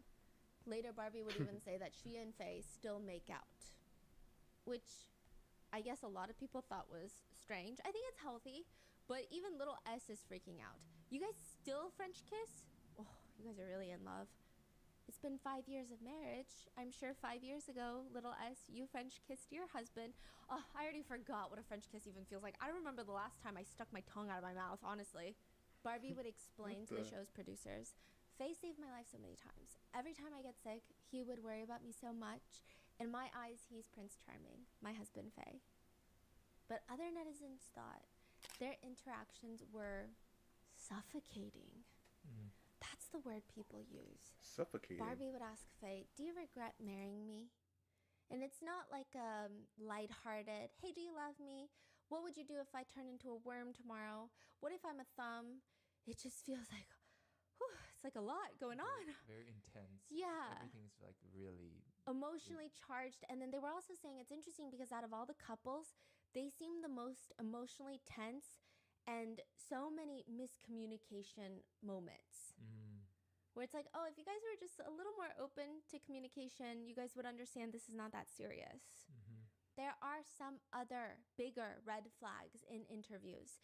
She states, recently, Faye forbid me from eating carbs like rice or noodles. When we went to Korea to travel with the kids, we had Korean barbecue. And in Korea, you have to eat barbecue with rice and soup. He doesn't even let me eat the rice. If you don't eat the rice, it's just meat and vegetables, which I can't really get full from. Even if I want to go on a diet, I still need to eat a bit of carbs. But he does not let me eat rice. Barbie explains if she really wants rice, Faye will take the rice bowl, scoop out 98% of the rice, leaving Barbie with just one tiny spoonful of rice for the entire meal. And it's very bizarre. Okay, Faye says, no, it's not that. It's just like, I don't like rice, we shouldn't eat rice, and I just want her to eat better things. Side note, this is the part, right? If they're both so crazy health conscious, I still think it's not appropriate for someone to dictate how another person eats to the point where they point it out like, hey, can you not take away my food? But it's also pretty well known that Barbie struggled with anorexia previously. This is the last thing that Faye should be doing or talking about in front of her. He shouldn't be talking about carbs or rice or withholding food from her. On the reality show, they're in the kitchen eating when Barbie asks, is there more rice in the rice cooker? Faye responds, why? There's a little more. Do you want me to get it for you? I'll get it for you. Which it sounds like the words of a caring husband, but Barbie is exhausted. She says, why are you so afraid of me eating? No. already have some sort of cold or flu when she was in Taiwan. Maybe she caught a different strain, or it just got worse in Japan and the traveling didn't help. And maybe this is a strain that she's not used to in Japan, but she was already sick before getting there. Now, in terms of the medical care in Japan, a lot of Japanese netizens were really upset with the treatment that she received. They said that she was treated so nonchalantly, and they're concerned that maybe it was the language barrier of not being able to communicate how serious the family thought this situation was. Maybe they test her, they're like, it's the flu's going around, we don't know if she's being dramatic, whereas the family can't necessarily communicate well of, no, she's not being dramatic, this seems really bad. Even a few months before, like a month and a half before Barbie arrived in Japan, I will say, to Japan's medical situation, every medical institution in Japan was treating an average of 64.3 patients, which is well above the 30 patient threshold that specialists have warned was manageable. So they're it's crazy over there. You can't even get into a hospital. Okay, so they're already in the midst of this emergency situation. So I imagine it's kind of like when our hospitals are, there's too many people in the ICU. They're way in over their heads. When Barbie is admitted to the hospital in Tokyo, the larger hospital, her blood saturation had dropped to 89%. Healthy levels for a normal adult is 95 to 100%. She's at 89%. This is really bad. Blood saturation is like, okay, think of it this way. Your blood delivery system inside your body delivers oxygen. Blood saturation level is how full the delivery trucks are. Normally, your delivery truck should be 95 to 100% full of oxygen. Barbie is 89%, which means the body is not getting all the oxygen it needs and her heart has to pump harder. So they got to send out more delivery trucks because it's not efficient anymore. And it's a clear sign that something isn't right. It's still working, but it's not working well. And eventually you're going to need to do something about it. But according to reports, nothing gets done about it. Nobody is taking that, or the pretty abnormal crackling sound in her lungs that they were hearing, nobody's taking it seriously. Now, I would imagine maybe it's to the point where in Japan, either you're in the ICU or we can't take you in right now. Once again, she's just given medication and sent home. So netizens think, okay, maybe it was the situation of the traveling while sick, getting more sick, and then the situation in Japan was the hospitals were in over their heads. Maybe that's why, because if you're healthy and young, even if you have a really bad strain of the flu, it just didn't make sense for a lot of netizens how she passed away so quickly, so abruptly. But still, there's got to be more, right? Some people bring up the other contributing factors. It has been reported that Barbie was born with epilepsy and a heart condition, so maybe that worsened things. But netizens feel like, no, there's still got to be more. Every single vegetable in Barbie's life, up until she became a mom, was weighed. Like, it's not even just, I got to eat a certain amount of vegetables. It's fine. It was about how many vegetables she was eating. She cared about the calorie count of vegetables. Being on shows meant that she always had to manage her weight. And it's not that she's vain and obsessed with her looks. Her managers, the producers, the directors, they're all demanding this from her. When she was filming, she would keep her weight at 92 pounds. When she was not filming, she would keep her weight at 97 pounds, both of which a lot of people thought were alarming for her height. When she was not filming, she wore body compression suits 24/7 it's to still try not to working. not bloat or keep the water retention. She went on extreme I just restarted diets. again and it's still not She working. was taking a lot of blood thinners, which was not a medical necessity. It's about the fact that there is crazy colorism in East Asia. Barbie feels a lot of pressure to keep her skin very pale, very, quote, fair. Blood thinners were briefly known to make someone appear sickly pale. Barbie once said, I don't care if it's sickening. Okay, I don't care if it's sickly pale. I just heard the word pale and I started taking it. What does Barbie do? Oh, she's an actress, right? Sadly, she Or also she was an once said, actress. it's very easy for someone to kill me. If they tell me eating something would make me pretty, I would gobble it up immediately. And again, it's not that she is this narcissistic, vain person. It's the fact that this is the industry that she's in. She's probably very passionate about acting and hosting and all these things, and then all the standards are just thrown onto her. Like, oh, sorry, the thing you're passionate about, you can't do it unless you look like this. That likely contributed to her physical state to some degree, but some netizens think, no, there's gotta be more, because there's other actresses who are under the same amount of pressure and they have the flu and they turned out okay. There's gotta be something. I think a lot of netizens are just trying to understand. And that's when people bring up her marriage to billionaire son Faye. As much as everybody liked to call Barbie a gold digger, or nicely, a smart woman who thinks about her future, when she married the billionaire, her marriage was rough. Faye's family business, the successful restaurants that his mother opened, they were at one point the largest, most successful luxury restaurant chain in the industry. I think they prided themselves on it a little too much, if I'm being honest. Those two things are inherently at odds with each other. It worked briefly, but when you think of high-end food, you don't want to go to a chain restaurant. Like, if I want Cheesecake Factory, I'll go to Cheesecake Factory. But if the Cheesecake Factory starts charging Michelin star prices, I don't think I'm going to go there anymore. Because I'm like, I don't even think you guys are using fresh ingredients. It's not high end. But Mother Faye is stubborn on this. She's like, I'm going to make it work. I'm going to build more chains, more franchises. I'm going to expand faster than ever. And she is so stubborn in this aspect of the business. During this time, nobody even wants high-end restaurants. They want trendy matjips, delicious food, Instagram viral foods, fusion foods, unique foods, street foods, casual dining restaurants. They want the Heidi Lau experience. You go there, you say a code name. Oh, I wish I had a boyfriend, and they bring you a unicorn stuffed animal. They want those restaurants. They want authentic feeling restaurants. Even if it's a chain, they want it to look like a hole in the wall. The business starts struggling, and the company sees an 83% loss in their shares. It's a plummet. The shareholders force Mother Faye to step down from day-to-day management, and the family sell most of their equity at that very discounted price. It was a failure. They still come out with a lot of money, but in a billionaire's world, it was a colossal failure. Wang Zitong even commented, Barbie's probably in the bathroom crying and fainting, saying like, you married a billionaire and now they failed. She does not give up. She stays with him. They also don't give up. The Mother Faye and Faye, they take the money that they made from the original business, from the luxury restaurant chain, and they open up a hot pot chain. Substantially successful. It's more of a trendy, affordable, casual dining that younger people want to go to. Faye is kind of the creative direction in this, which means they don't have the most niche ingredients. It's a bit cheaper to operate. It's successful. They even get to the point where they make their own instant sour and spicy vermicelli noodles, which brings us to why Mother Faye is always live streaming. At this point, the biggest selling point for their restaurant is this is Barbie's husband's restaurant.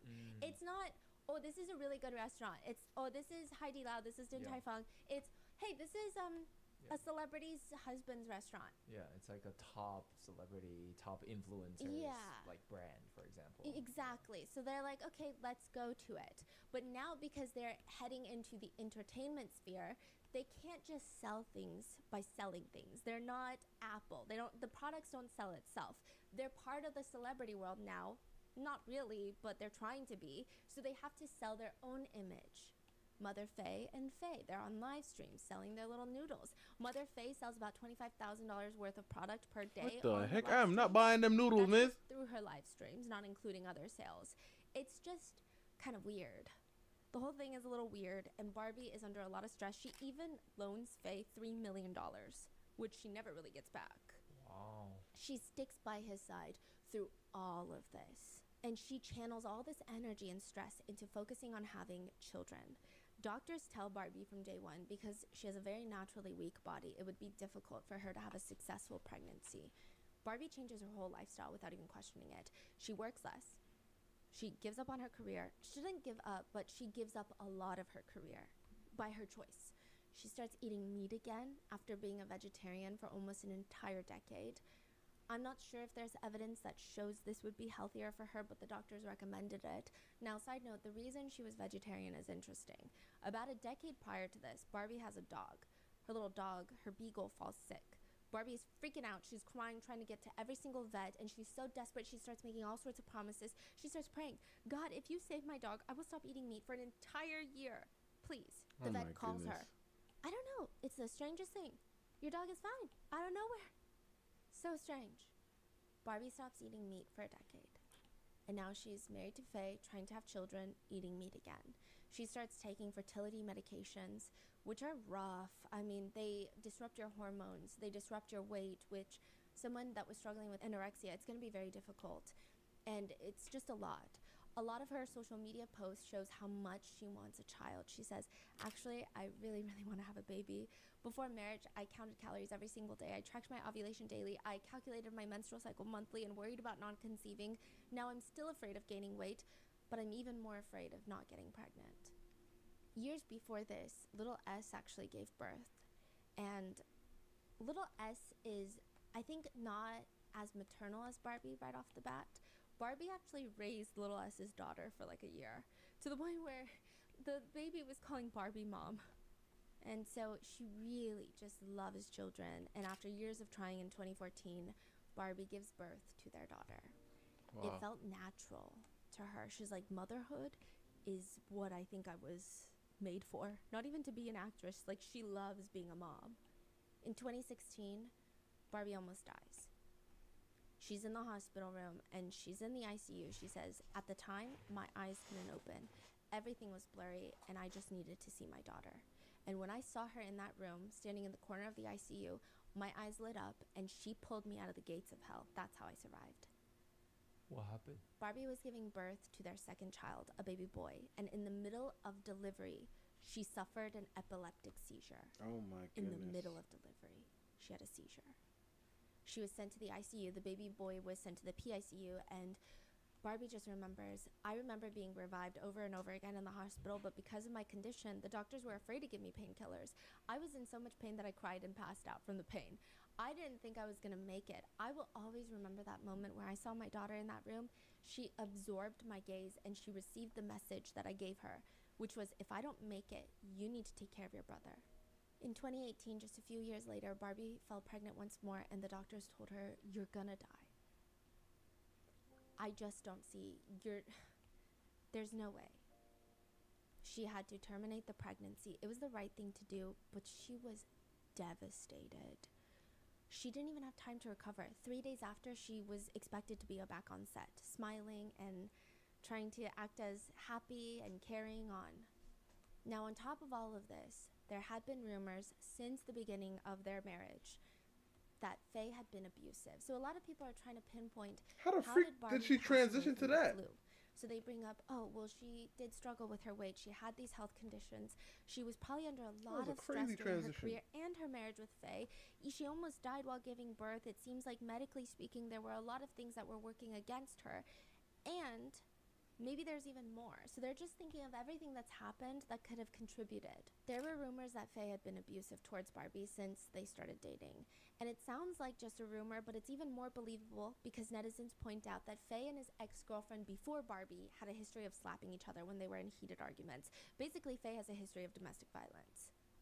And somehow the rumor starts circulating that Faye was so stressed and on edge during their wedding day, wanted it to be perfect, that he slapped Barbie across the face in a secret back entrance. So when things not healthy. In 2020, though, different types of rumors start circulating. This is during the pandemic. Barbie and the kids are quarantining in Taiwan. Faye is in Beijing.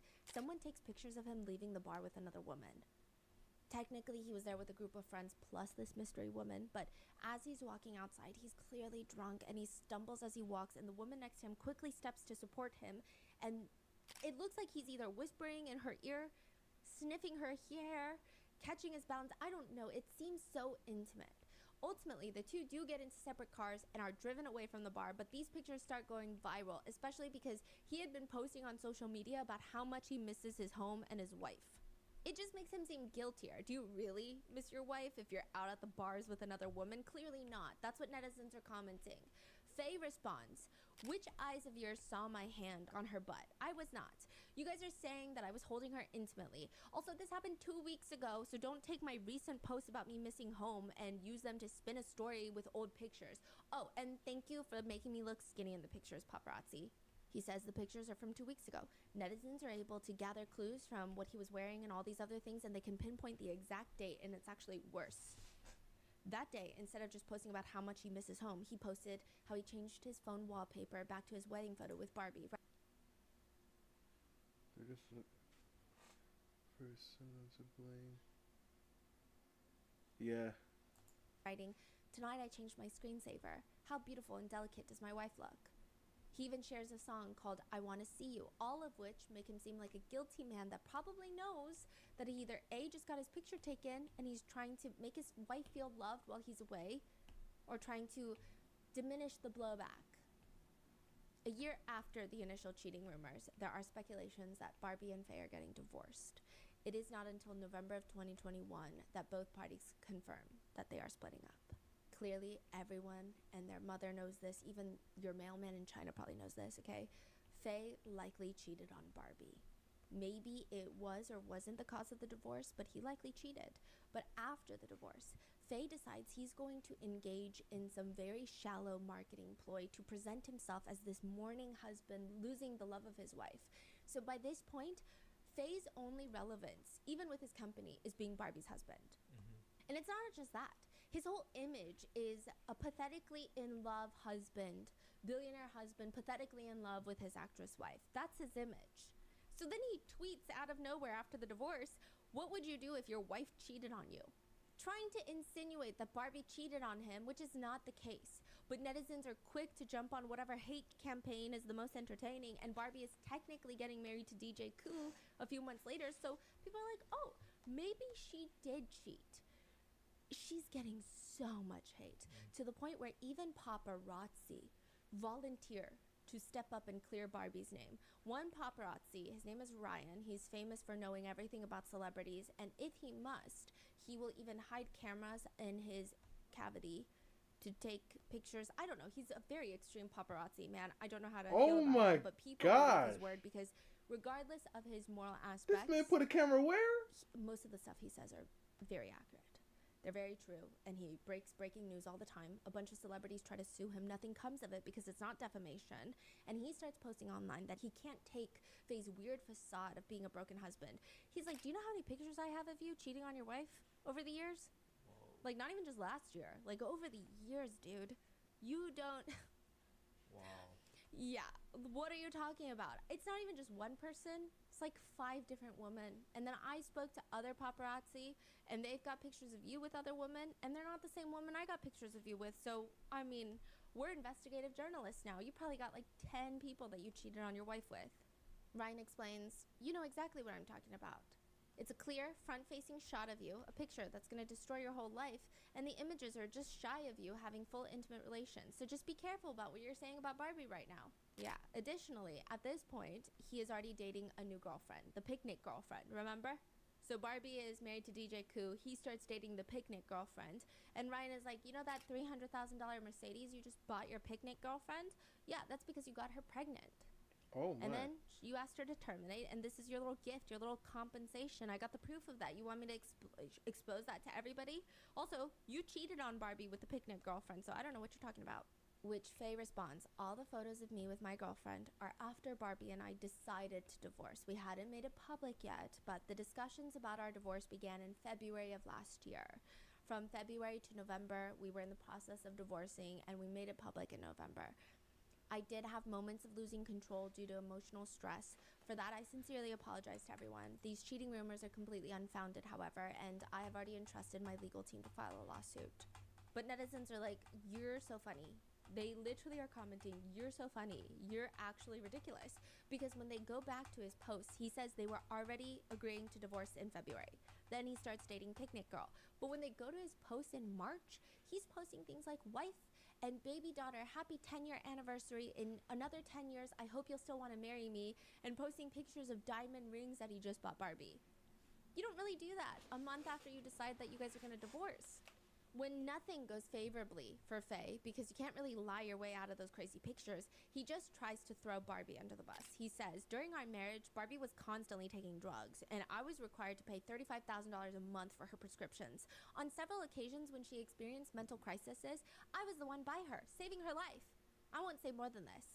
Netizens hated this. They're like, well, what are you supposed to do as a husband if she's having a mental crisis? Not be there for her? Like, what do you want, a cookie? But also, what are you talking about? This doesn't even make any sense. Immediately, he takes it all back. He says, that was a moment of impulsiveness. I did something that I deeply regret. I feel immense guilt towards Barbie and our children and Barbie's family. I've already apologized. Now, side note, the drugs that Faye is accusing Barbie of taking are her own prescription medications for epilepsy. Regardless, after their divorce, Barbie gets full custody of their kids. Faye has to pay child support for his daughter, $30,000 till she turns 24, and for his son till he turns 22. Additionally, he has to pay the kids' education, nanny fees. 22, He's obligated gosh. to pay Barbie a monthly alimony of $30,000 for 10 years, regardless if she gets remarried or not. And she gets to keep the $12 million condo in Taiwan, and he must pay for all the bills related to that home, which he makes a whole thing about. Now, clearly, the courts are being fair about it, and he is a billionaire. Like, you can pay that.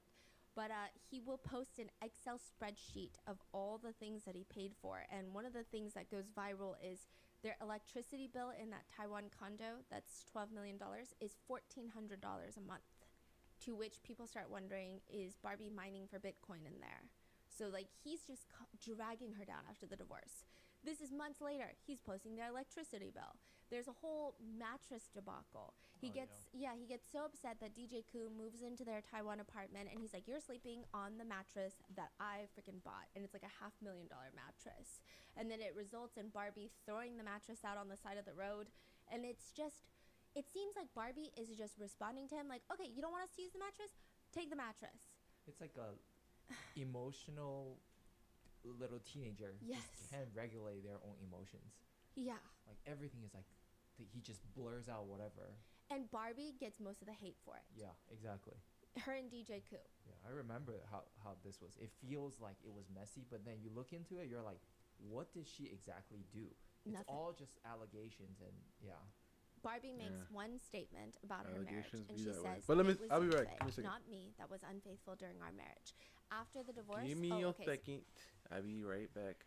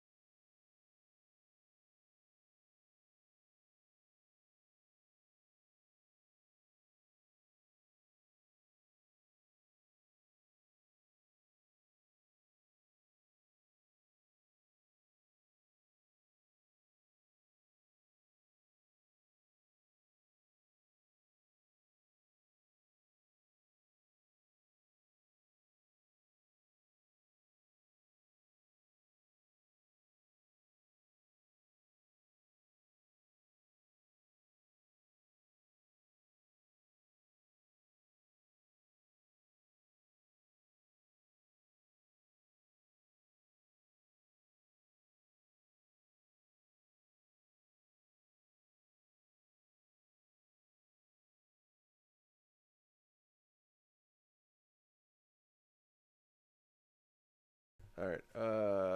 Let me. So she's remarried. What exact? Mate, that's what I listen, man. I ain't even gonna say nothing about it. I ain't gonna say nothing about it. So you telling me? Hold on. Time out. You telling me I gotta pay for it? Yes. But now she remarried. So I'm paying for the couple. Somebody said something. I think it was what is that guy named? The guy who don't like snow bunnies. What is his name? Doctor.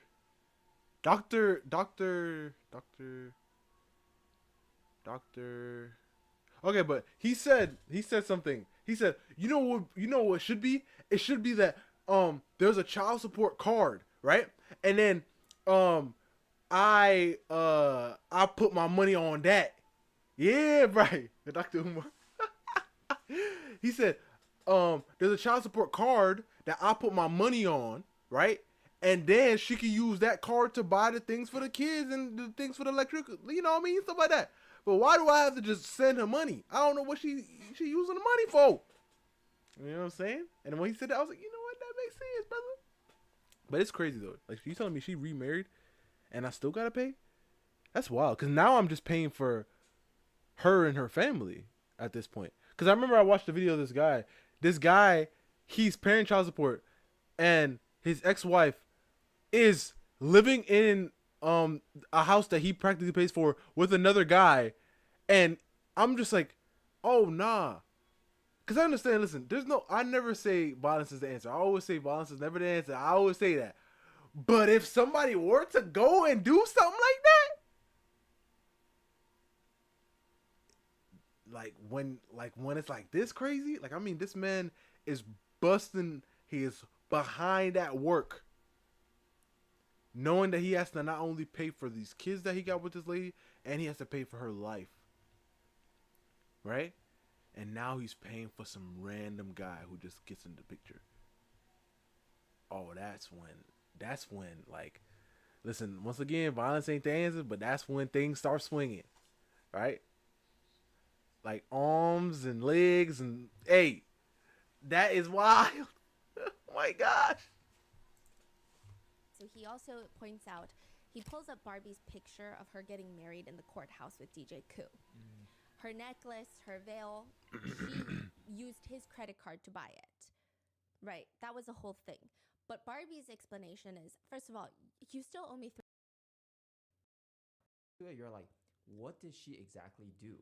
It's Nothing. all just allegations and yeah. Barbie makes one statement about her marriage, and she says, it was you, Faye, not me, that was unfaithful during our marriage. After the divorce, so he also points out, he pulls up Barbie's picture of her getting married in the courthouse with DJ Koo. Her necklace, her veil, she used his credit card to buy it. Right, that was the whole thing. But Barbie's explanation is, first of all, you still owe me $3 million, okay? And second of all, you authorized me to use that credit card. And third of all, yeah, it was petty. I was mad at you. And fourth of all, I feel like I'm just spending my money that you borrowed from me and never gave back. So I'm not really using your money at all. Yeah. She says, it was you that was unfaithful during our marriage, not me. And after the divorce, I did use your credit card a few times out of anger, but this was something you signed and explicitly your money at all. Yeah. Yeah, it was petty. Barbie's explanation is, first of all, you still owe me $3 million, okay? And second of all, you authorized me to use that credit card. And third of all, yeah, it was petty. I was mad at you. And fourth of all, I feel like I'm just spending my money that you borrowed from me and never gave back. So I'm not really using your money at all. Yeah. She says, it was you that was unfaithful during our marriage, not me. And after the divorce, I did use your credit card a few times out of anger, but this was something you signed and explicitly allowed. The key point being, I never used your card to buy anything for my current husband. The reasons for my anger are as follows. Your mother spread a rumor that another celebrity beat you up because you two have differing political views. The truth is, you were drunk and you pushed my little sister to the ground. When I was heavily pregnant, I tried to stop you. You also pushed me to the ground. You then grabbed a box set of the hardcover copies of Harry Potter, which netizens looked it up. It's like 15 pounds. It's like 7 books. And you threw them at me. The other celebrity stopped to restrain you and stop you from hurting me. He did not beat you up. 2, I received a large number of explicit photos of you with another woman during our marriage. It deeply devastated me. 3, your mother advised me not to divorce you when I told her about your infidelity, and she Listen, I feel bad, right? Of course, and this man did wrong. We can all acknowledge that. But this is why we got to start vetting people. I'm going to continue to say that. We have to start vetting people, okay? Because they literally just said the reason why they thought that he hit her was because in his previous relationship, he hit his ex. So, let's rewind. You know this guy beats his partner, or I hate saying that word, but his girlfriend and or wife, and then you get in a relationship with him? Like, I was literally watching a video today. This guy, right? He moved in with this girl, right? He moved in with this girl. He brought his kids in there, right? She called the cops on him. Here, just listen. She called the cops on him and said that he hit her, right? He hit me, he choked me, that, right? And then the cops ended up realizing she is clearly lying. This man got cuts all over his face, his neck. He got a gash on his head. Yeah, this lady's truly crazy. You know what the guy said? The guy said, yeah, you guys, I don't know who it was, but you guys were here like a month ago. because the same situation happened with her ex-boyfriend. And I'm like, hold up. So she literally got the cops called on her, or called the cops on her ex for starting a fight like she did just now last month with her ex-boyfriend, and you know this, and you still get in a relationship with her? That is some stupid stuff. That is truly dumb. Ain't no way I'm gonna meet this girl, everything starts, moving along, and then I find out this girl like she does it all the time, but 5 out of 10 of the relationships she's been in, she's cut the guys. Huh? 5 out of 10 of the time she's cut them, but she doesn't do it all the time. But 5 out of 10, so about like half the time. Oh, really? Yeah. Make sure I never see her. Simple. Like, I don't understand why people think, oh, I'm different. No. Don't ever think that way. Don't ever think that way. Okay? Don't ever think, oh, well, no, I'm the exception. Like, I'm going to be the one out of a million. No, don't think that way. Just stay away. Stay away. Please stay away. Assured me it wasn't true. 10 years of marriage ended in 2 deaths, 1 serious injury, and the issue of using your credit card seems laughable now because what I lent you and invested in you far exceeded what I ever spent. The money I spent using your card was earned through my own hard work. After the divorce, you continue to manipulate public opinion, subjecting me to online harassment to this day, and I just want to thank you for creating these difficulties, as they have made me stronger. No complaints, no excuses, graceful and composed. Moving forward from now on, I will no longer respond to your smear campaigns that you have created. I will leave everything to the justice system. From this moment on, you are nothing but a mirage to me while I continue to walk my own path of flowers. Side note, the 2 deaths she's likely referring to was when she had to terminate her pregnancy after her second child, and a potential miscarriage that she was rumored to have suffered from 3 days before her wedding. To Faye. Wow. But Mother Faye, she is Barbie's biggest bully. During and obviously, after it's her little boy. marriage to Faye, even after Barbie's passing. This is why this episode is this episode. When Barbie was married to Faye, she had suspicions that he was cheating on her with the picnic girl. Barbie approaches her mother-in-law to talk about it. She vehemently denies that her son would do anything like that, which, fine, you could imagine a mother always thinks highly of her son, but after the divorce, pictures get released that show while Barbie and Faye were still married, Barbie is telling her mother-in-law she's worried about infidelity. Faye and the picnic girlfriend and Mother Faye are going on family hikes. Oh. Mother Faye and picnic girlfriend have matching necklaces. Oh, this mama. Which she then goes on live. Oh, this mama. Mother Faye does to disprove the rumors. Oh. Which, side note, the way she goes about it is so dumb. She screams, "She used me. Picnic girlfriend used me. She lied and she scammed me." I thought she was a fan. I was hiking with my son. She came up to me and said, "Oh my God, you're the billionaire. Can I take a picture with you?" I took a picture with her. Yeah. You're the billionaire. I And want now to take a it's picture being with you. used and distorted as if I liked her. The heck? I feel like I've never seen a billionaire probably come up with a better, more and wanted to relatable take a excuse. picture with him. But she First of all, continues to double there down is and not just one. avoid Listen. There is not one celebrity alive. Listen to me. There is not one celebrity alive that if I were to see, out, that I'd ask for a picture. Not one. There's not a person. There's not a person alive. Think about it right now. There's not a person alive that I'd run to get a picture with.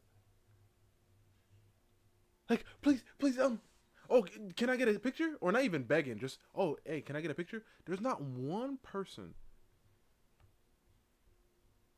Literally, I'm trying to think. I'm thinking really hard. That's why I said alive, especially because I'm just thinking, like, if anybody, I would think probably, like, because, like, when I was younger, a massive Michael Jackson fan. So I was like, if anything, maybe? But I don't even think so with Michael Jackson. Like, I don't think there's anybody really that I'd really need to take a picture of, or I feel like I'd have to. I've seen a couple of celebrities like out, you know, but like, yeah, like, like no, there's not one.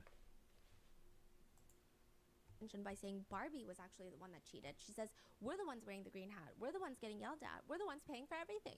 We've been enduring for so long.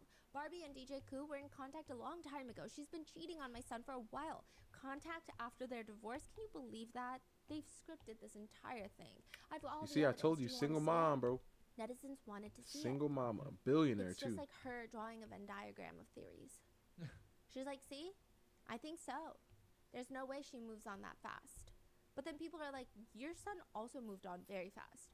But in fact, your son's situation is weirder because Barbie and DJ Koo used to date. So it's like you can imagine reconnecting a romance, especially one that feels so much like a soulmate, is quick. But like just like dating a picnic girl out of nowhere, that seems like it would take some time, don't you think? And also, the pictures of you going on a hike, why do you guys have matching necklaces then? It's not even a popular necklace. It's not even a design that everybody has. It's like mother, like son. Yes. Like both of them are so petty and so immature. And I mean, he was raised by his mama, most likely. I'm so amazed that they even became billionaires, because to some degree, I would imagine if you start from a certain point, you have to at least network a little bit. But she's just, I mean, well, no, I would say most of them are crazy. Yeah. But insane. Anytime Mother Faye would trash talk Barbie, her live stream viewership and sales would go up from $25,000 daily to around $500,000 daily to about $1 million a day because of all these so-called private secrets of Barbie she was exposing. Wow. When Barbie and DJ Koo get married, Faye loses it, starts ranting online about that house is worth $12 million and was bought by me. I paid the down payment and I've been covering the monthly payments for years. The entire design and decoration were done according to my style, under my supervision. I can't believe someone else is willing to live in it now. And you spineless coward, can't even change the mattress. How dare you make me pay the electricity bill and keep my children there? Bring them back to Beijing now. So pathetic. Yeah. Then Mother Faye goes on to live stream and sell soft-boiled eggs, which is a thing, and soft rice and green tea. The context is in Chinese words, soft rice is usually to describe a husband or a boyfriend that's relying on their partner to earn money or you know. Yeah. So they're basically, you know, going at DJ Koo. Yeah. Basically. Even after the divorce, they keep using Barbie as a way to make money. And side note, while they were together, while they were married, Faye was obsessed with presenting himself as the obsessed husband. He even opens up a hotel in Taiwan called S Hotel. S because she's known as Big S and her little sister is Little S. He says he created this hotel as a gift to Barbie. This was his gift instead of a purse or a box of chocolates like any other loser husband. He's a billionaire. It's kind of like a fairy tale. And when you walk into the lobby, it's just all pictures of Barbie. And you think, wow. People were commenting like, he's so smart because it's not even just a gift to her. It's a legacy. Yeah. It's a profitable machine. It's a hotel. And it's a love letter, but it's also smart business-wise. Yeah. That's how he sets her up for the future. It's a tribute to her. Then she should have it. She has zero ownership and stake in the hotel. See, then he's using her likeness, right, to Yes. profit him. He's using her. Yeah. It's so sick. It's kind of genius, but so sick. Just using all of her celebrity status to get people in through the door. She should absolutely have it. Yeah. If you said this is, you know what I mean? Now it just seems more so like you're a loser. Like, you just slap yourself on the face for that. And then before he goes on crying in the rain about Barbie, he actually recently, a few months prior, changed the hotel to M Galleries for his new wife, Mandy. Oh my god. Yeah. Wow. Yeah.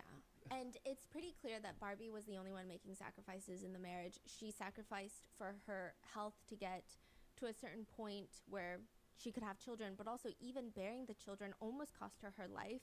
It cost her so much emotional distress while he's out cheating with other women. She slows down with her career, and that's a choice that she makes. I don't think he forced her, but still, She's making a lot of sacrifices, and he knows this. He even posted pictures of her at the Cannes Film Festival on the red carpet, writing, "Why does it feel like I'm holding my wife back? If it weren't for me, perhaps she would have achieved even greater success." Meanwhile, Mother Faye is cosplaying what Barbie and DJ Koo wore at the Vogue interview. What? Yeah, she's like, there was a really cute photo shoot in the interview for Vogue where she's shaving his beard. So he's got shaving cream and she's shaving it. And so she puts shaving cream on and she's shaving it. And then Mother Faye is like, "Guys, just tell me how many carats you want. I'll draw it for you." Insinuating that DJ Koo is too poor to buy Barbie a real ring. And she starts drawing fake tattooed rings on her fingers. That is freaking crazy. She just will not give it a rest. This is why people were freaking out when Faye gets to the airport after Barbie's passing and says, "Please, don't say anything bad about her." When it's, hey, the only people who have ever said anything bad about her really are you and your mother. Like, the audacity that you have to say that is kind of crazy. The day after Barbie's passing, Mother Faye does not even wait a single moment to let the world mourn or even mourn herself, because I get it, she doesn't like Barbie, but this is still the mother of her grandchildren. I just can't see how you don't feel remorse and guilt and shame, but also grief that she's gone. But it gets worse, okay? She starts posting online and says, "Don't be jealous of anyone. Have the courage to be yourself and let it light the path to your future. Now is not the time for a billionaire to get aspirational." It's so random. It sounds like I'm That's so true. unbothered. It's weird. It's rude. Even another celebrity calls her out and says, "Sister, is this really something you must post when the news about Barbie breaks out?" I kept checking because I couldn't believe it was real. Thinking about how her children, aka your grandkids, are still so young and have already lost their mother, or even just considering that this is still a person at the end of the day. No matter if they're a stranger, suddenly they lost their lives. Would you not even feel a little bit of sympathy? Even staying silent would have been better. Is it really necessary for you to insert yourself into the spotlight every single day? I am truly speechless. Within 3 days of Barbie's passing, Mother Faye goes online to live stream her products. She's decked out in jewelry. She does not seem somber. She doesn't mention anything, just business as usual. Again, she is a billionaire. Most of the world do not have the luxury to just take time off to show respect or to privately grieve after someone's passing. She does. It's not like rent is due. She goes on live and she's sitting there jolly as ever, and she'll just start playing messages from her son, like audio messages, and it all just seems like a publicity stunt. So remember the whole private plane thing? She liked and reshared it. Yes. So she'll be on live stream and she plays the audio voice message, which she never does, from her son on the live stream, and it's him screaming at her, "Who did I offend? I didn't say anything." So this is after Little S said, "You guys didn't pay for anything. What's wrong with you guys?" Yeah. And this is when netizens start really turning on Faye and his mother, because the whole airport thing happened before. It's weird, Yeah. but they're also like, okay, at the end of the day, this is the mother of his children. Yeah. Maybe it's just weird, but what can we say? The private plane thing happens and they think, okay, maybe he really does love Barbie, but then it gets proven to be a lie, and now everyone's like, what's wrong with these people? Everything they've done is weird. So then he starts screaming in this voice message to his mom, "Who did I offend? I didn't say anything. Why are you always like this, Mom? You, love you."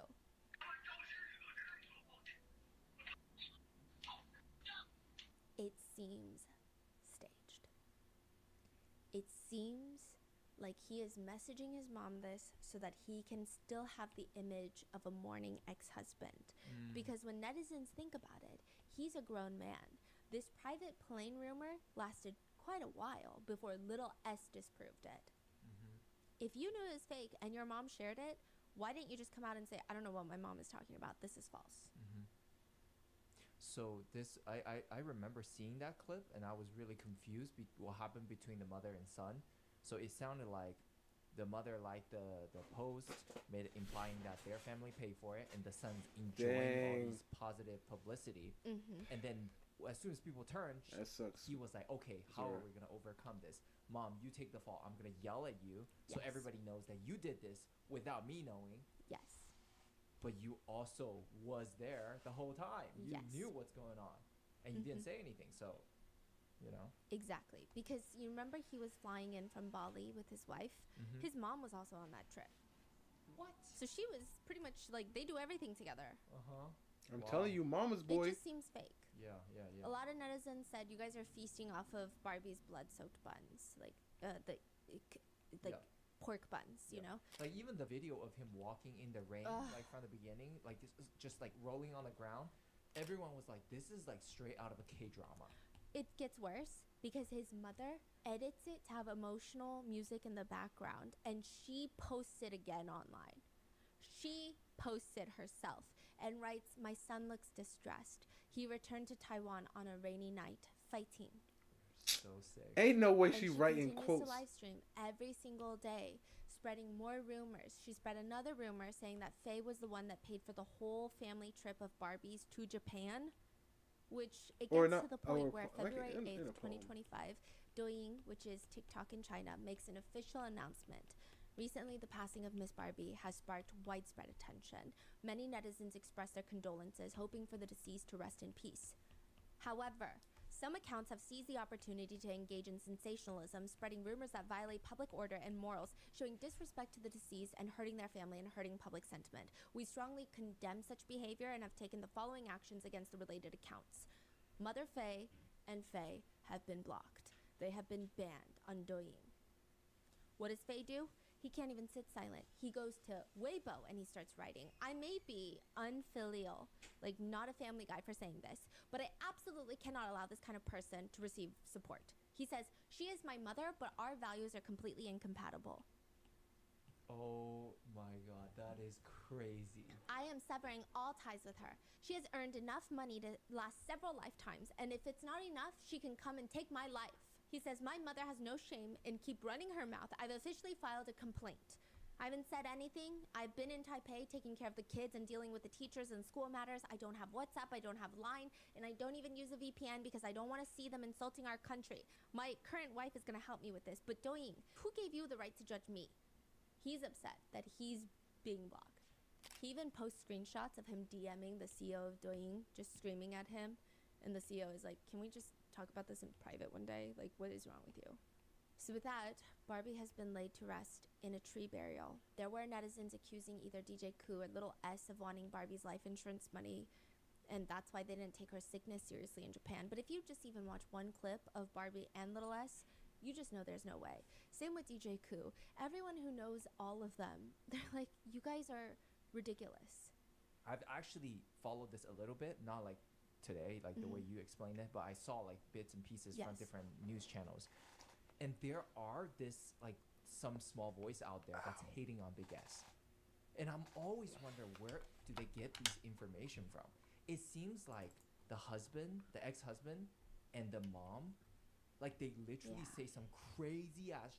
They're just people out there that just wants to hate. They're just ready to say, "No, she must done these certain things," and then they will spin around and spread more rumors and just hate on Big S and these people around her. Yes, okay, that's absolutely accurate. So one of the points that you bring up is Faye will say something and they'll spin it and take it as the truth. Excuse me. One circulating Excuse me. rumor that was briefly around after Barbie's passing was that she must have been a drug addict. That's why the flu hit her harder than people who don't do drugs. I don't even think that there's a correlation, like scientifically, medically. Maybe they should open their eyes a bit. But second of all that stems from Faye's post where he accuses her of taking her prescription drugs, which, like, she's prescribed those. Also, they're epilepsy drugs. Yeah, it's just so sad to see. Yeah, and the mom and son duo is like constantly online talking crazy stuff, and the big Little S and DJ Koo and their whole family is like, they're quiet because they're mourning, and even after a divorce, they're all taking the high road versus these two just keep running their mouth. Is just so sick, you know, and they don't want to lower to their level and just start another online battle of like who's right or wrong. So they just keep running their mouth and ruining her name and image. Yeah, and it's bad because I feel like the people who take the high road always lose. All right, so now because it's like they're in what the time is right. it? See if I have time. They just don't want to be vile and Yeah. disgusting. Okay. I want They to just want to do move on, and it's like, okay, the people a who know different me character. know that that's not true, Now but let they me still see get hate on. who I want to do. So Barbie's whole real family come fast. out with a post dispelling all these rumors, Her and they say, name? rumor number 1, DJ Koo helped Barbie buy a $46 million life insurance policy. That is not true. Rumor number 2, Little S sang and danced happily celebrating her sister's impending death because she knew she was about to get rich.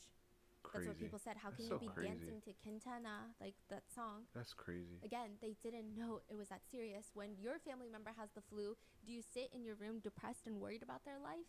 It's the flu, and it's not like Barbie was 80 years old. Rumor number 3, Little S insisted on keeping the ashes at Barbie's house to pressure her ex-husband into continue paying the mortgage. That was another thing. They were like, why are you staying at Barbie's house with Barbie's ashes? Is it because you just want free rent? Oh, I didn't even think to remind you of this part because it's like the most ridiculous thing. So even prior to all of this, I don't know why Faye and Mother Faye are obsessed with the idea that Barbie's family just want to leech off of them when Barbie's family is doing well. Both Barbie and Little S are incredibly successful. They don't need this dirty money of Faye and Mother Faye. But when the news came out that the electricity bill for the condo in Taiwan, this is when Barbie was alive, was $1,400 a month, Mother Faye went on to draw a diagram of how every single member of Barbie's family must be connecting their home electricity to the electricity meter at the condo in Taiwan. They don't even live in the same city. Even if they were neighbors, it'd be pretty difficult to do. It's so sad because, like, Okay, if there it that's the I guess I'll that's do her behavior, if she's willing to go that low, Yeah. like, imagine their whole marriage, like how Yeah. suffocating it was. And also, you're a billionaire and it's $1,400. It's a lot, but you're a billionaire. And this is how crazy you want to be about $1,400. It's not even about the money. Yeah. It's truly just how nasty they are. Yeah. So now it's like the accusation that Little S wants the Taiwan apartment to be paid for, so she's staying there with Barbie's ashes. When in reality, she's probably trying to take a lot of things, collect sentimental things, so that she could save it for Barbie's children, but also for herself and her family, because likely Faye's gonna come in and take the apartment over, which is what most people would expect to happen.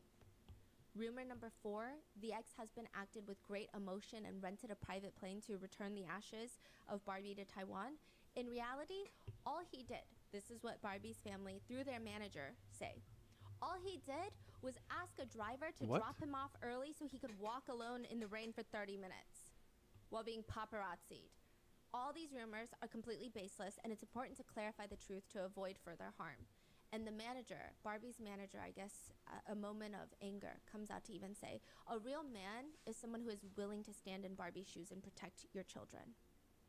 Like, how can Faye even behave like this? They have children together who are grieving the loss of Barbie. What are you doing?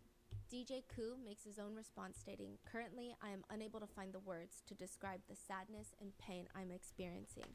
And this actually made the news in Korea as well. So their relationship, I would say, is definitely not as popular in Korea as it was in Taiwan.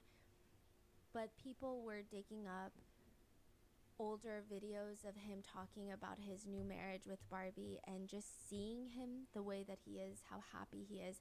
A lot of new comments in those old videos say, I don't even want to imagine what he's going through.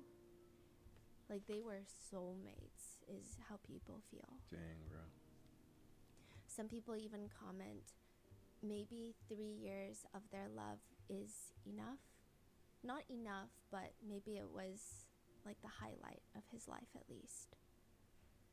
He writes, currently, I'm unable to find the words to describe the sadness and pain I'm experiencing.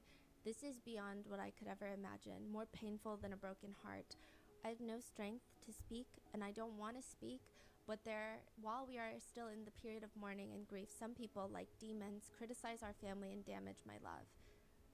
There are those who act pity and run in the rain, those who deliberately harm the image of our family, spreading false rumors about insurance and money. These lies have caused more wounds for me. At this moment, I can't help but wonder, are there really such malicious people in this world? Please, whatever you do, don't continue. Just let our Barbie rest in peace. That is my only plea. Also, I want to talk about the precious legacy Barbie left behind. All the legacy that Barbie worked so hard for during her lifetime was created to protect her beloved family. Therefore, I already said I will give all my wealth, because it would automatically go to him, is what people are saying. I'll give it all to Barbie's mother. The time I spent with Barbie cannot be replaced by anything in this world. It is priceless and invaluable, and I want to protect everything Barbie loves most.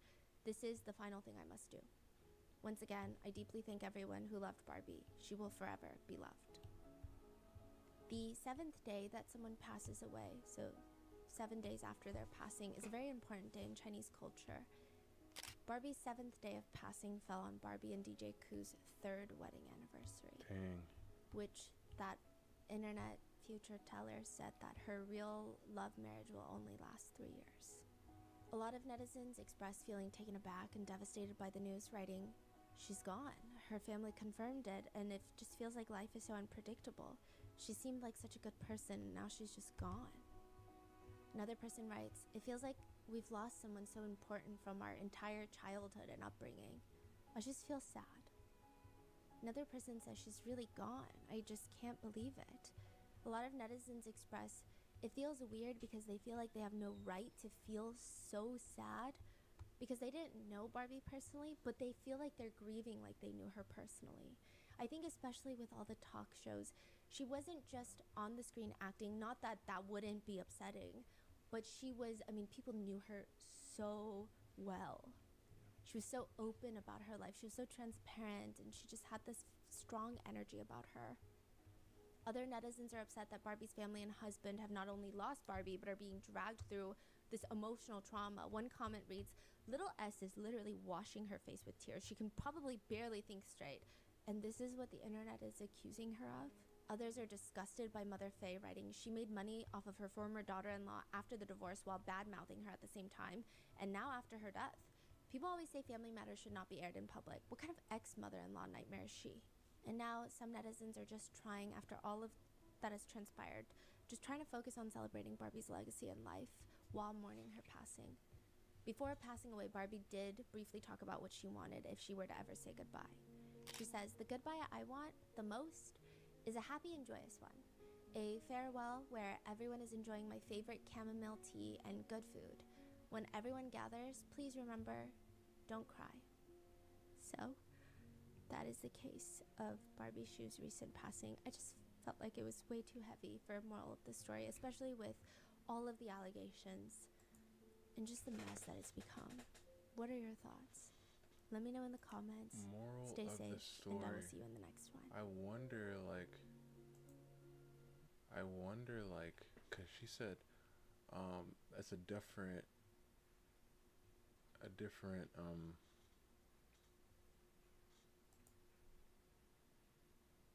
channel.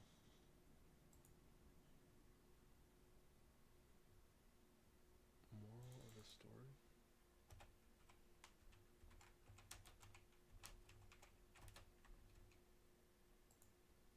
Stephanie Sue is her name. Stephanie Sue.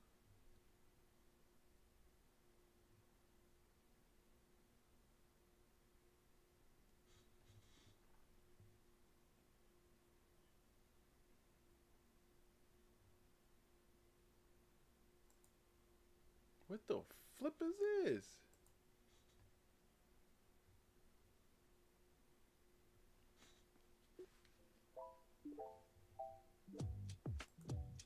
I bet this is copyright. Hold on. I bet this is copyright also. Oh, this is like a cool, nice little intro. Okay. Oh, snap. Okay. Oh, okay. Guac. I do have a reality show problem. It's become kind of out of control at this point. I don't know how many shows I'm in the midst of. I don't know how many shows I've unwillingly forced you without your consent to join me on this journey. But you know what? I think at this point you guys have Stockholm Syndrome, and we're just gonna have to go with it because I don't know. You guys are kind of clicking, so we're just gonna keep it flowing. And I found this new Korean show. Actually, my Korean researchers said they told me, "Hey, listen, you've been watching China's Singles Inferno. Not really. I don't know what the fuck you're watching. I'm just gonna be so real with you, Stephanie. We don't know what you're doing. Did you see what I did to that banana, Jason? Did you see it?" So my Korean researchers were reaching out. Okay, to me I and guess they this said, one is more "Hey, lighthearted I don't one. know if you want to know this information because we don't really want to like start something. Like we don't want to start another obsession and then you go off the grid for like 2 weeks and then you're just sucked into this thing. But there is this show that everybody's been kind of obsessed with in Korea, and it's called Couples Paradise. And this is like the Squid Games of speed dating in South Korea. What does that mean? You know, it's just so cutthroat. Like, what does that so even mean? cutthroat. It's so mean. Like, you think Beauty and the Best was mean? These people are mean, but in a very normalized way. It just, like, it's so many parts of even just episode 1 made me slightly uncomfortable. I don't even know why. It's the speed dating. Picture this. I'm gonna set the scene for you. Okay. It's kind of like a giant windowless warehouse. And you've got 2 male hosts, very famous people, okay? And these very famous men, they're going to make sure that these people get married at the end. This, like, never happens in Korean reality shows. Like, by the end of a K-drama, you might have a no-tongue kissing scene. So that means by the end of a Korean reality show, nothing happens. So they're going to get legally married. No, but they want to. That's the aim. And I think at the end they even like put them in wedding dresses and then they have to like pick one. I don't know if they force you to like legally get married like The Bachelor does. Okay, because that's actually The unhinged. Bachelor Like, makes you legally get married? Kind of study that. Oh, that's maybe in the crazy. next 30 years. I mean, give them a couple of years, they'll get there. too. That is They'll crazy. get to the Bachelorette. I did not know, like, in The Bachelor and Bachelorette, you legally get married. Like, you don't got a choice. That's crazy. They're gonna get 60 men, 60 women 60, man. who want to get married, and they're gonna come into this warehouse, and they're going to just fucking stare at each other. You've got all of the They're women just gonna start. doing it. Oh, sorry.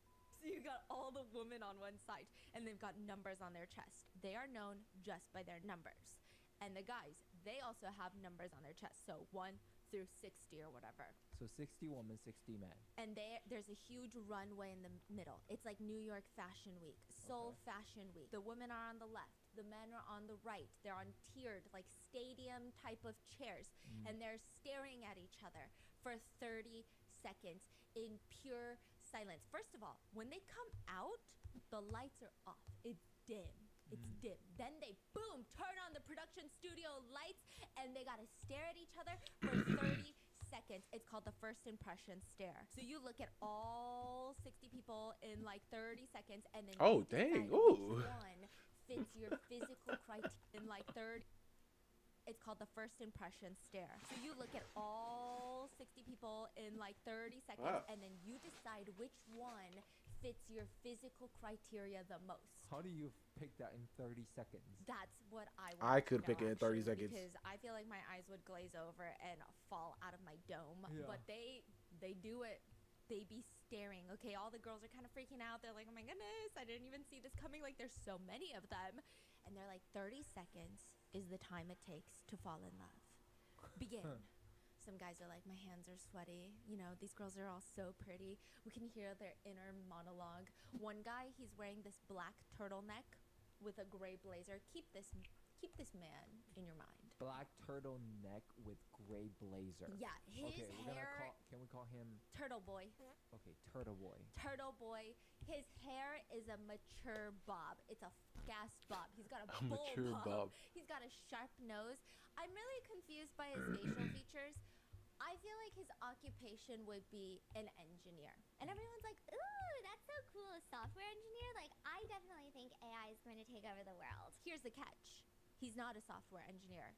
He's just like a civil engineer. He like engineers buildings, which admirable, perhaps more admirable these days than software engineers, you know? But he kind of likes being mistaken for a software engineer, so he doesn't correct it. That's the vibe he gives me. Okay. And he just stares into the camera and says, "I had to observe the woman, so I was focusing." I didn't smile. And he does give me serial killer eyes. He's just Oh scanning my. through the crowd of women with his laser focused eyes. He looks mean, that's what over we're supposed and to do. makes direct eye contact with girl number 10, and she's just kind of giggling to herself. I mean, girl number Listen, 10. I don't know if she's just shy and giggling, or I don't know if something funny's happening, or I don't know if she knows where she is. Like, it was like a really intense giggle, and I'm like, that's okay. Sometimes I don't know what's going on either, and I just giggle. Does she lock eyes with him, or? No, she's just scanning all of them, and I And guess it's giggling. very awkward. Yeah, so she's very giggly. Her cheeks are bright red. I mean, Maybe I feel it's like the blush. that Maybe will be it's you. no, exactly. That's why I love her. Okay. Okay. And then he says, you know, then I noticed girl number 10 was smiling. Mhm. So I became the most curious about her. Countdown begins. 3, 2, 1. Boom! The lights turn off again. And everyone is taken out of their seats. And now the seats are just filled with numbers. It is time for speed round dating men division. Okay. Here's how it works. All the girls are going to sit in their seats. Behind them, they have this giant plaque with their coordinated numbers. So if I'm number 15, it says number 15. And then I got this giant button. It's the nuclear codes, okay? You press it, that means I'm interested in this guy that's Oof. on the runway. Oh And my then by the gosh. end that he's done Okay. talking, This he is will crazy. see how many lights are on, and then out of those, he will choose who he wants to take Yes. on his first date. Okay, that's a classic. This is classic. Exactly, exactly. Now, there are some little producer moments where the producers line up all the contestants and they're asking them really intimate questions like, how long have you been single? And a lot of the guys are like, God, it's been so long. How long have I been single? Like 3 years? And then some of the girls are like, oh, I've been single 28 years. 20. Okay, Oh, the and whole how life? old are you? Oh, I just turned 28. So, like, they've been single their whole lives. They've never fucking dated anyone. And now they're on this dating show. Do you believe it? Yeah. The way they Okay. said it, I'm like, no, I believe you, okay? Like, especially number 16. She's wearing this cream blouse. She looks super sweet, but the blouse sleeves are mesh, so maybe she's crazy. Maybe at nighttime she gets a little crazy. Maybe she likes to go Oh, I thought we were talking drink about a the tea. guys. Yeah. Oh, the girls too. Oh, you're talking about both. Yeah, How many years they haven't Mhm. been? Okay. Yeah, okay. and she's like, I'm here looking for a husband. I'm expecting to find my husband. And she's so cute. She's like giggling as she's saying that. But it's kind of like a painful laugh. Yeah. What does that mean? Like, they forced She's her to like, be here. I'm here to find my husband. Please. Oh, she's 28. She cannot go home without finding a husband because her mom is probably going to berate her and viciously verbally assault her, so please. I don't want to be alone anymore. Like, that's the vibe she gives me. But she seems really sweet and she's really pretty. Everyone here is pretty. Meanwhile, number 24, she looks a little more assertive. She looks like she could play with maybe like 6 guys at the same time. Like, I feel like she could juggle them. Like, she seems like she doesn't that's not get a- too emotionally attached. Yeah, that's not a good But she thing, though, says, man. yeah, I think I'm going to marry someone I meet here. I mean, I just really got to get one, right? And then number 25 is like, just one, yeah. Oh. We just need one. Do they get like Okay. any incentive or no? I guess pride, ego, you know, Okay, the whole I guess- nation is watching. I guess you get love. Okay. Yeah, and love, of course, of course. How could we forget the only thing that comes out of reality shows? True love. Okay, they're the biggest producer of it. And then number 9 walks in. She's wearing a peach-colored dress that's almost at okay. her knees. Like, I feel like that is even too modest, too conservative for church. Like, it's a lot.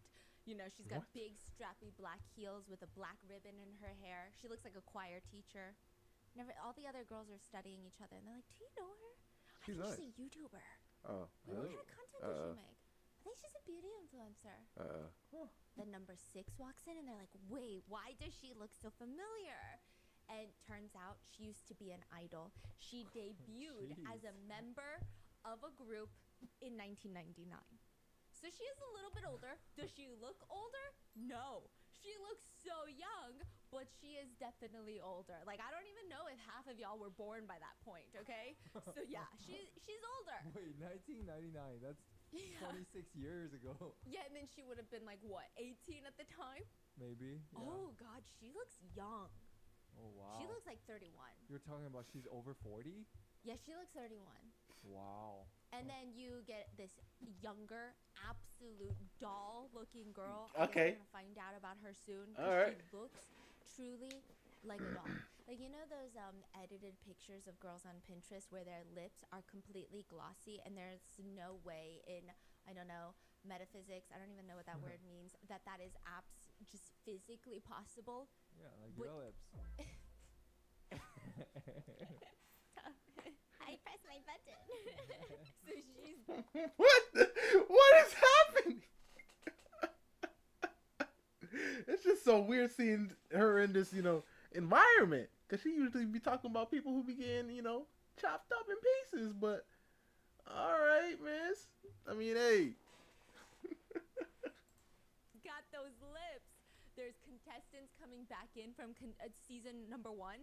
So this one's actually a very sad story. She Oh. was former Miss Korea. Is that sad? No, this is the sad part. Okay, she was on season 1 of Couple Paradise. Is this Couple Paradise? I keep getting this name wrong. You know what? I give up on the name of this show. It doesn't even fucking matter. She goes on a date with a foreigner on season 1, and he straight up tells her, "You're not skinny." She says, "I know that. Is it difficult for you to go on a diet?" "No, I can go on a diet." And now she's back. Clearly, that relationship didn't work. I mean, obviously. Because she didn't want to, he was straight to the point. Out, thank God. I hope that every single time he goes outside, it starts sprinkling a little bit. And it's like just enough sprinkling with no clouds that you think it's maybe bird piss. That's what I wish What upon the this freak? man. Maybe But for bird piss. her, I wish upon her true love. I don't know if this is the place she's going to get it, but she's back. She's back, and she lost weight. She lost 44 pounds Ooh, in 6 good to on you, 7 ma'am. months. And do you know what that means? Do you know what that means? When She a is- girl breaks up with someone and then rapidly loses weight, that means that girl needs a hug, okay? And she needs a No, friend. that means she and looking maybe a for somebody for therapist, real. And maybe some cookies. Okay, so you gotta find the one that attracts your attention the most. Contestant number 10 is the one that caught all the guys' attention. Really? She's the one that Turtle Boy was interested Look at the Turtle Boy. smiling one, the giggling one. And so she gets to walk into the little sea of girls last, and all the girls get to see that's the one that all the guys like. And you know what? I mean, she All the girls cute. are like, Okay, she cute. No, I see She it. cute. I see it. I She see is it the too. prettiest. That was my first impression I too. see it And too. I just feel like she is the type that a lot of guys like. And then there are also side I mean, comments of she wouldn't be my first first choice. impressions. Like, where's she at? Hold on. Where's she at? Where's she at? I'm on 1243. Where is she at? Come on, I saw her. I gotta find her now.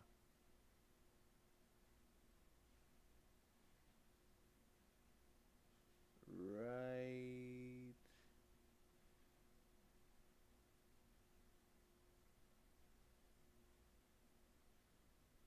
Hold up. Instead of show her after She's this. just shy and giggling, or I focus. So he doesn't correct it. That's the vibe he gives me.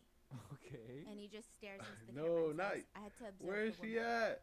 So I was Okay, I guess focusing. I'm not gonna I find it. didn't smile. And he does give me serial killer eyes. He's just scanning through the crowd. Behind them, they have this giant plaque with Yeah, I'm not their gonna find it. coordinated number. Dang so it. Number So- 15, it says number 15. And then I got this giant. I mean, do first impressions really matter in this show? Yeah, no, it does. It does. Yeah, for that's sure. a lot. Yeah, whatever. First So they impressions all matter. sit down. They take their seats, and now Like, we've got all the 2 time. male hosts, and we also have a panel of couples therapists. They're like counselors for women and men, and they're just talking about like what do men and women even want these days in a partner.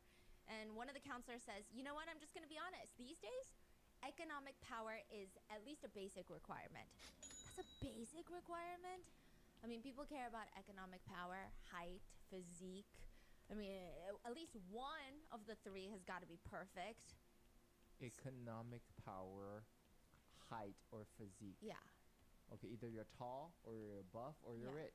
Yeah, which is crazy because I thought like at least personality we could slide in there. Like maybe as the 4th denominator. Like it didn't have to be number 1. Yeah, like common interest. Yeah. Funny? No? Okay, so the girls are all sitting when they hear a ringing noise. What is that? And then all of a sudden, the big screen pops up with 10 key words. 6'2" tall guy, fridge body. Oh, Diligent. Manly man. what?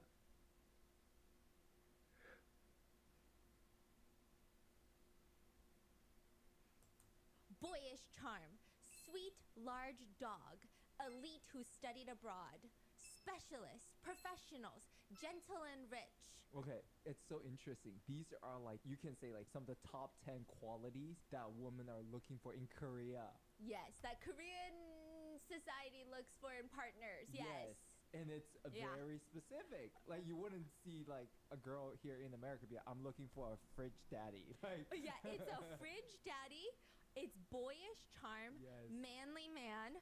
There's specialists. So these are like your has doctor, lawyer, judges, prosecutors. Okay. Dentist. I'm looking for a dentist. Yes. Gentle and rich. Okay, that's like a very specific. I don't even. Elite who studied abroad is also very specific.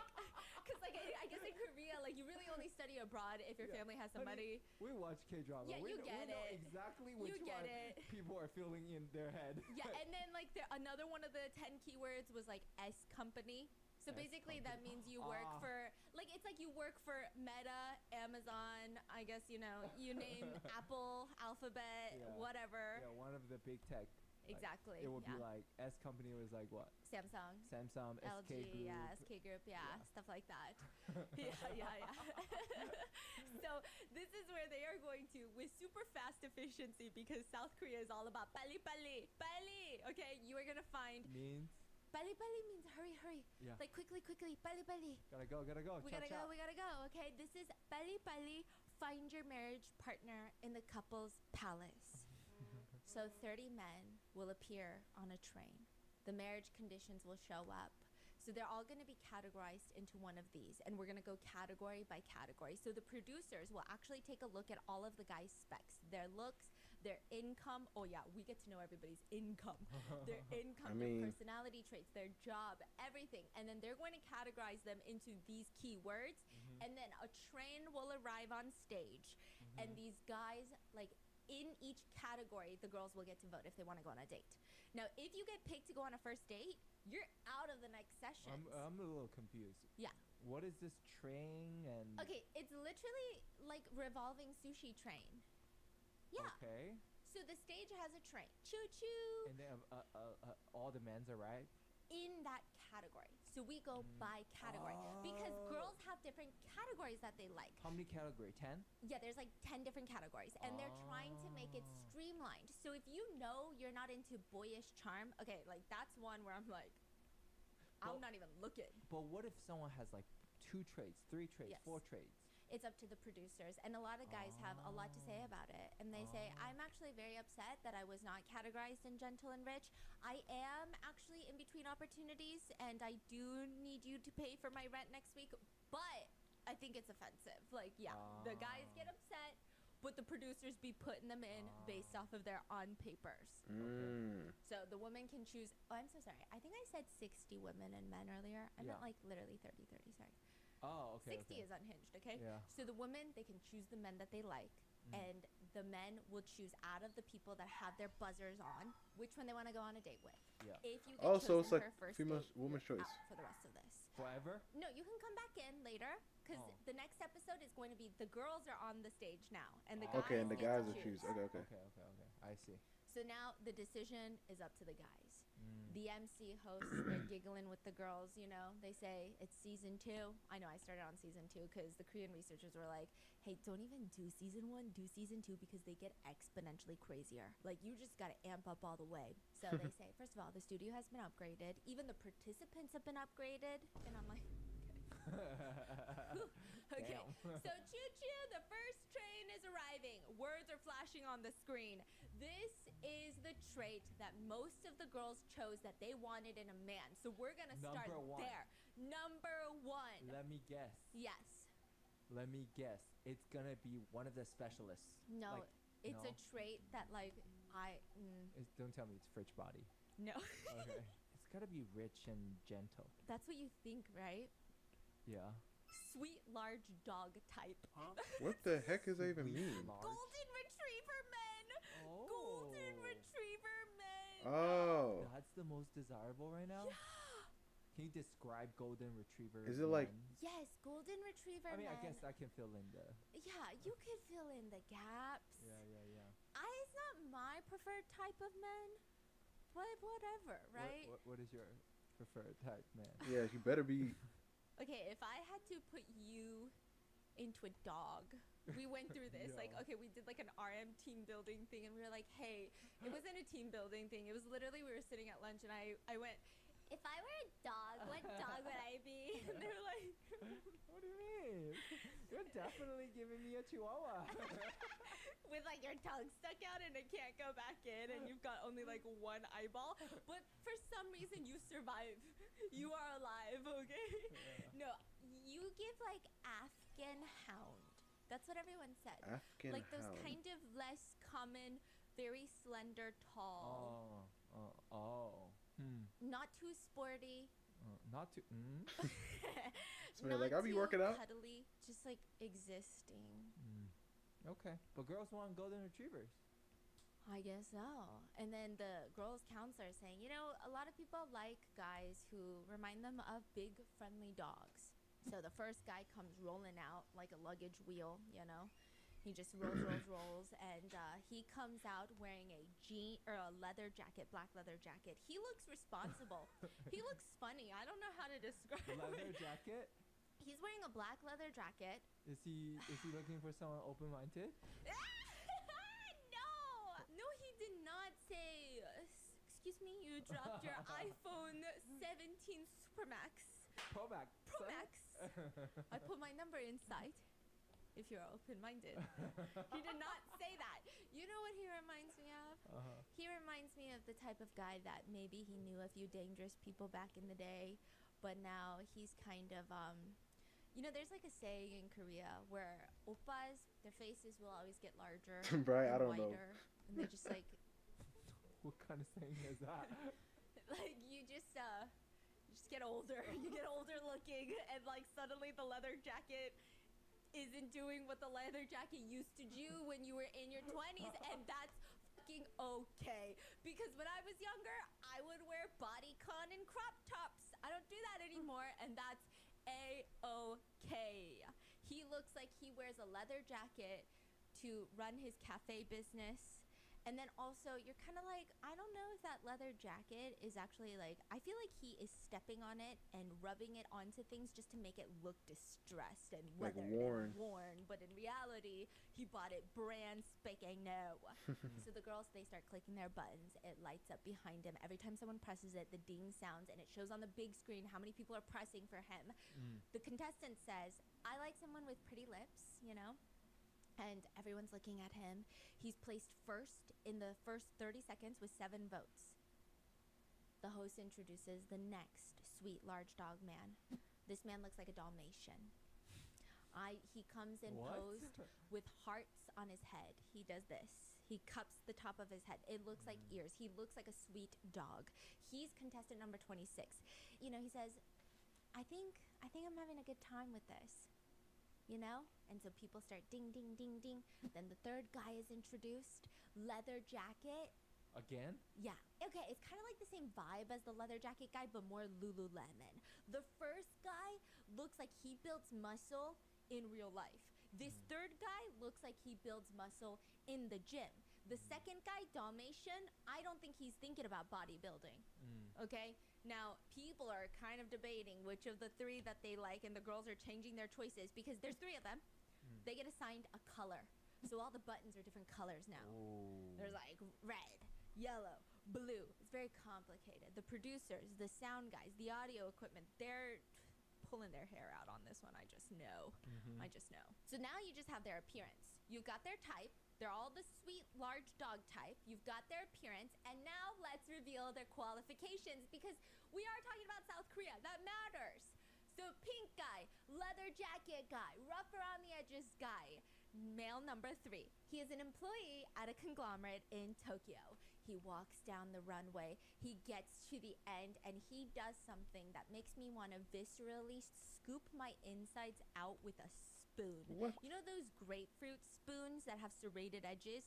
I want to stab myself in the stomach with that. He walks down the runway and he goes, pyong pyong, with his hands, like paws, like pyong pyong.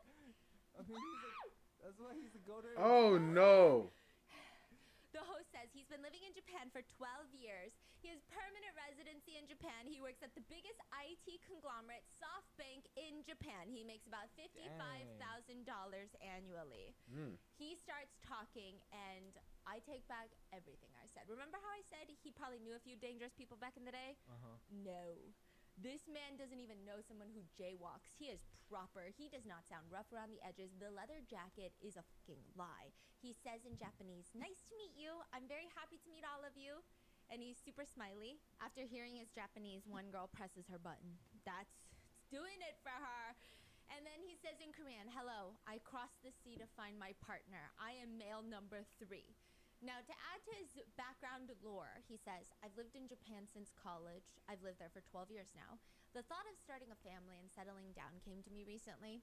I feel very nervous, but I can no longer live abroad in solitude. I must do something about it. Would anyone like to live with me?" Tony, what's good, man? And now all the hosts are like, whoa, wait. She would have to move to Japan? She's got to leave Korea?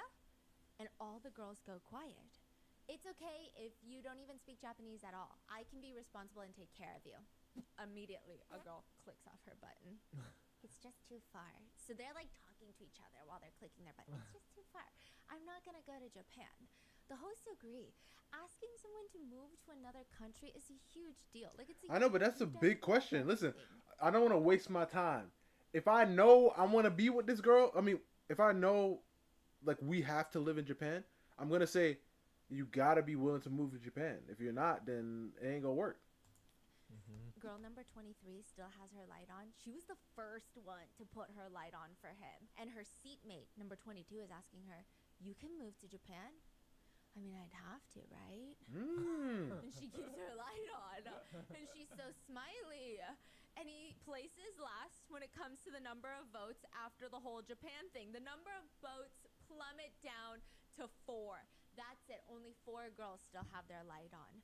And the host says, "This isn't simply about dating. You know, marriage is the premise." These hosts are yappers. What are they talking about? But they're celebrities, so they're cool. Yeah, don't offend them. Don't offend them. So they're cool. I mean, what are they? They're talking to each other or what? Yeah, they're making commentary, but like, it's good. Okay. It's good. I like the host. Sometimes the host be saying some stuff, and I'm like, I didn't ask for like the 4 words. Who's moving to Japan? Like, these people in this video, I don't know. Before the recipe. No, this guy lives in Be Japan. doing that. These He hosts lives are in not. Japan, I'm just in and defense of he's these looking hosts. for a wife, you know. I am representing And he them said, as their "Hey, attorney are you willing to in this. move?" And then they just No. turned off. So They're in the Korea host is though. asking him, "Are you not satisfied with the number of votes? You got 4 votes." He says, "Well, can I do something that might convince them to vote more?" This is his secret weapon. And he starts busting out into a dance move. He's doing the dog thing. Oh no, unclick! What the frick is you doing? Oh no, unclick this man. He starts busting out into a dance move. He's doing the dog thing. Oh nah, sir? Sir? Oh nah. The dog, like, paw on his cheek. I would like to pass away. Some people love it. Apparently not many, though, because the 4 stay, but not really. Like, no. Oh, the 4 stay? That I bet that one girl who pressed it, who stayed, she was like, we go fix him. Ain't no way this man was doing that. It's just too much. I don't know what it is. Oh, This man. is why I think it's so interesting watching these reality shows, because other guys have the same amount of confidence, or some of them will do the most outrageous things, but why is this not as cool as when some other people do it? Something about it is just a little desperate. It's a little weird. Yeah, just aura. He has no aura. No Oh aura. my And goodness, the ain't no other way you guys, say that. all the other guys, the other 30-something guys are in the back just watching, like, is this guy for real? Exactly. For a Ain't no girl? way. That's insane. Ain't no way. Ay, ay, ay. So then, number 23, people are wondering to the girl, like, you're really still gonna keep your light on? Like, what do you see in him? Yeah, and she says, well, I guess I'm just going to Japan. The girl next to her is like, well, have a safe trip. So here's the next sweet, large dog-like man. Number 13, please come out. Shaggy. He walks onto the stage. This is Dalmatian boy. He stops, he poses. He does a finger heart, wink, wink. He looks cute. His face is like the size of your pinky, like the top of your pinky. Ooh. Yeah, he's very tall, very broad shoulders, tiniest head. Okay. He's the CEO of an indie artist agency. He graduated from Chungang University with a business degree. His annual salary is $55,000. Please introduce yourself. I run an indie music record label. I am male number 13. I majored in business administration, but I love music very much, so I started my own management company. And if I meet someone on the show that I want to marry, I won't look back, and I'm going to put my everything into it. He sits down on a piano. They whip this shit out of nowhere. These people are like Liam and his guitar. I don't know where these musical instruments keep just re-evaporating. So they do like a little talent show? Yeah. And he starts playing the piano, and all of the hosts are like, see, he can play the piano. Women love Yep, piano. they do. It's just something about Was he good? He was good. He was good. Singing. He was, He's yeah. singing too? The host even said he nailed it. You know, men who can play musical instruments are seen as very attractive. Contestant You number see, guys, 22 this is said- why you guys gotta get. Hey, this is why you gotta get an instrument. Anybody watching the NBA Finals? Listen, this is why you gotta get yourself a nice little instrument. I mean, I could play the drums. I could play the guitar a little bit. I know how to play a song or two on the piano. I'm trying to learn the violin. I've mentioned this to you guys, but like, yo, you feel me? But the main reason why I'm learning the violin is because one of my characters actually used the violin, and I really wanted to like learn how to play it. Honestly, one of the main reasons. Very charming. I saw a lot of sincerity in him. The number of votes start rapidly increasing. Now he's got 7 votes. Oh, all of that for 7? Yeah. Oh. Because once you vote, you're in. If you get chosen and you go on that date, you got to go sit in the back now. You can't date more people. I mean, even the first guy has 4. I'm assuming like he's got to get more. But anyways, okay. So then the last one of this group, of the dog group, comes out. And here are the last man's qualifications. Hello, I am male number 14. I am a Gangnam native. Marketing company employee, annual salary of approximately 42,000 USD. I'm a recruiter, headhunter, marketer. As I have a big build, I can carry your luggage. I can follow you everywhere. If you'd like to be at ease while dating, please pick me. You see, this is why they wanted a dog, because he's literally around to, like, for her to just, use practically. That's why I was like, why the heck the dog thing? But this is why. Thank you. I bet he's gonna get votes too. Pick me. Choose me. I will be your footstool. I will bend down into the shape of a footstool if there is a cabinet too high for you. Please Is that the step energy? on my face. Yes. He has 5 votes. He's got 5 votes. The host says, he's got a very adorable smile. Come on, Zurich. I mean, their looks. I mean, come on, Tony. You can do more, man. Now, I'm playing. only That is a conditions lot. for marriage remain. That's dope, So man, the Joe. guys also have to have standards. Keep So going. all of them get to reveal whatever they've written down prior to this show. It's the one thing that they're looking for in their marriage partner. Oof. Okay? Let's guess. Please reveal. Okay, let's guess. What do you think? I don't know. Like, open-minded? No, it's so much worse. Immediately when the conditions get revealed, all the girls instantly look so ick. They look so turned off. One of them even turns. These ones are a little. Oh, he said she How do I gotta describe be. it? She gotta be. Okay, so remember the guy Hold from up. Tokyo? I'm guessing this is Zura's. This is Zura's domain. She gotta like oil. I bet that's something that was up there. Condition is a mom-like woman willing to start her newlywed life in Tokyo. What's wrong with that?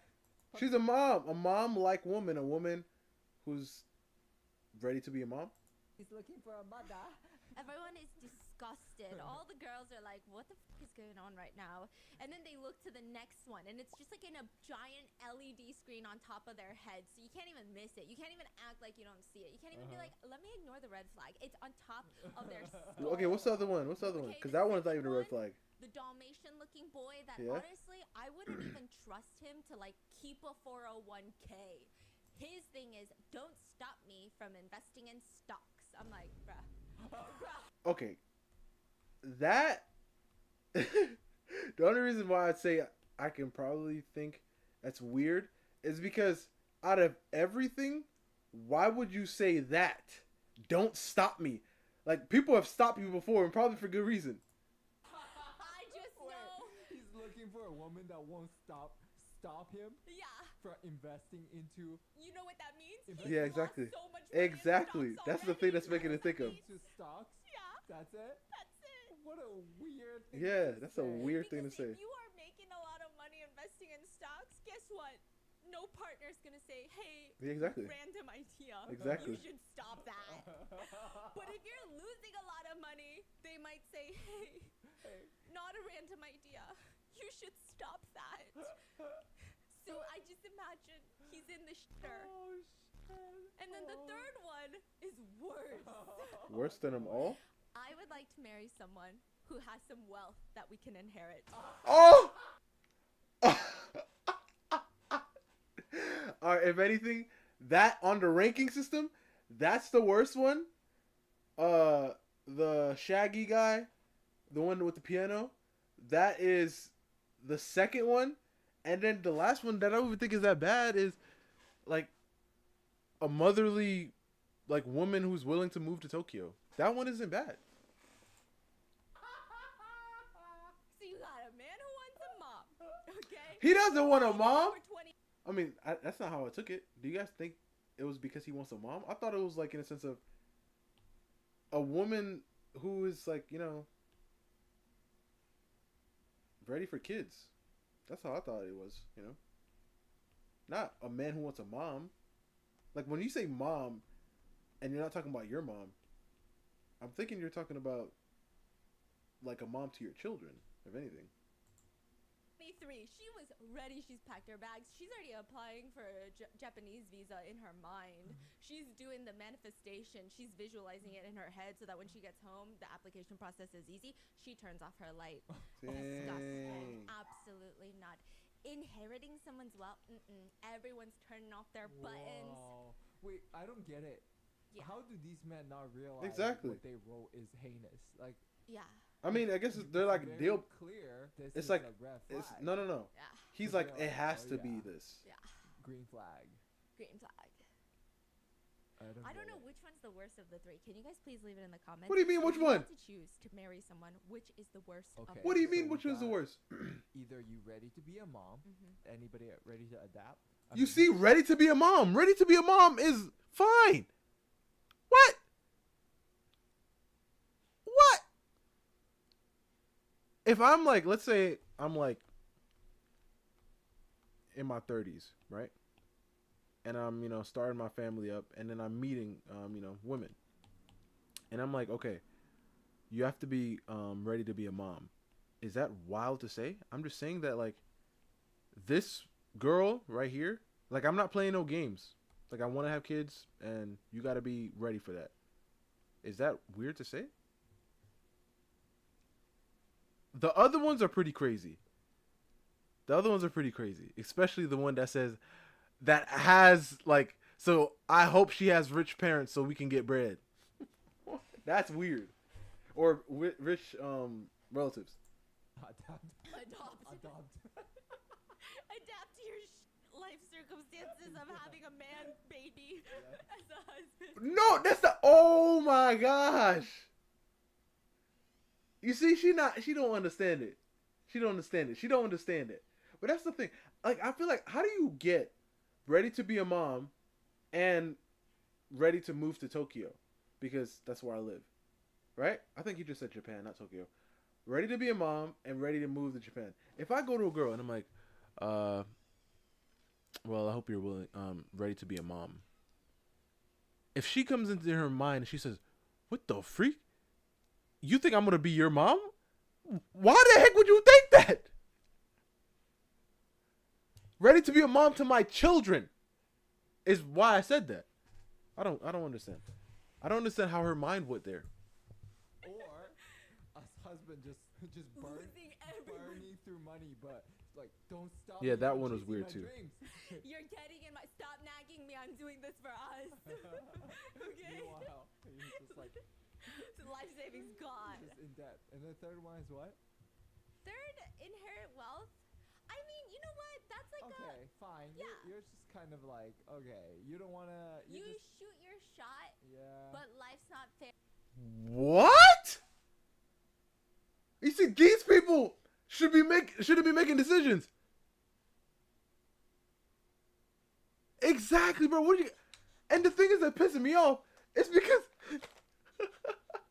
she just said the guy who said the inheritance thing isn't that bad. First of all, if my daughter came up to me, right? And she said, "Okay, there's these three guys. Listen. I met them at a place, and I'll obviously go crazy already, but I'll hear her out. I'll be like, yes. So there's three guys, and they all told me what I must be able to do until like before we start our relationship officially." And I'm like, okay, what did they say? Okay, so one guy said, he hopes I'm ready to be a mom and to move to Japan. And I'm like, okay.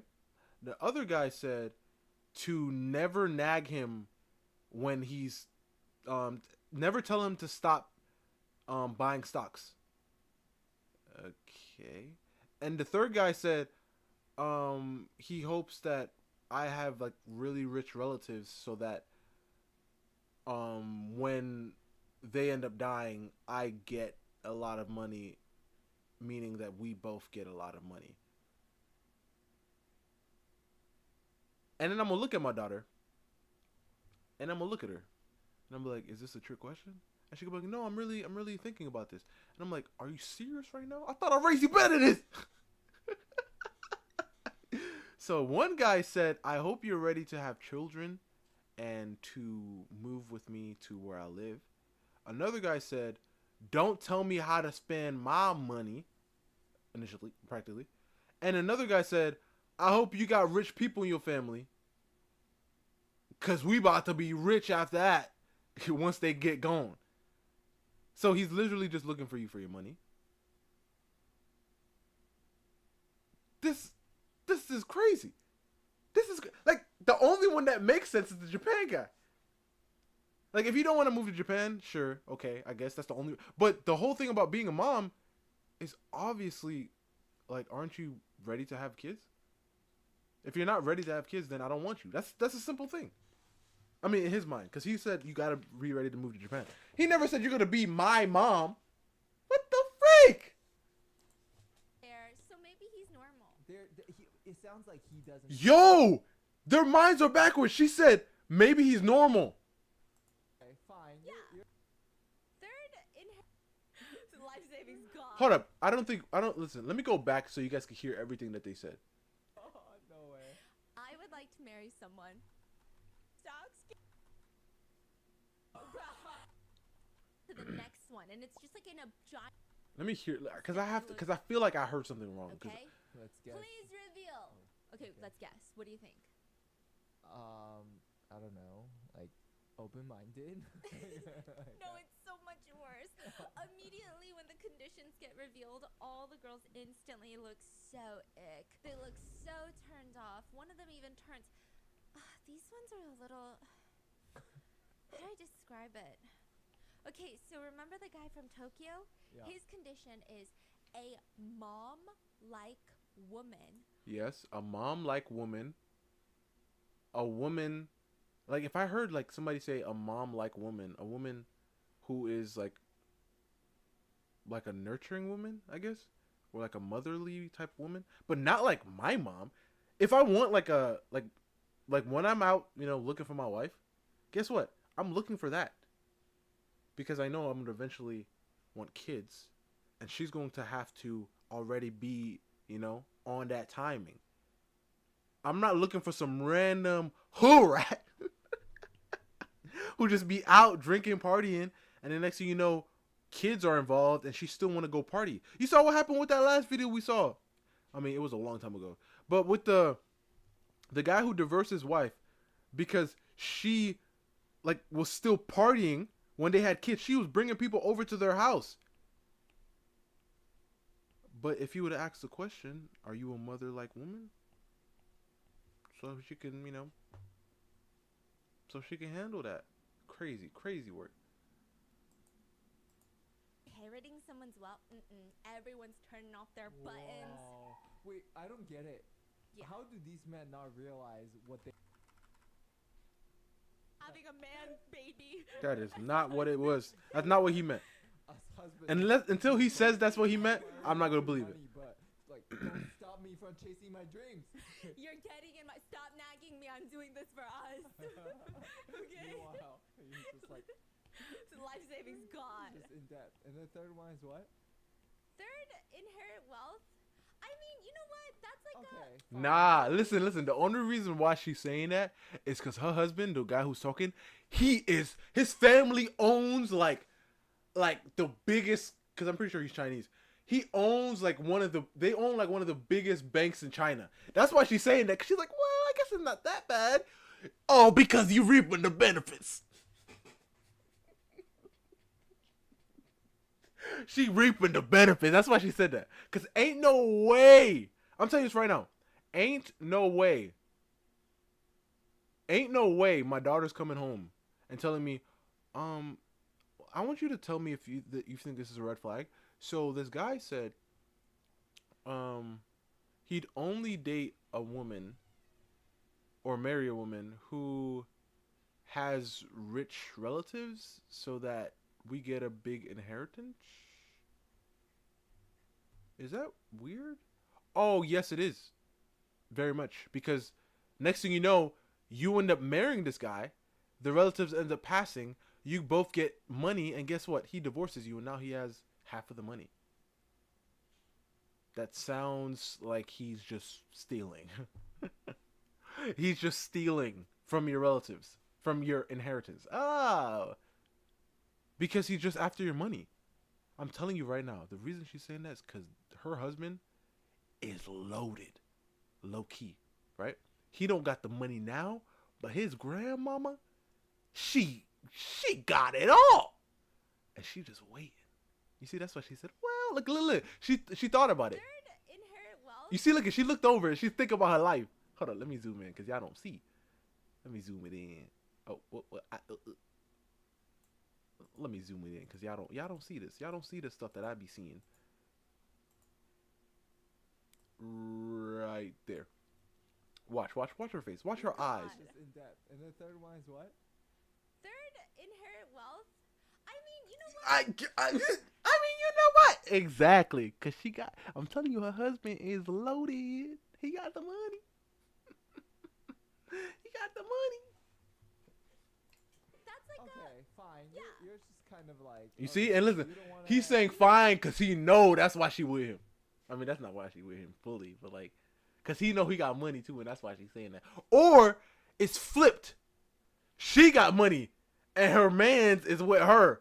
And she's like, well, I mean, that's not too bad. Just in case, you know?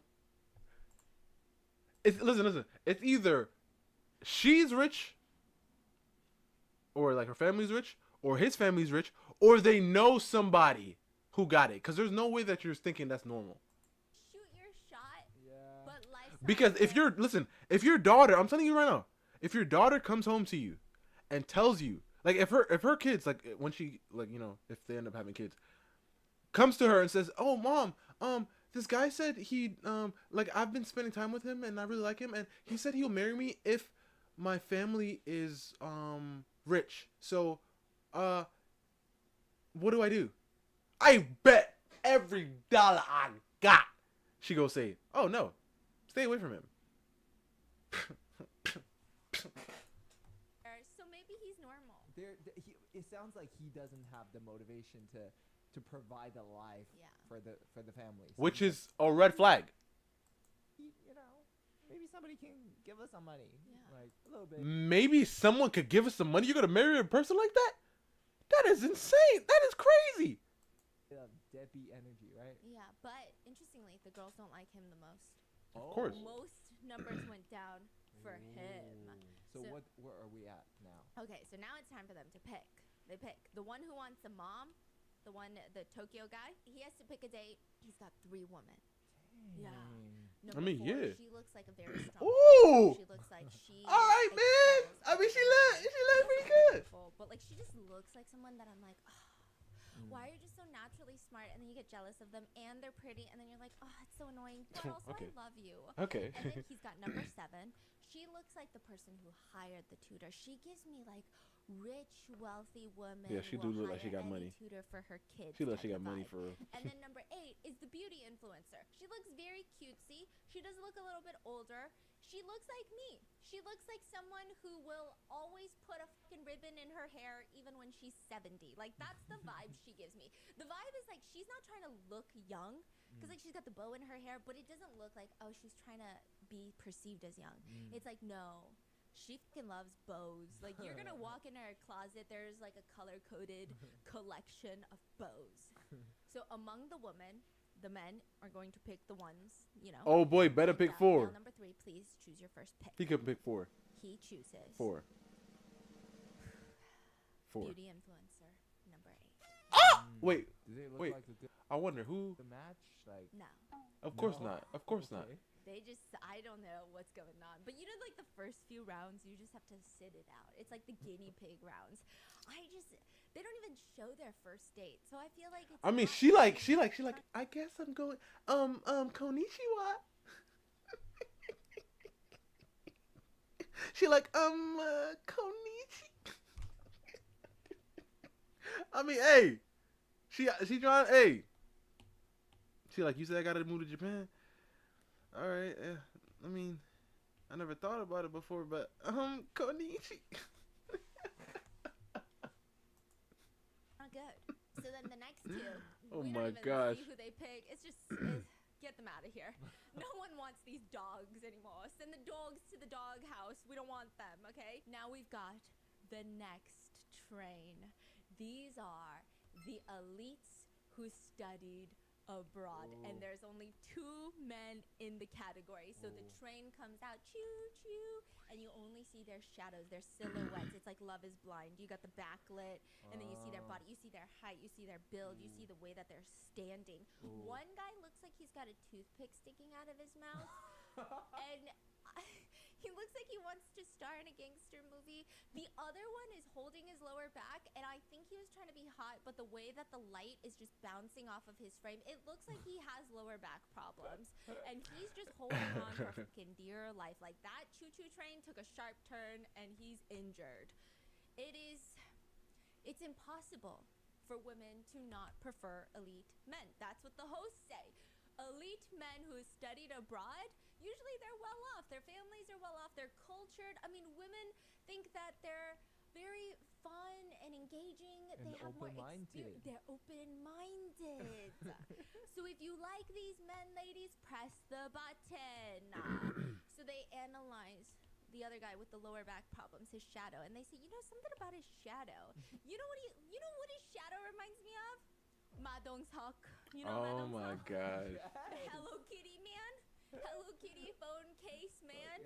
Gangster man, Hello Kitty phone case man. He's actually my Uber Eats profile picture. So genuinely, they think I am him. Okay? They look very similar. The girls are saying, out of physicality, like 100. So a lot of the girls are picking him. The number of votes is increasing quickly. Toothpick boy, nothing. Everyone He's wants popular. a sturdy man. Yes, and the hosts are saying maybe the toothpick is the problem, and just on cue, he's like flicking it up and down from his mouth. And they're like, yeah, maybe the toothpick is annoying. Like, is he some sort of like action movie? What does this even mean? These are supposed to be elites who studied abroad. It's not giving that. Anyway, instead of revealing their appearance first, let us reveal their conditions for marriage. Oh, they're switching it up. Nice. So for Toothpick Boy, his condition for marriage is be my mother's daughter. Oh nah. Oh, That's weird. That is weird behavior. Oh, like take care of my mom for me. Serve. Is that what it means? Like, I don't know, but immediately all the girls look disinterested once more. oh yeah, because so Yeah. he wants a wife to like and Yeah. cook for the mom and Especially And in then Asian culture, the it's probably Physicality means 100 even more. guy, they reveal his condition. uh-huh. I don't want to buy a home. And the girls sigh once more. Wait, hold up. And they say, Hold up. He might want to build something. Hey, I want a farm. I don't want to buy it, but I would like to build it. I'm going to build a home. You never know. men are dead. You never Good know. men have gone. I'm confused. Hard times create hard men, create soft men create soft whatever. Who even knows? Who even knows? That's the vibe the girls are giving me. They're looking at each other like, I can't be here anymore. Like we can't even play it up for the screens. Like we can't even play it for national TV. Like I don't need anything. I just want a woman to be happy. No, none of that. Be my mother's I just want a daughter? woman to be happy. Unbelievable. Like how do you pick out of the two? So the What? girls First of all, this is my wife. If I just want a woman to be happy, I'll just choose anybody. But nah, I can't just choose anybody. This is gonna be the woman I'm gonna spend the rest of my life with. Oh, she gotta be like ready to be a mom, you know? A feminine, like nurturing type of woman, really. I don't think that's crazy to say. are like debating. And the host says, you know, women always say a woman can never be a mother-in-law's daughter. Many people say yeah. that, don't they? Be Because my mother's you can daughter? never, Like, number 4. Sir, toothpick man, what do you mean by this? And you just hear his voice. Oh, they ask. I'm an only child. You're an only child. I'd like her to fulfill the needs that I can't as a son. I'm also ready to be a son-in-law who's like a son. What does that mean? even mean? What does So that he's mean? saying, okay, in return, he's willing to be her mother's son. Because, like, I guess it's like my parents don't have a son. Oh, I so get they it. wanna do things that only, Like a blended family. Yeah. No, I understand it. And I understand that. Yeah, a lot of girls actually like it, and they start kind of pressing the Yeah, button. okay, They're so like, he- okay. He saved it. Yeah. Okay. And even contestant number 10 is like, I guess I can be a daughter. Yeah. I guess so. I think I could be okay with that. All right, male number 9. Maybe you come out first because you don't want to buy a house. Maybe your body is the house. Wait, they Show didn't even us your ask. bod. He turns around. They didn't even ask. And I think the Madongseok comparison did him dirty because I was genuinely imagining him to come out. But Like a manly man. yeah, he looks nice. He doesn't look as manly as his shadow does. You know what's so crazy? Like, obviously it's fine. But it's so crazy that she said it like that. Like, he looks fine. Like, he doesn't look, his shadow doesn't look as manly as she thought it would look. And it's not, like, there's nothing crazy about what she said. But I'm just imagining it in reverse. It'd be funny to It's see. a bad thing. He actually looks very confident and comfortable. He looks very relaxed. Okay. And Yeah, he's got a confidence to him. how do the girls feel? People like him. Okay. He's doing the runway. He's, you know, blowing reserved heart kisses here and there. And he is an American lawyer from season 1. So we're actually very happy to see him again. He came back after getting an upgrade.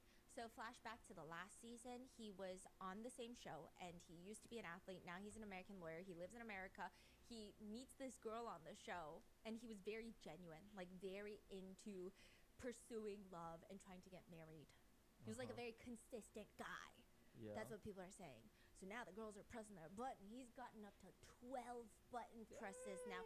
He doesn't even gives want a off house. that stable man energy. He's an American doctor. Like that. Wait, attorney. American attorney. Yeah. Like shoot. Yes. Like But it's not even just that. Okay, so sometimes like I think a lot of attorneys have a certain look. yeah. And they look in Korean, we have this word, it's called kadarawa. Like just like you think they're gonna be nitpicky about everything. They're very tricky to deal with maybe. If you're a housewife, definitely not gonna be the smoothest marriage. Like they might pick apart certain things that you do in the house and you're like, why do you care how I can fold the socks, bro? Yeah. It's not that serious. But he looks very stable. He just looks like a good guy. Exactly. And so all the Your buttons shadow's a little. And then he starts talking. He takes the mic. It's and not he as says, feminine as I thought it'd so be. I was here last season, and I did fall really hard for one of the contestants. And all the girls start whispering, do we turn off our lights then? Do we turn? And the panel of counselors are stressing, why is this guy talking? Stop talking. When you're on blind dates with women, even if they ask you leading questions, you cannot talk about past partners. Don't do it. Stop. Don't ever do it. I see a lot of ladies here with a bob haircut. I really liked last season. I was into a girl with a bob haircut. Oh my gosh. I made it all the way to the end with her, and the hosts are like, what the fuck is this guy doing? Shut up. Stop talking about her. Oh my God. He says in English, and I stand by. Happy wife, happy life. Oh my gosh. Yeah. Okay. And he gets -3 points for that. Like 3 girls unbutton press. They're like, no. And he says, thank you very much. The host said, that was very weird. It sounded like a campaign speech for the U.S. presidential election. However, he was quite authentic in his feelings, so we do have to give him that. And then now, number 4 is revealed. It is black turtleneck, gray blazer coat, turtle boy. He's wearing oversized sunglasses. And you know those like comedy dramas where the rich guy with no job, the Nepo baby, he wakes up hungover and his dad is calling him to the office, so he shows up in massive oversized sunglasses, and then his dad is like, how's the merger going? And then he's saying like, I got it, Appa, like trust me, you don't trust me? And then the dad cusses him out, rips him a new one, intellectually of course, throws a stack of papers at him and is like, get the fuck out of my office. And then he's like, okay, see you at dinner, love you. And then he closes the door, and then he's like, fucking my dad. Son of a bitch doesn't even know what he's talking about. That's what he looks like. Okay. Do you see the vision? Yeah. Yeah. And our girl's into that? Yeah. He swings his arm, takes off his glasses. He's got a very sharp-looking face, okay? The intense one that's staring at people. So he's rich, he's handsome, and he's a douchebag. Yeah, and people are like, wow, he's handsome. He comes out, he starts singing in Chinese. That's the guy singing in Chinese I showed you. So I was like, honey, can you tell me if you understand this? And so I played this part where this man is singing, and I was like, can you give me like the lyrics to what he's saying? And we listened to the whole melody. We go through the chorus, the bridge, the verse, the bars, everything. And then finally my husband goes, so I think it's good. I think he definitely studied abroad in China. However, I'm pretty sure that was Cantonese and I speak Mandarin, so I have no clue what he was saying. I mean, I heard exactly what you heard. I just heard some noises, so. That's what I said. Yeah. Like, we heard exactly the same thing. And then my sister goes from the next room, wait, I thought he was singing in Korean. I thought that's a Korean song. And I'm like, oh my God. Yeah, I couldn't tell you. The hosts say, number 4 has graduated from the most prestigious university in China. He works at a conglomerate in China. Yeah, he graduated from Tsinghua University. Damn. Yes, his annual salary is approximately $41,000. He's got a lot of votes now. He's getting more votes. And then it's time for him to talk. He grabs the mic. And you know what? This is where he deserves the votes. I will say it's very interesting how everyone has a different aura. He's very calm. Like, he's weird because that toothpick thing, the oversized sunglasses, that was weird. That was very much weird, right? But he takes the mic and he says, I bet you were startled earlier. I'm not a weirdo or anything. I'm just a bit nervous to be here, but I mustered up a lot of courage. I joined the show, and I just wanted to express my excitement to be here, and it's very nice to meet you guys. So all the girls are kind of smiling because it's, I don't know. I guess like all the other guys, it's just so overdone. But he's playful enough where he's not too serious, but also he's genuine. He's like, I'm just nervous. I'm just going to be honest. Like, that was weird, but I'm just trying to have fun. So Turtle Boy is very popular now. Yeah. He takes it very seriously. So he started with 0 votes because of that toothpick, but ended with 7 votes. That's very impressive. So contestant 6 asks him a question, and she's very pretty. This is the idol that debuted in 1999. And she said, what's the maximum age you'd consider dating? She's straight to the point. The maximum age? And he goes silent. You know what's crazy? I mean, that's not a bad... I mean, obviously you don't...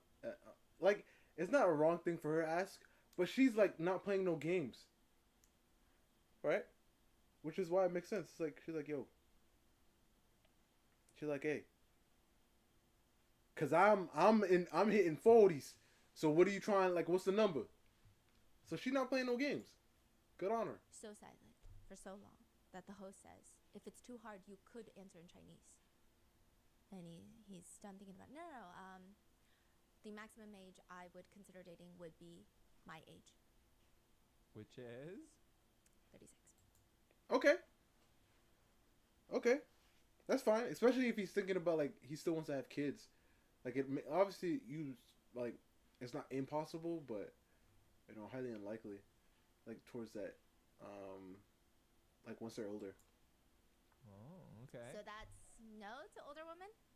No to older women. What do you mean to older women? 36? I mean, listen, 36 isn't old. By any means. It's not old. But I don't know how old these other women are. Right? Which is why I'm thinking, like, she says no to older women. This man is 36 himself. And he said he will only date somebody who's 36. So unless we're talking about, like, up in Alchemy range, like, where are the levels? She turned it off? Yes. I mean, she had to turn it off. Boop, turned off her light. Meanwhile, the girl that he likes, number 10, remember the giggly girl in the beginning? Yep. She wants to turn off her light. She says to her partner, like her seatmate, should I turn off my light? You think he's going to notice? Don't turn it off. Why would you turn it off? I was going to turn it off when no one's paying attention. I don't know. I just feel like I made a huge mistake. Mm-hmm. Later, she says in the confessional, he said he wanted his wife to be a daughter to his mother, and he said he was ready to be a son to his wife's parents. I really like that about him. Then this guy was singing, one of my mom's favorite songs, a song by a Hong Kong star. So I kept my light on the whole time. But I didn't think he'd be that handsome. I don't like dating handsome guys. Aww. What the freak did she just say? Did she say? Fine. I don't like dating people that I'm attracted to. That is insane. Oh, she got a little insecurity. Yeah, but she's so pretty. She's really pretty. Yeah. It's like, But also, it's like, what do you, like, because, like, in that whole thing, even if you're, like, she's insecure, but, like, what is the whole, like, so are you just going to end up dating somebody who you think is ugly?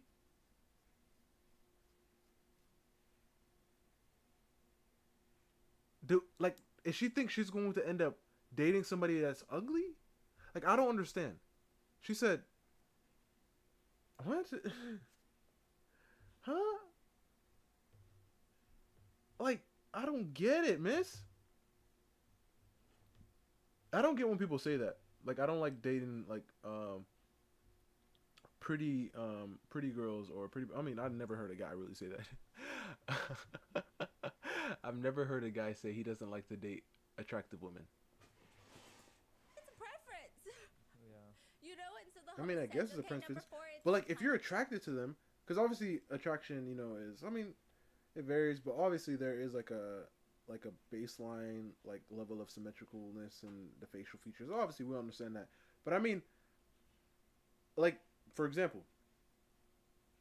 I like Asian women, right? There are people who don't like Asian women. So no matter how, like, amazing she looks to me, like, she can be like a 10 out of 10, the other person will be like, nah, maybe a 6, right? And I'm like, are you crazy? That's how you understand that it's different, right? But she just said she doesn't like dating hot guys. So she would just date a guy that is ugly to her. Because when I hear that, I just think, if I end up being with this girl, oh, I'm ugly. Like, honestly, if I hear any girl say, I don't like dating hot guys, if she ends up trying to start a relationship with me, I'm going to be like, wait, are you calling me ugly? That's what I instantly Take your think. pick. He walks down the runway, and he's getting closer and closer, and he's got this very intense gaze. It's so interesting because a lot of the other guys, when they're picking, the girls are just smiling and the guys are smiling, and it's like a very cordial thing, right? But the girls will smile at him, and then he will just intensely stare and, like, nod and bow at them. And then the girls get so uncomfortable, they start like nervously giggling because it's like, whoa, he's so serious. I don't know what to do. The energy is intense. So This is a big 10 decision. still on? Yes. Okay. And so he finally walks up to the person that he chooses. Oh my gosh. And he said, 30 seconds, the time it takes to fall in love. I saw her smile. Oh! My first pick is 10. number 10. Oh! Yo, if she says anything else, I'm gonna be so mad. Oh no, she said it in the confessional, so she didn't say it here. And she says, "Oh no, I'm sorry, no, I don't like dating, I don't like dating hot guys. I'm sorry." So they get matched. Yeah. They look good? They look really good together. Yeah, they look actually good. Stand them. You know what's crazy? I stand everyone in this show so far. Well, yeah. So their one-on-one date begins, and they have to fill out each other's like profile cards. So they wrote sentence finishers. It's like, I love blank, and then you gotta guess, and you can talk out loud and talk about all these things. And she's freaking out. Number 10 is freaking out. She's so pretty, by the way. She Yeah, genuinely whoa. She says, I'm too shy. Seriously, he's way too handsome. When we were talking in private, she's telling the producers, I kept talking while looking at the photo card because, like, on the piece of paper, it had his picture on there. And he looked so much better in person than the photo, and I couldn't even speak while I was looking at him. So I was talking and looking down at the paper. Oh, because this he was girl, so she don't know how to act. handsome. Are we looking at the same guy? I feel like when I was watching the singing dude earlier, I did not think like Beauty is in the eye. Exactly, that's what I'm trying to say. Beauty is in the eye of the beholder. Because sometimes you say some to me, and people in the comments are like, "Are we looking at the same right now?" I see her on the screen in 4K. I'm not getting where you're getting. Okay, so you guys are not getting a sex symbol right now. 'Cause that's what I see. Look at her. Look at her blushing. It's good. mother's blank. And she's like, "What could it be?" So you What think I does got it a end reference? with? Like, give me a hint. It ends with recipes. So your mother's a chef? Yes. Okay, you want to learn your mother's secret seasoning recipe for her flavor profile, side dish, broth, sauce, meat dish, noodle dish? The answer is just food. Oh, you just want to learn your mom's food recipes? Yes. Oh, okay. And then he asks her, "Do you like cooking?" "Yeah, I do."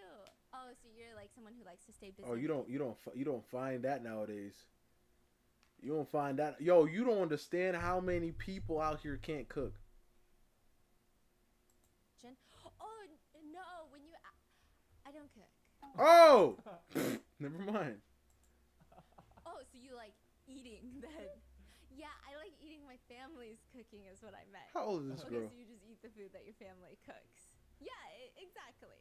Is it like chemistry flying? Yeah, or is it's chemistry flying. Oh, like It's actually so awkward cute. and cute. It's so cute. Okay. It's not even awkward. Oh. They're just kind of funny. Oh. Yeah. Okay. Nothing about it feels awkward. Ooh. I know. Okay. And she says, I just normally don't find tall guys attractive. Tall Then guys? what's the range for like desired height usually? Well, if he's taller than me, I guess I don't like anything taller than like 5'9", 5'10". Oh my gosh. I Okay. don't find those types of guys very manly. What? She don't find guys who are taller manly? All right. Reason for that? I mean, you're tall too usually. I like guys who are shorter than me. Oh. So you like short guys? Yeah, and I like it This- if they're even shorter than me. This is a rare breed, guys. She likes short, ugly. And he's like, "Why don't you like tall guys then?" I guess I just don't like the traits associated with it. I don't Which like is what? when guys brag about their height. No. And Oh. also, First of all, I don't know if it's because in my family, like I'm 6'1", but like my brothers are both taller than me, 6'3" and 6'5". I mean, like 6'6", right? My cousins, like we're all around the same height, right? So I've never felt like, oh man, I'm taller than everybody. Even though like, cause I only realize it when I'm when I see myself out, because when I'm walking out, I don't like notice it. Like I mentioned this before, but I was at Walgreens, and I was just sitting there looking at, there was a mirror, and I was like, oh my gosh, everybody's so tiny. Because I never have ever saw myself as like a really tall person, right? And I'm not even, I don't even think I'm really tall. I'm just taller than the average. So when I see like the average person, they're just all shorter than me. It's just crazy. It's so crazy. She said they brag. I've never said, "Oh, I'm 6'1". Huh? I've never done that. My male guy friends, they're all really tall, and when they're tall, I just think of them as like friends. Oh, she has male guy friends? I see. And he's very serious, and he's very seriously just saying, "Okay, then tomorrow I will just wear slipper." A slipper. Slipper. Is that what you said? Yeah. Slipper. Slipper. 그러면은 뭐 쓰레빠나 이렇게 신고 나서 좀 Oh, slipper, really? That's what we call slippers. Oh, slipper is Korean. Yes. Oh, my bad. Slipper. Okay. Okay, why are you laughing?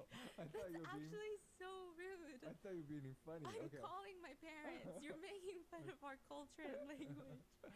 I think that's actually offensive. No, I'm just so happy I learned a new word. Do you know what computer is in Korean? Computer. Computer. Okay. Do you know what battery is? Battery. Battery. I mean, it's like which one? I won't wear my dress shoes tomorrow. I'm gonna wear slippers to reduce my height. And she said thank you. And it's actually really cute. So in the confessional, he says I was actually really nervous because I'm taller, and in that short period, I was actually quite attracted to her. It was fascinating. So overall, very cute date. Next train. Moving on. Next key words. What are we doing? Gentle and Hold on. Gentle and cuddly. No. gentle and rich. Gentle. Gentle and rich. That's a good one. Gentle and rich. I That's picked a that big one. one. The host says the word rich. That one is powerful. Yes. Gentle and rich. I mean, we can't wait. So the guys actually see everybody getting compartmentalized into their own little groups, and they actually sit with their groups while they're watching all of this unfold. Yeah. And all the guys are like, gentle and rich. Who cares about money, okay? Whatever. How many people? And there's only like 3 in there. Oh, are they gonna tell us how rich they are? Yeah. Okay. Gentle and rich, just like rich, whatever. The guys are like, you know what? Some of the guys are like, I'm not, they're not even competition to me, okay? The other guys are like, you could just tell by the way they be sitting. They even sit differently. Rich people be sitting differently. It's like that. Ha. Yeah, it's the rich people laugh. They just be laughing differently, sitting differently.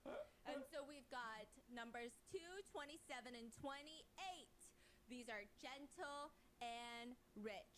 The girls, without even seeing any of their silhouettes, they start pressing. Oh my gosh, bro. It doesn't matter. It doesn't matter. That's a gold digger.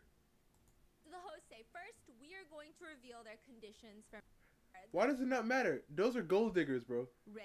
Before they even show their silhouettes or anything, they start pressing their buttons. What does that mean? They have not heard nothing at all. At all. The girls, without even seeing any of their silhouettes, they start pressing.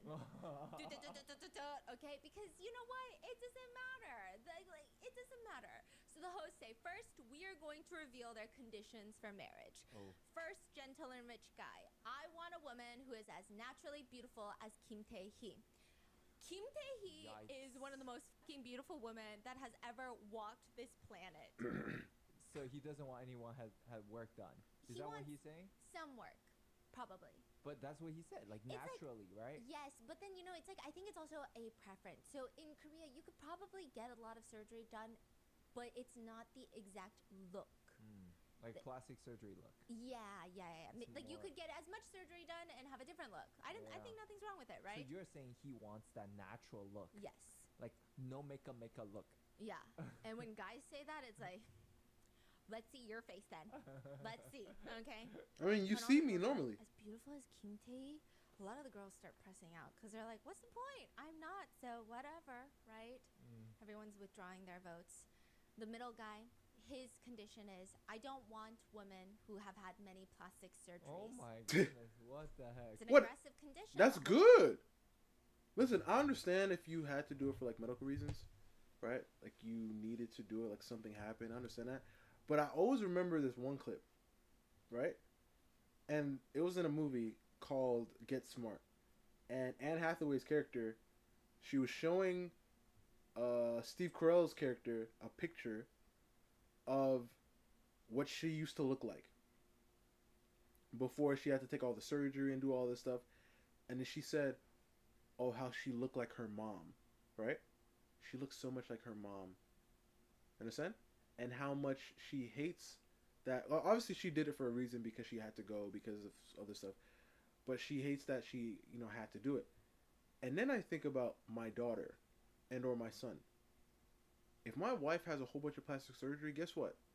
My kids, like, even if you don't think about it out, like, straight out the gate, right? Straight out the gate. Even if you don't think about it this way, how I'm going to think about it, or if my kid might grow up and think about it this way, mom thought the face that I got from her, because obviously, like, if she doesn't look like me, she has to look like her mom. But if her mom got plastic surgery, she's not going to look like her mom. So mom is practically saying that I'm ugly. Oh, well, that doesn't make any sense. Why would your kid think that? Why would your kid think that? Well, because you changed your face. You changed it. You changed your nose, you changed your lips, you've even changed, because I've seen people like change like how their eyes are positioned and everything and got it tightened. So now you look like a whole different person. You don't look like that. And now you're going to look at your daughter and be like, oh, no, don't forget, like, no, you're pretty, you're beautiful and everything. No, you don't think so because you changed your face. And these things are so like dangerous too. Like, just surgery under the knife. It's so crazy. I mean, I'm just, like, if this only for, like, medical reasons, like, you have to do it, like, something happened, some accident happened, and now your face is, like, messed up, and then you end up doing it to, I understand that, right? But, like, willingly doing it? Nah, bro. Nah. Posts are talking about it, but what's crazy is nobody withdraws their votes. Like, doing it, So like, wait. Post is looking at them. he like, oh, y'all definitely got work done. What y'all doing? And they're like, he's not going to realize. I'm blinking. And he says, so I think in a lot of the contestants' minds, it's that thought, that a lot of us do. All of us do it. Who's gonna? I didn't get that many. It's mainly injections. Oh, you see? Exactly. It's like the people who did it a lot. It's kind of like the whole BC question. But it's like the people who've done a lot of these surgeries and a lot of these things always think it's not noticeable. But a lot of the time it is. Like, even like those super wealthy, right? The super wealthy people who have like the best plastic surgery and everything, we can tell. So like we can tell. Treatment. I got, it's like needles. I was awake. It doesn't count. Yeah. And then the third left, trust my high risk investment.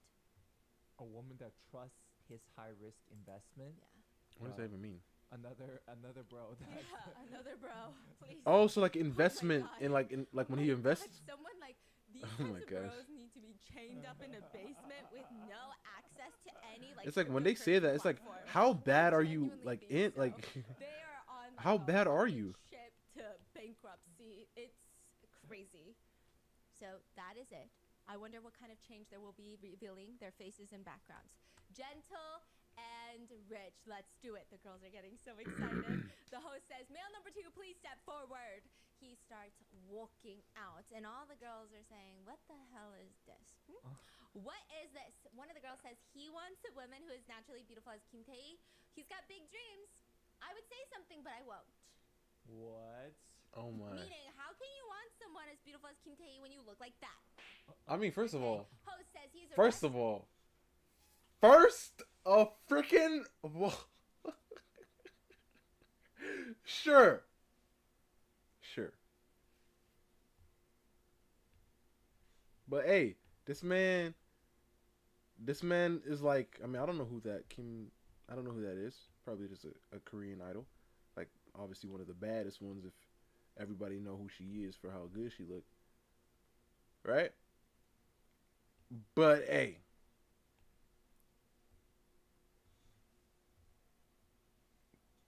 my man's just shooting. He's just shooting for the moon. What is that quote? Shoot for the moon because even if you miss it, you'll hit a star or something. Hey, listen, I don't gotta get her, but like, I mean, I want somebody almost there at least. Restaurateur with irresistible charms. He's the CEO of 2 Chinese cuisine restaurants in Busan. He has assets amounting to $5.5 million. Okay, millionaire. And Damn, everyone Daddy. said, wait a minute. Hey. Did they say 5.5? Oh my gold digging. I mean, listen.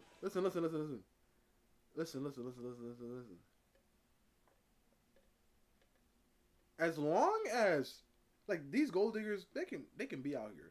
But as long as the guy is getting his part of the thing, it's a transactional thing anyway. She wants somebody who has $5 million. He wants a baddie. So hey, even exchange if that's what he wants and that's what she wanted. Hey.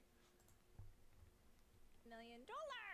He lives in a high-end building, and he's kind of cute. Of course he In a is. flashback video, Money he is. says, I got married in 2011. My marriage lasted 1 year and 3 months. I have never smoked a cigarette. I don't go fishing. I don't play video games. I don't ride motorcycles. I'm pretty good at cleaning, and I don't eat breakfast. I feel like those qualities make me an easygoing guy and a desirable match? Question mark? He goes out onto the runway and he said, no, but the way he even says, I don't eat breakfast is so fucking funny. Like, it's like, because my mom was talking to me about this. And Yeah, she why said, did he even say that? Like, what does that mean? Because every single, I mean, this is like an older generation. I think he's definitely older than a lot of the girls sitting there. It's not like crazy old. He's not my dad's age. But he's older.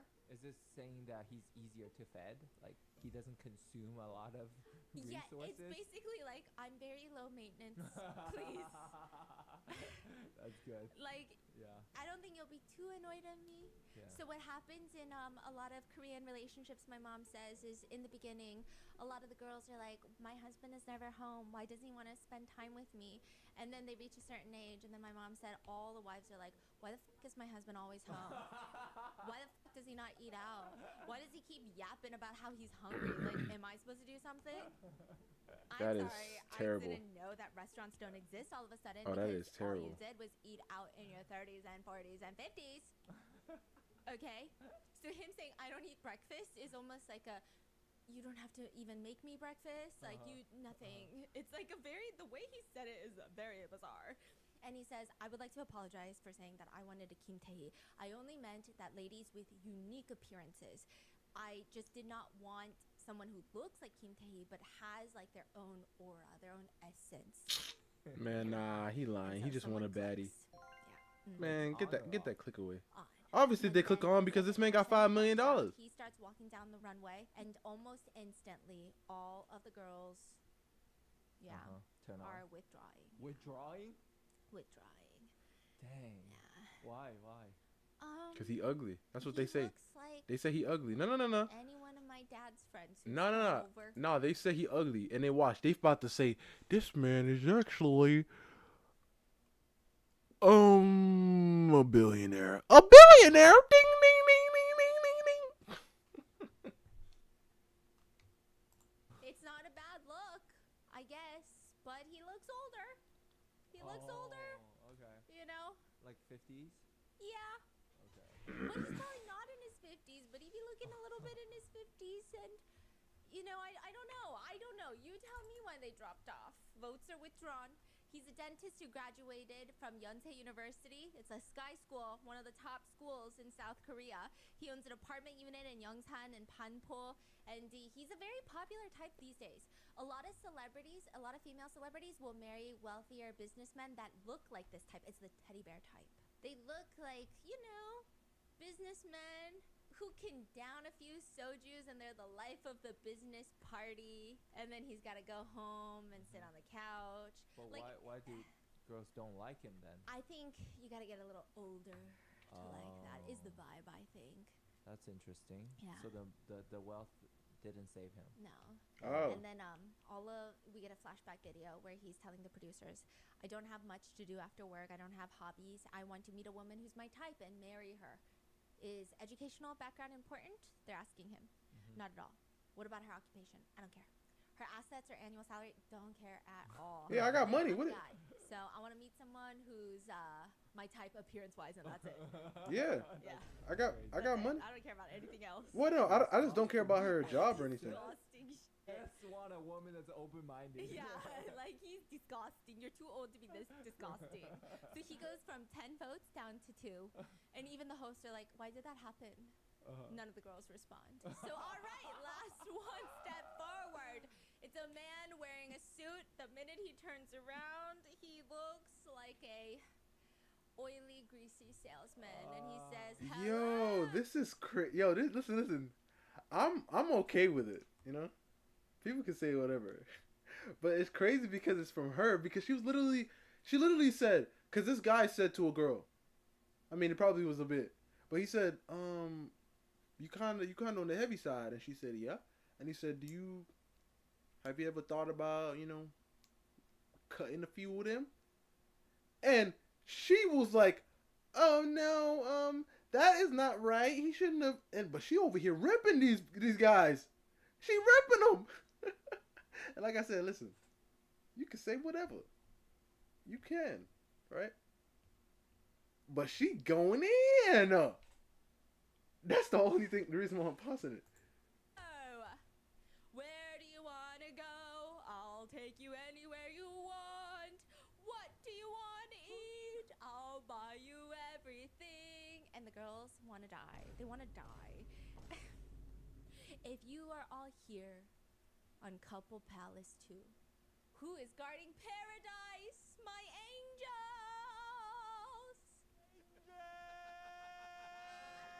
Oh my gosh. Is this in English? In Korean. Oh, but like in that exact tone? Yeah, and all the votes go down to 0. And the host says, okay, thank you. All right. So we thought that things would be the most competitive. Wait, you didn't tell him how much money he made. That's why. Yes, but let me be a good older brother for you guys, okay? Let me be a good oppa to the girls. The hosts are saying that. Okay. This man, $5.5 million. Ah! This man, $3.4 million. Hey. This man has got 10 real estate properties. This can make unhappiness go to happiness. Because he know how. Ding, ding, ding, ding, I ding, told you. ding, ding. I told you. Went up. Everyone clicks off. Oh. All 3 have 0 votes. Oh. 0 votes. Oh. Okay, these women got. Okay, good on them. What I imagined. Good on them. Good on these It's ladies. over. Good for them. People say girls are gold diggers. No, we're not. Yeah. No, we're not. I mean, yes, you are. What? Yo, before they even stepped out, before they even heard anything, they clicked their buttons after they heard rich, gentle and rich. What does that mean? Because if it's a gentle with no money, they're not clicking. Come on. The only reason why they clicked off is because the face wasn't there. Let's say they look like an average person. They looked average. Let's say they were completely average. Right? Average age, average height, average weight, with $5.5 million. They are all clicking. I'm telling you. That's it. Respect. Apparently, we just want dogs. We just want human pets. Yep. Okay. Choose a dog over a millionaire any day. Okay, so the host is like, this is very unexpected. We thought that this would get very competitive. Yeah. And so all of them have to do the walk of shame to their cars. And all of them are saying, you think it's really about the looks? Yeah.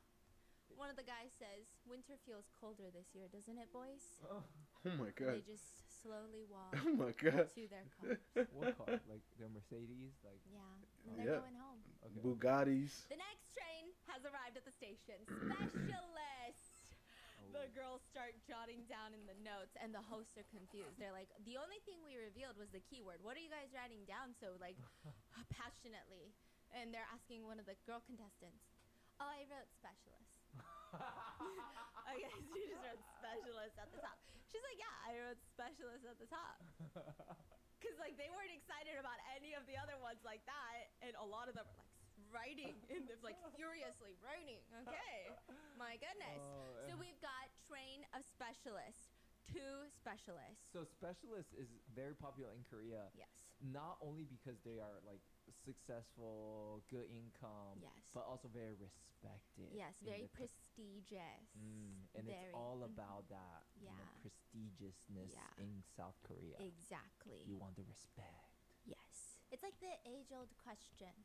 It's not ages old. It's just like a random Korean question. It's like, would you rather a guy that goes house to house picking up dirty diapers to throw in the trash, but he makes $1 million a year, or an attorney who makes $300,000 a year? A lot of people will choose the attorney. Yeah, in Korea. At least. Yeah, and I'm like, bro, I'm going door to door picking up diapers with you. That's crazy. Yeah.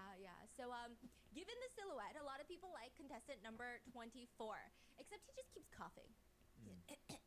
Okay, it's Did we weird. see him?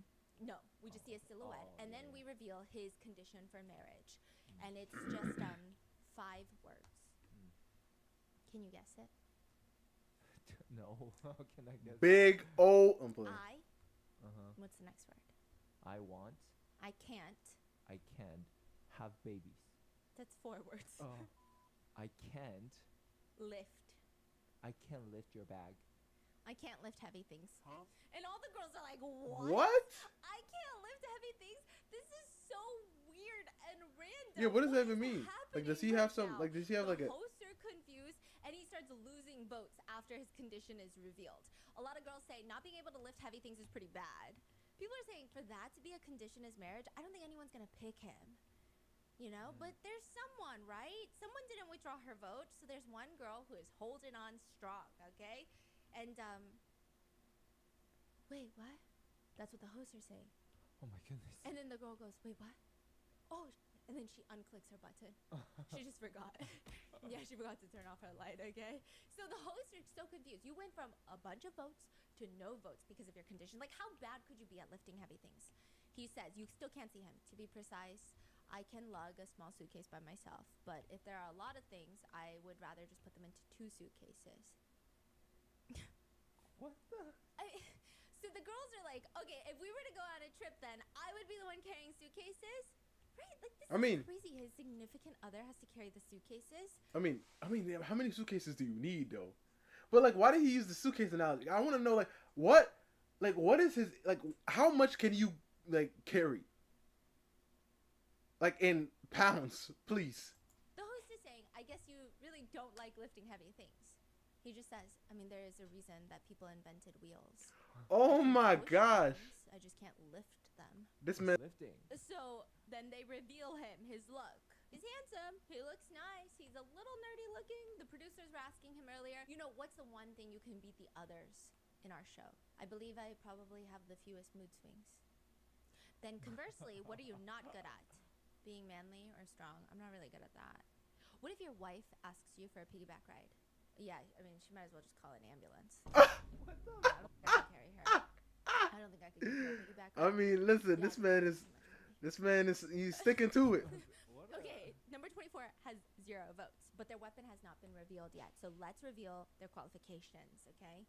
So he walks out. He's very handsome. He's got, some people say, oh no, you can just tell. He can't lift heavy things. Look at the way he's walking. He has no energy. No energy, you know?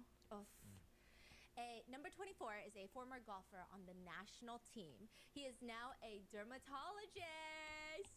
He competed as a professional golfer to follow in the footsteps of his father, an ophthalmologist. He became a doctor. And suddenly, ding, ding, ding, ding, ding, ding, ding, ding, ding, ding, ding, ding. no woman can hate a dermatologist. That's what the women are saying. He's got assets amounting to $2.7 million. He owns 4 commercial buildings in Seoul. He owns multiple real estate properties. Of course. His annual salary is $172,000. Of course. And the girls say, I mean, exactly. They're like, I mean, hey, give me the suitcases. Give me the suitcases. That's what he said. Hey, I'll take them all. He's got people for that. Okay? He went from 0 votes to 10 votes. This man. The hosts are saying it doesn't matter if he can't lift heavy things. He's got people doing it. Exactly. And how he walked out with that cloak, too. It's like, bro, I don't need to. He does not introduce himself. He just starts singing. Please press the vote button just this once. Please press the vote button just this once. They about to lose votes for that. Every day. If you're happy and He's about to lose all his votes. Of course. So, loses every vote. a poet named Longfellow once said. They gonna say he got all them assets. He don't even know how to sing. The cold out better than a jacket. I'm sensitive. This to is the cold. crazy. He loses another one. Now we're down to 8. And number 6, former idol, debuted in 1999. She says, I'm also sensitive to the cold and I can't lift heavy things. Are you fine with a woman who is very similar to you?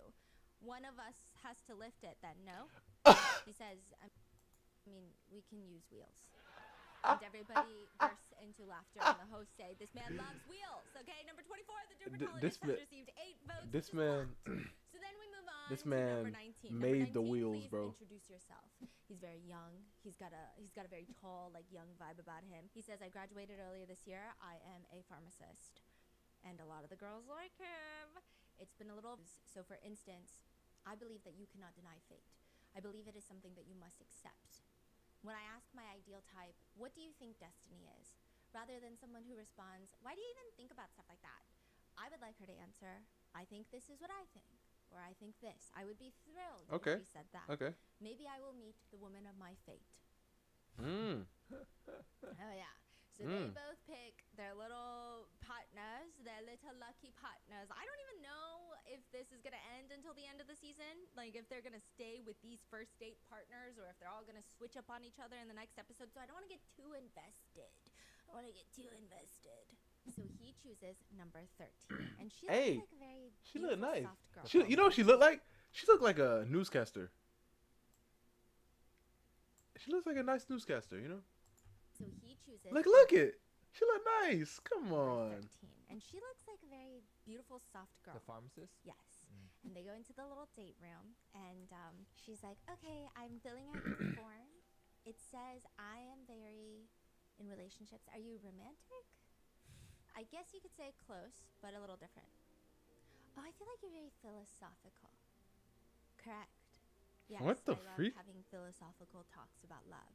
Okay. I like talking about non-action and naturalness and Confucius. I like talking Bro, about it's still all weird of those watching things. this and not expecting something horribly wrong to happen because it's her. Her eyes get giant.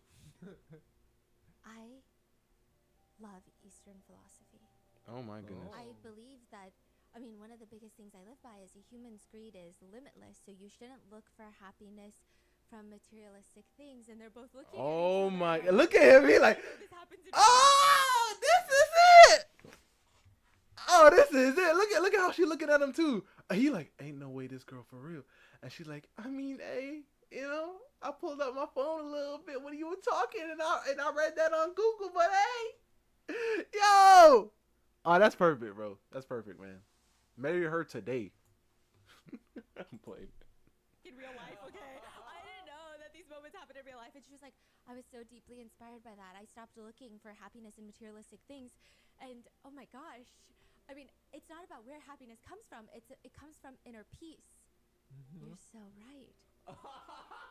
He tells the producers later, I'm in trouble. We're way too compatible. I've read books on Buddhism, liberation, affliction, nirvana. I mean, it talks about being a noble person and how a great person is, you know, and how petty a person can be. Wait, she's talking? Yeah. He's saying I'm in trouble because he's so in love? Yeah. Oh. They're hitting it off. It feels like they are both fated for each other. Choo choo! The next train arrives. They only show us the good dates. Train numbers with boy number 7 and 8. Boyish charm. Ooh, some girls are like, ooh, this is my favorite. It always makes my heart flutter. A lot of the other girls are like, this is not my favorite. There's not a single one of, nothing's gonna happen here. Some of the girls are like, I cannot date a guy with boyish charms. It's just not my type. So boyish charms, they come in, and the entrance looks like, okay, all the other silhouettes, yeah, you had the toothpick guy, you had some funny ones. These guys are like imposing, like the Athens statues. They're being goofy straight off the bat. It just looks kind of funny, and all of them start busting out laughing because it's so reminiscent of the boyish charm. And they certainly do look different through the silhouettes. It's cute. So lots of clicking, lots of people are voting. So now let's reveal the conditions for marriage. This one says, I want a woman who's older and is ready to get married. Okay. This one says, I want a woman who understands my job rotation and how I need to travel a lot. Okay. Okay? Interesting. And the host asks for a follow-up, and he says, my company has branches all over the country, so I travel a lot. And everyone, ding, ding, ding, just based off of his voice, okay? Yeah, just like his voice. Oh, he got deep. It's not a boyish voice, it's deep. It's probably the deepest voice so far on the show. Like this deep? Probably not as deep as that, though. Yeah, so he walks out. This is the guy that has the deep This voice. man And he actually look looks like not too boyish. He looks like kind of a boy. He works in the public sector. He's a romantic soul, so he says, and he gets more votes as he reveals his face and his voice, and people start liking him. Then you got this other guy that comes out, and he starts dancing and doing all of these things, and everyone's like, where did you learn those dance moves? And he says, I work at a bar. Which bar? I can't exactly say the name, because the name itself is X-rated. What? So he didn't get any votes, which I think is kind of messed up, but they move on. These boyish charm boys aren't doing it for the audience. It's working, but not really. And then introducing manly men. These are the opposite of the guys with boyish charm. It must be fun to see them, comparing each other in the back. These are the manly men. So they come out. Male number 17, please step forward. He comes out, he looks like a mafia guy, very intense, very masculine. He's in a suit. I don't know why, I just feel like he's in a mafia. He's not. And are they into it? Some girls are. They're pressing their buttons, but it's not like overwhelming, explosive button pressing. It's just like, he looks reliable. And then he's walking down the runway, and then all of a sudden he does like a forward roll. And people are like, wait, did he trip on purpose or was that planned? Everyone's like, oh, that was planned. He says, I have been serving the country and I am here to find the woman who I will serve for the rest of my life. I am number 17. I'm a manly man. I've been through a lot. So join me on the smooth sailing from now on. He messes up his sentence and then he gets a little nervous and people say, actually it makes him more attractive, because, and then his like nervousness isn't like, fuck, I messed up. It was like very cute, like, I messed up. It was really cute, okay? So then the next guy comes out and he is manly man, but in the opposite way. Like this guy was sturdy mafia man. You don't want to invade that guy's house, that's for damn sure. Like the second one? The first one. Oh, yeah. You do not want to go in there when he is home. Maybe a burglary, not a home invasion type of guy. That's all I'm going to say about that. This next one. You could home invade him. You probably could, but in the sense of like, he kind of looks a little unhinged. Oh. So maybe not. Okay. Yeah, he comes out and he's a little scrawnier. He's wearing like full casual clothes. And he says, I've been a rapper for 10 years. That's good. Why'd you laugh like that? Oh, no, I just... Why'd you laugh like that, I saw the picture of Future. Oh. Because everyone says Future is Korean now? Oh, yeah. Have you seen Future with, like, the K-pop song edits? Oh, my gosh. You're missing out. It's Future Oppa now. Yeah, Future Oppa. So he was on a show called Show Me the Money, a rap show. And he's like, I'm Ikitek. I'm 34 years old, and my rap name is McDaddy. He says, even though I'm a rapper, I mostly stay at home. I play with my cat and I make music at home. I also cook. Actually, I had a whole YouTube channel where I posted my cooking videos. I'm confident that I will never let my family starve, so I want to get married, and I'm sure that a lot of people think that I live a wild life because I'm a rapper, but if you keep an open mind, if you keep an open mind and approach me, you will find out how sensitive I really am, okay? So, he starts rapping. How is it? He's actually so good at rapping. Oh yeah. Yeah, he's really good at rapping. Like, actually really good. He's a vibey rapper. He doesn't try to, okay, because I know a lot of, like, Korean rappers get a lot of, you know that one, I don't think she's a big rapper, but she was, like, making gun shooting noises, and everyone was like, you guys don't even have guns in Korea. I'm so confused. She was like, ra-ta-ta-ta, blah, blah, blah. And everyone was like, you don't even have guns. Like, what are you doing? But he's like a vibey rapper. Like, it could be like a chill rap. Does that make sense? Like, you could play it and play card games. Yeah, it's they chill. say the biggest damage a rapper can make is when they start singing love songs. Oh! Oh yeah, it's about to be this. It's about to be this. So one of the girls is like raising her hand and she's like, wait, I have a question. Were you on the show Show Me the Money? Yes, I was. Okay. I have another question. She's like really cute and bubbly. Were you recently on Rap Republic as well? Yes, I was. You were? I'm such a huge fan. Oh my gosh, I'm such a huge fan. Oh my goodness. Wondering, and then like everyone is staring at her like she's so cute because she's so genuinely excited to see this guy. It's a meet and greet. Yeah, and then she's like, oh my god, I was just making sure that you were the rapper that I had in mind. And then everyone's smiling. And then the host looks at her. How do you not recognize him if you're his fan? I'm so confused. And then she's like, no, it's just like, he looks a little bit different, like his style changed a little bit. And then he's like, oh yeah, I used to have blonde hair. And she's like, yes, so it is you. Oh my gosh, this is so crazy. And then all the host is like, wow, he's meeting a true fan. What if he marries his fan? We don't know. Good luck. Right, so now he's gonna pick his date. And the host is saying, this honestly just feels like a meet and greet.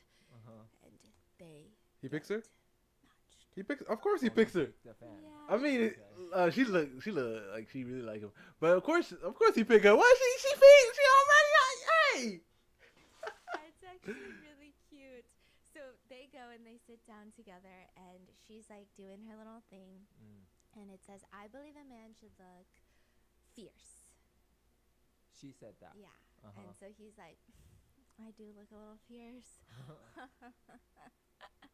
And then he said, what do you feel about if your future spouse wanted you to have a meal with his mother once a week?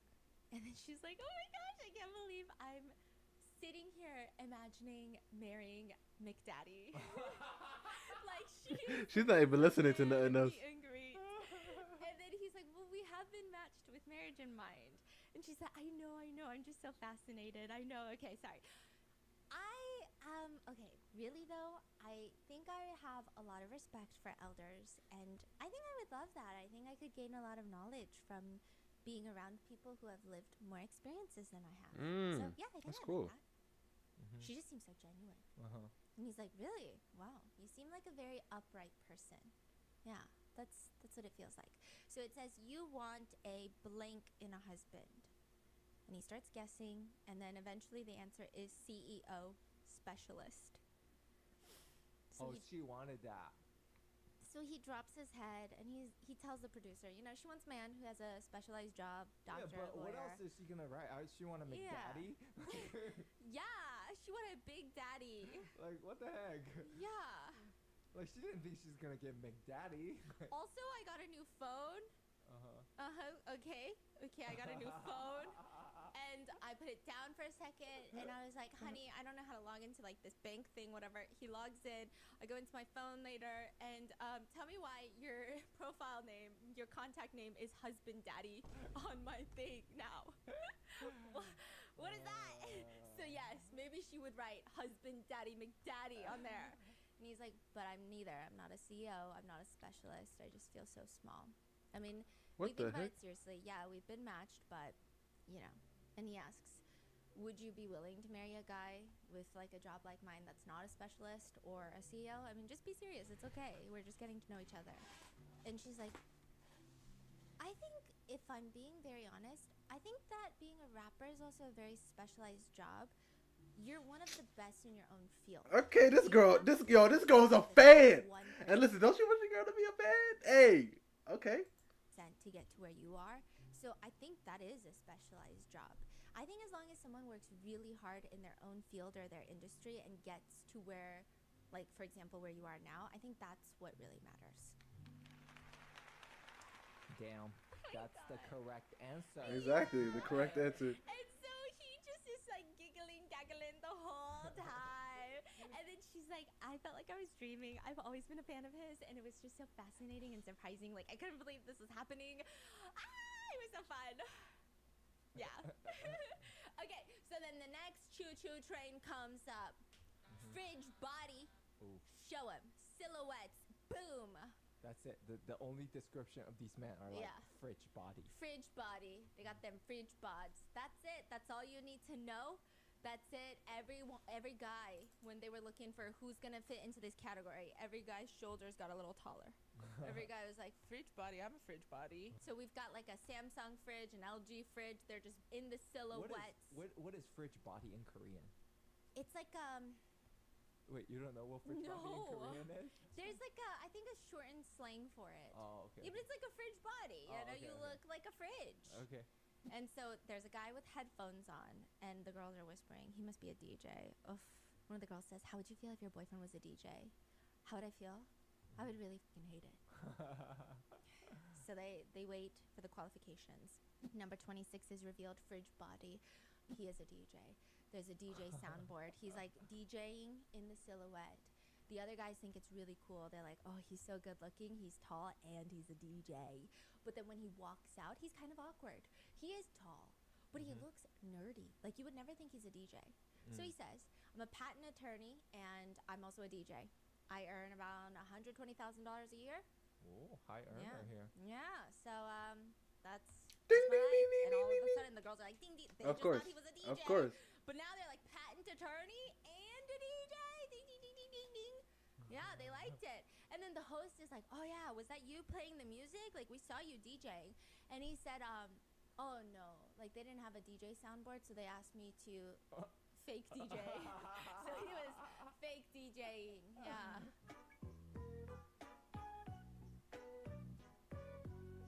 The real DJ in the back's like, yeah, that was me. Yeah, give me the credit, bro, okay? So they're like, oh, okay, that's cool. So he said that he actually doesn't like being in this group. He doesn't want to be a fridge body. He wants to be a specialist or a gentle and rich. So he's actually very upset by this. He's got a lot of beef that he wants to iron out with the producers later on. So I mean, who the want to be categorized? A lot of the guys wanted to be fridges. They wanted to be inanimate objects. They wanted to be refrigerators. They wanted to be plugged in, and they wanted to put some meat inside of them. Okay. Yeah. Okay. Okay. Some raw meat in there. To Okay. marinate. Okay. That's what they wanted. Kind of weird. Yes, really weird. So that's all we get out of the fridge bots. We don't see the rest of them, and instead we get a very lengthy preview to the Actually, next kind of episode. sus. Yeah, what's kind of sus? Me? Oh, okay. The raw meat to marinate is kind of sus. Okay. Yeah. So the girls get called in, okay?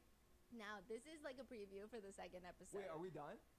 Apparently. Oh, fridge bodies are all like, are they Yeah. matched or no? No, we don't even see who they match to. This is like a very long preview. Oh. So we see the girls, they go through the same thing. They get categorized, their conditions come up, and the guys are having a hard time because a lot of the girls are saying, I want a matrimonial home, aka when we get married, this is the home I need you to buy me.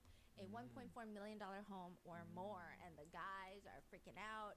One of the girls even asked one of the guys, if we were to live in the US, you would get a loan, right? For that kind of house? A loan? And the guy's like, you are very specific. Exactly. It's just a lot. And she's just explaining, listen, I want my matrimonial home to be at least $1.4 million. I don't think love is everything. I don't think love is the solution to the world. I believe that you cannot just be in like a regular happy marriage without financial stability. Most men just aren't enough for me, so I'm not dating anyone. Dang. When I talked about marriage with my first boyfriend, the matrimonial home that he got for us was over $1.4 million, and that was a few years back. I don't want to live in a house that's cheaper than that. What's a match? Okay, then why aren't you with him anymore? You crazy, that's why. What the heck? He bought you a matrimonial home and you left him anyway? Or he left you? Something must have been wrong. It's like, I guess in Korea, because you don't really live together until you get married. Oh, so the marriage usually, home. like, the Yeah. husband will Yeah, provide got the it. home, and, Yeah. you know. It's marriage. home, Yes, yeah. and then she's like, if he has a fortune to inherit in the future, yeah, you can just make, like, $7,000 a month. I'm okay with that. But if you're not inheriting a trust or anything, you need to make a lot more every single month. Yeah. Do She's we see the girl? Which girl? So we don't really see her yet, okay? Oh. She's like behind the screen. Oh. All the guys have pressed out on her. Of course. Mm. Fridge bod DJ, patent attorney. Oh. I mean, he got money. Yeah. Oh, he doesn't even know who's behind. He kind of does. He's got an idea. Oh, Uh-huh. the girl's like saying all these demands, and he's like, I know who you are, and I got you. Yeah, and she comes out, Oh. and she's got short blonde bob, Oh, okay. and she's dressed head to toe in what looks like Burberry. And he Okay. disconnect. Stilettos. And he disconnect. And she's strutting the runway. And he disconnect. She said she's an open-minded. No, she did not. She did. Oh, no way. She's open-minded worker working for a company, S-tier company. Her annual salary is around $50,000, and she owns a property in Seoul. Yeah. Yeah, so a lot of people are like, wow, her looks don't really match being like a corporate employee. Mhm. And he said, she left a strong impression on me. Mhm. What I watched closely were her heels. I think she wore one that matched her perfectly. Yeah, I'm about to go to sleep actually. DJ said that? Yeah, they're both so psychotic. I think I love them together. Like, I genuinely Ooh. love them together because they're so crazy. Oh. Like, I could never date either of them. However, I could be friends with that kind of couple. They seem fun. Yeah, guys, They it was seem fun. Hope you guys crazy, enjoyed. okay? And I'll see you So I guys studied abroad for about 15 years. tomorrow. It's going to be a pretty hectic day, though. So, you know, hopefully everything goes well. But yeah, guys. Have a great one. Have a great one, guys. Oyasumi. Oyasumi.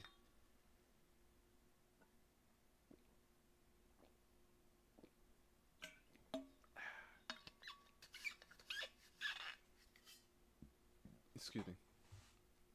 Excuse me.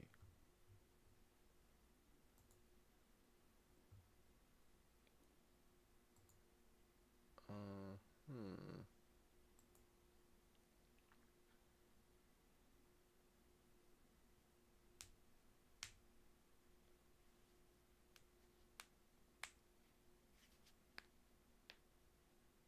Peace over here, guys.